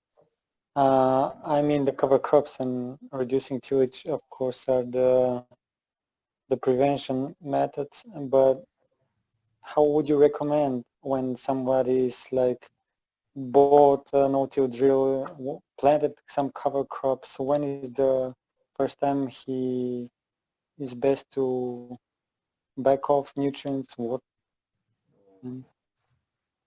I mean, Inorganic fertilizer. Uh, As soon as he can, of course, but yes. I think what I recommend is like backing off fertilizer. Okay. Because one of the main goals that a lot of people have on their first cover crop or one of their first cover is producing nitrogen. I want to reduce my fertilizer cost. So if I produce nitrogen with a cover crop, I spend less money on fertilizer, right? So I said, yeah, you can do that. And they said, well, how much? I don't know. There's no good way of knowing. You can't predict that. How much nitrogen will this cover crop fix? Well, how much is it going to grow? How much, nodulation are you going to get? You don't know those things in advance. And, with like a Haney test or, those sort of measures, you can get close, but you still, it's still a guess. The only way you know for sure is continue your fertilization program, but leave unfertilized strips within the field. If you could produce, if your unfertilized strip where you applied no fertilizer produced 1,000 kilos per hectare and your fertilized strip produced 2,000, well, this is how much yield you were missing by not fertilizing. Now, if your fertilized strip produces 1,200 kilos per hectare and your unfertilized 1,000, well, you're very close to your potential. You may only need a small amount of fertilizer at that point. Use the unfertilized strips to let you know how close you are. As far as fungicides and insecticides, that's more difficult. You never know what insect pest may occur, what disease may blow in. And sometimes those problems get worse initially rather than better. Cover crop can create a more humid environment. More humid environment can cause more fungal pests. But I rarely, if ever, see those. I started telling you about my brother. The first time he planted Ноу Тил into a cover crop, and he had army worms, a whole army of caterpillars that started eating his crop.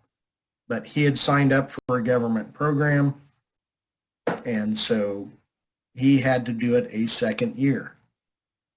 And he had to do it 3 years in a row. The second year,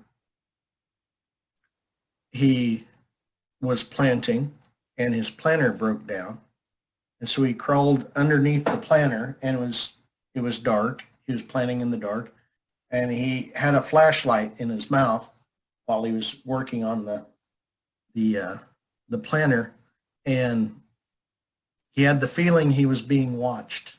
The feeling when you're being watched, you know it when something's watching you. When someone's watching you, you have this sixth sense that tells you you're being watched. He took his flashlight and he looked around to the left, and he saw glowing eyes everywhere. And he looked to the right, and there were glowing eyes everywhere. He was being watched by hundreds and hundreds of spiders.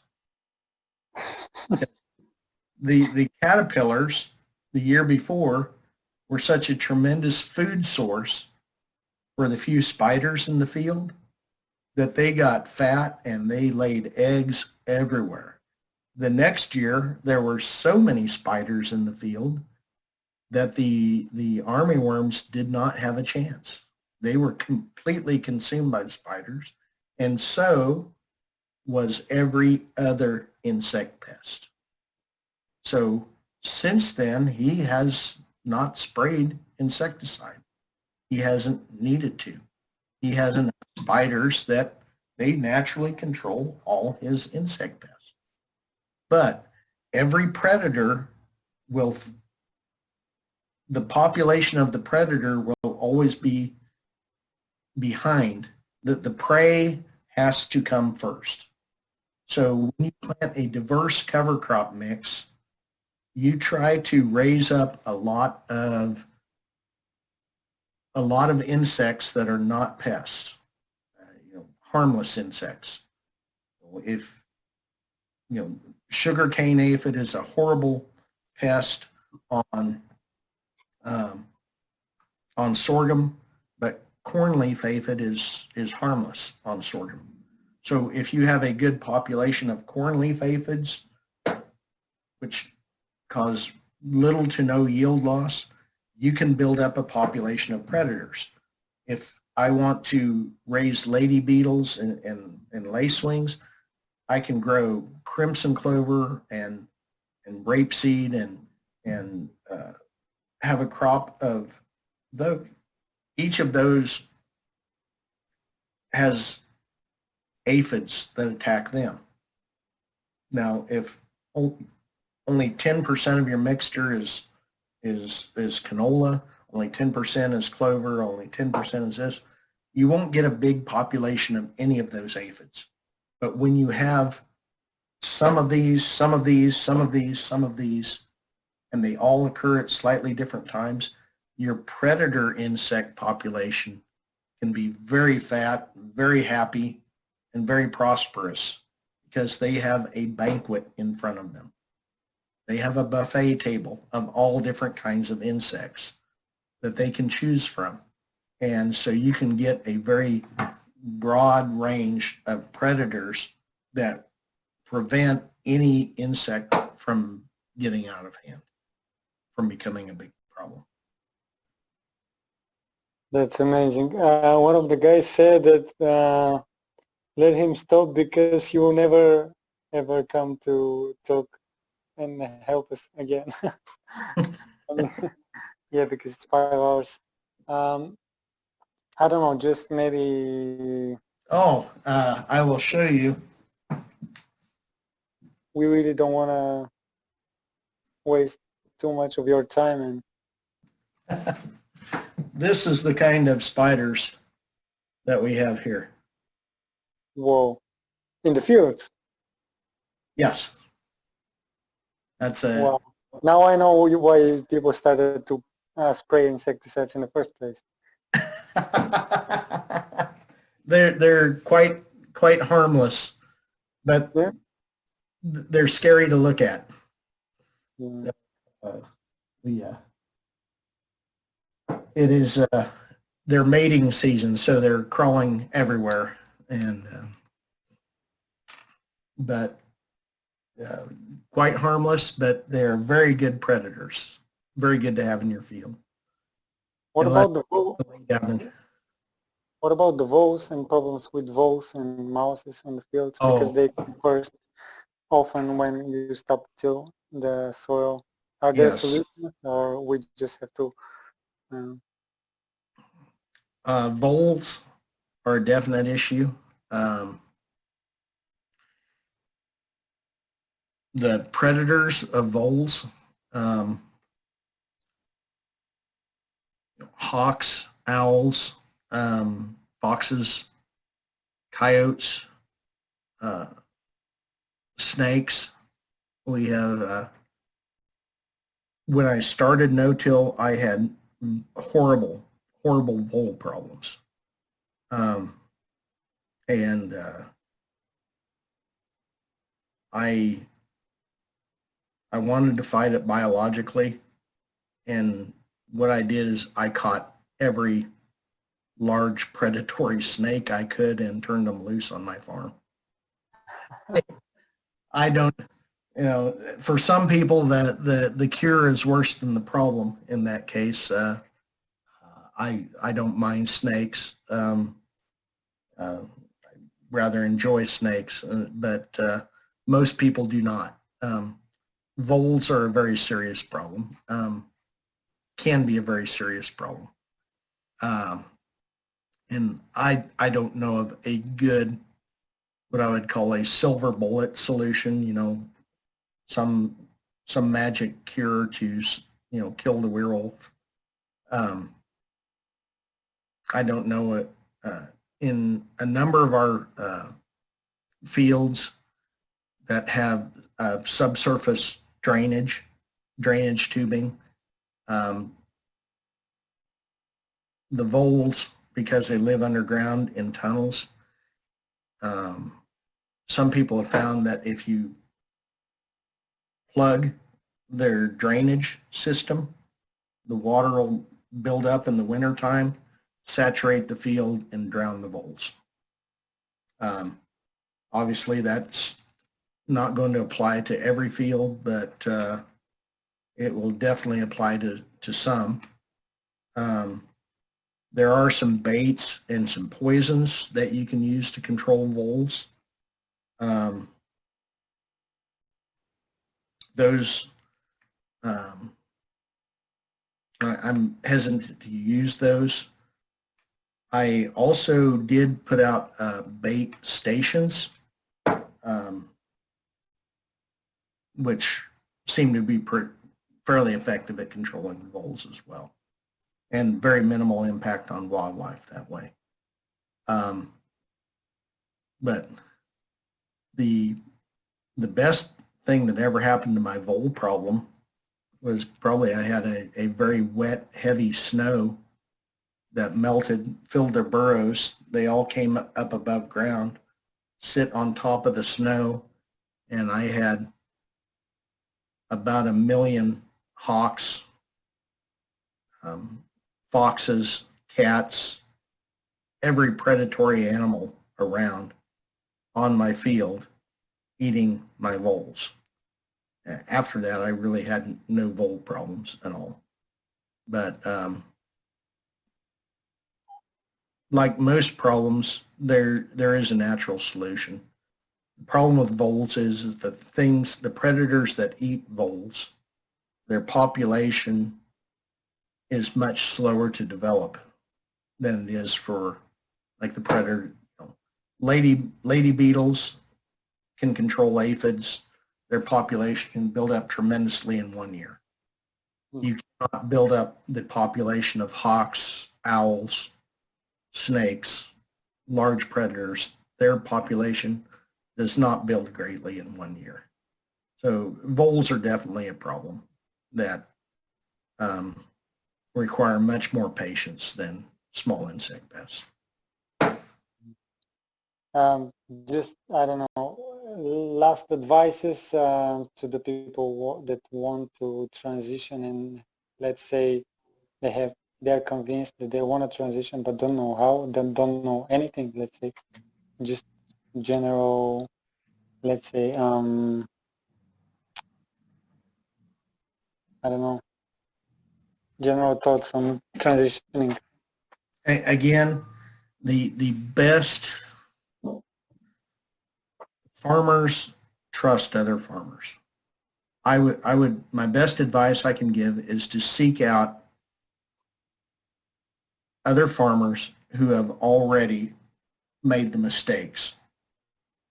People who have already not only made mistakes, but successfully overcome the mistakes. Seek out like-minded farmers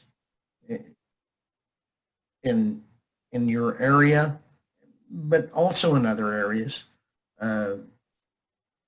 Try to find people who have the same goals that you do, who have overcome their problems and solved their problems. And it can be a very lonely world out there when you're the only person in your area who is trying to do this. And it not only do you have problems in your field, but you will not have emotional support.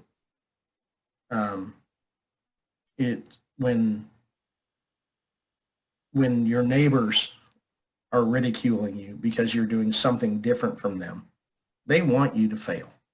Because if you succeed, you'll make them look bad. Your spouse, your wife, or your husband may may want you to fail. I mean, they may ridicule you. So like, why don't you quit this? Why can't we be like everyone else? It can be very emotionally isolating to do something different. Even if all the facts, everything you know, indicate it's the right path, being socially ostracized can be very debilitating. It can really crush you. So seek out people who are doing this as well. Whether they're, and social media is a great way of doing this. Make connections.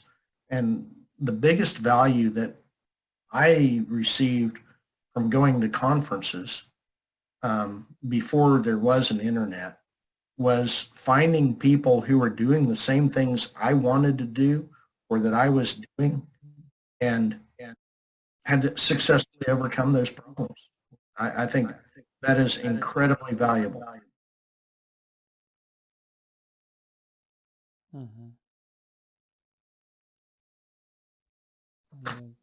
That's the best advice I can give is not seek out other people who are doing the same things, have the same goals, not just for education, but also for emotional support. What makes Ноу Tillers so willing to share? Is it the... That is a good question. Is it the, I don't know, when you find out what's possible, then you're so excited that you really want to share with everybody? It is. And you know, and agriculture in general is that way. You know, when a farmer from France comes to my farm, you know, I don't look at him as that's my competition. Say, that's my brother from another country. You know, agriculture is a unique, we're not like any other industry because we are so open and sharing. And I think that's because we do have a very noble profession. You know, we're producing food for the human race, and hopefully trying to do so in a manner that benefits the planet as a whole. And the more, I don't know, like you said, when I learn something new, I want to share it with everyone. I don't want to keep it to myself, even though in reality we are all in competition with each other. We should be keeping our secrets to ourselves if our goal is simply to make our own lives better. But I find so much joy in sharing that that's more valuable to me than whatever competitive advantage I may gain in farming. And it's always reciprocated. When I share a secret, I get a secret from someone else. So it makes us all better. You know, let's just say, the saying is, you know, metal sharpens metal. You know, the harder the metal, the sharper each piece of metal can make the other. So it's to all of our benefit to share information, and it just makes for a lot more pleasant world. I'm glad to be in this profession. Thank you for that. So. What about the benefits of Ноу Тил and regenerative agriculture in general in the whole planet? I mean, what are the benefits for the global climate and everything? I think it's paramount. I don't think and of course you have to define what is regenerative agriculture. And if you say it's a form of agriculture that improves the soil, makes the soil better over time, I think you have to have no-till, or at least very minimal tillage. You soil does not improve through tillage. You can improve soil while you are tilling it, but it's very, very difficult. Usually requires the importation of organic substances from off the farm in order to accomplish. That's not sustainable. You cannot import large amounts of material and in a sustainable manner. I mean, usually requires, trucks, tractors, spreaders, and all powered by fossil fuel. A truly sustainable agriculture will generate most of its carbon, if not all of its carbon, on site from the sunlight that strikes that site. And if you are burning up that carbon through soil tillage, you can't really be sustainable that way. I think a truly regenerative agriculture has to be based on either no-till or very, very minimal tillage. I think that's paramount. What are the benefits about the planet and in the global climate? Well, yes. Obviously, the more carbon we have in the soil, the less carbon we'll have in the atmosphere. And I think some people are finding all around the world, and some of your neighbors, Jan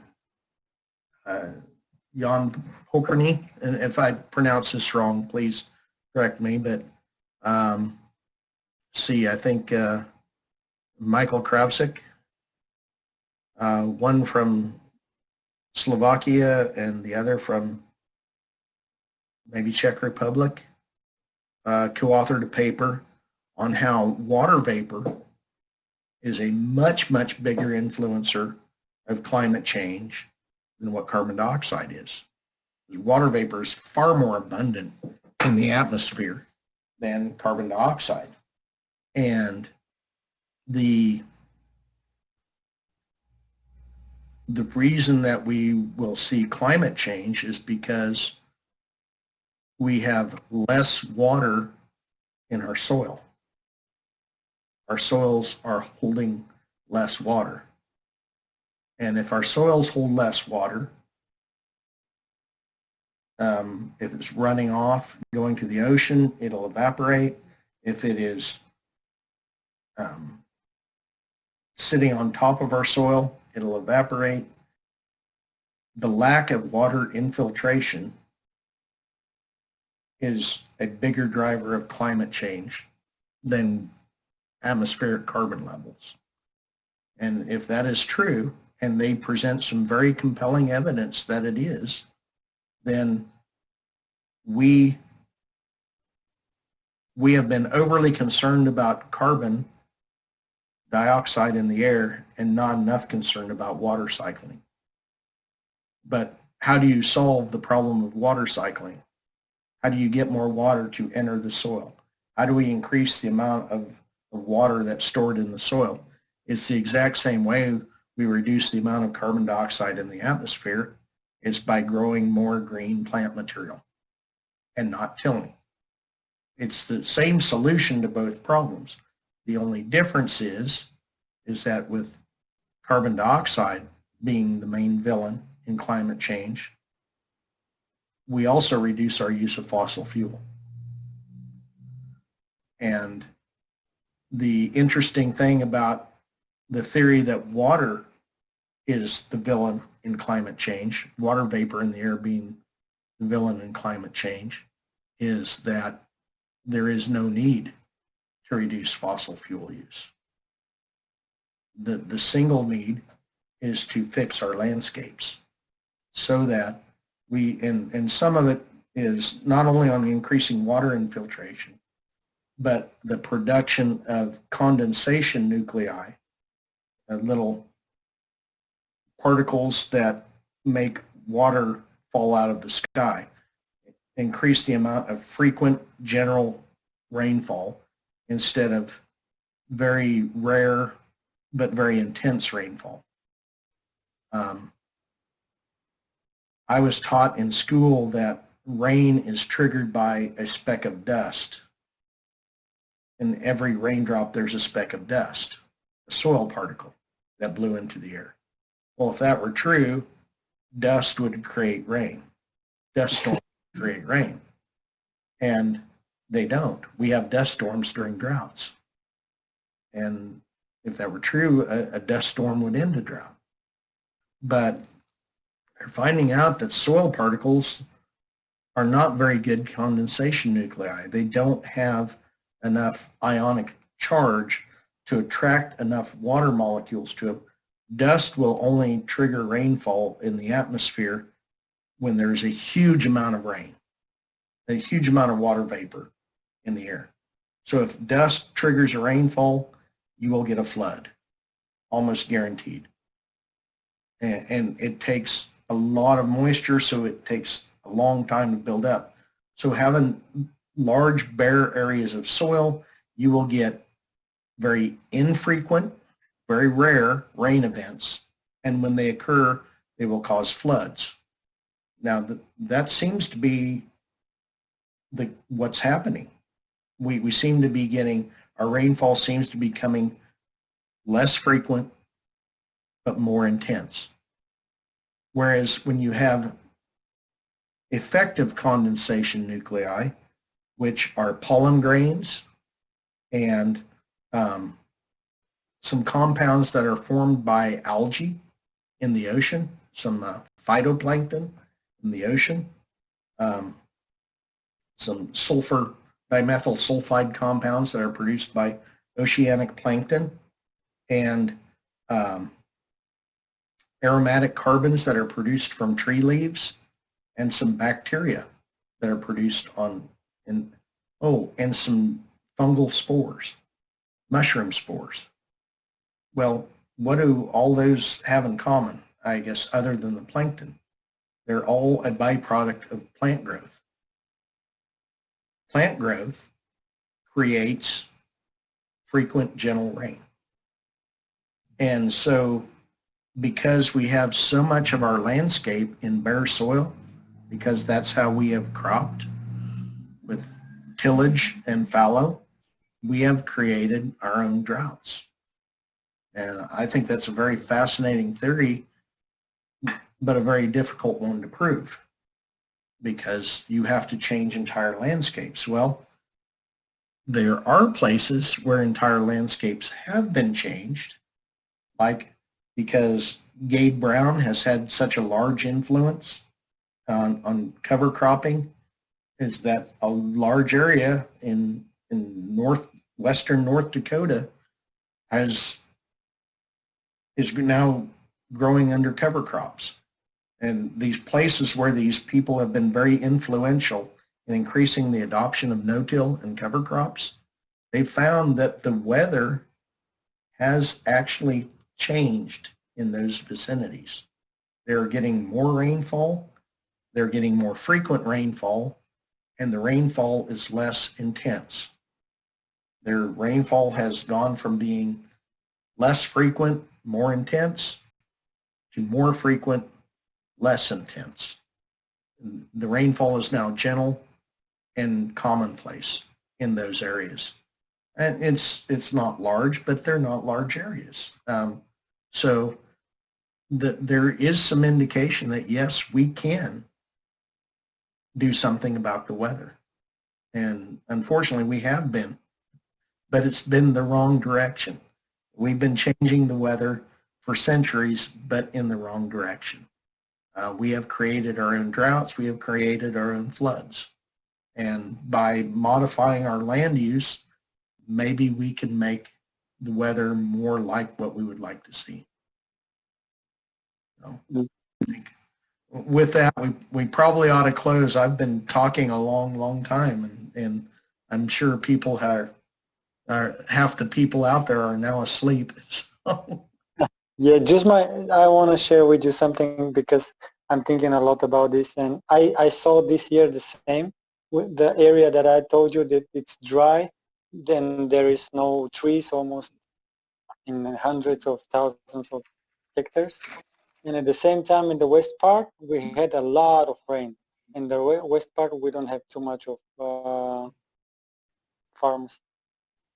So, and also, I think the global warming is becoming more, the planet is warming more because we have more bare ground.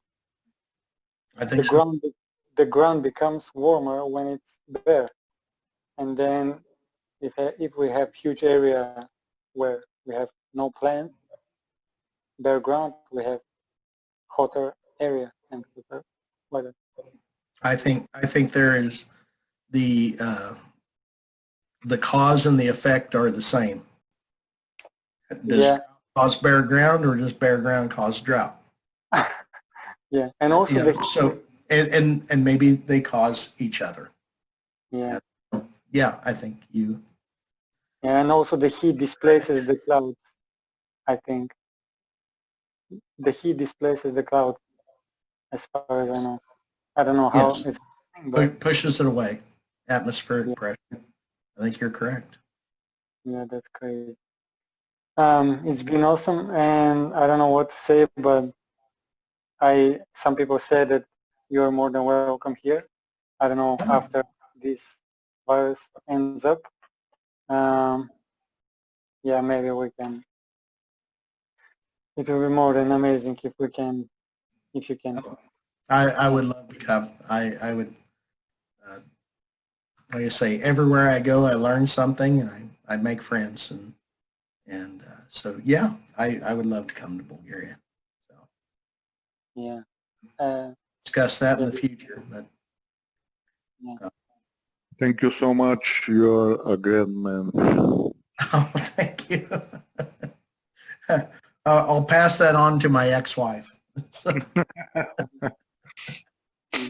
But thank you all for listening. So I really appreciate the change. And sounds like we all have similar problems in farming throughout the world, and so thank you very much. It's farming after all. It's normal, but I also wanted to thank you for giving us all that information, taking some of your personal or working time or whatever the case is, and you spent a lot of time talking with us without even taking a break. So thank you for that, and sorry for if we interfered with something, but really we are all very grateful for your time and the information that you provided to us, in our case tonight.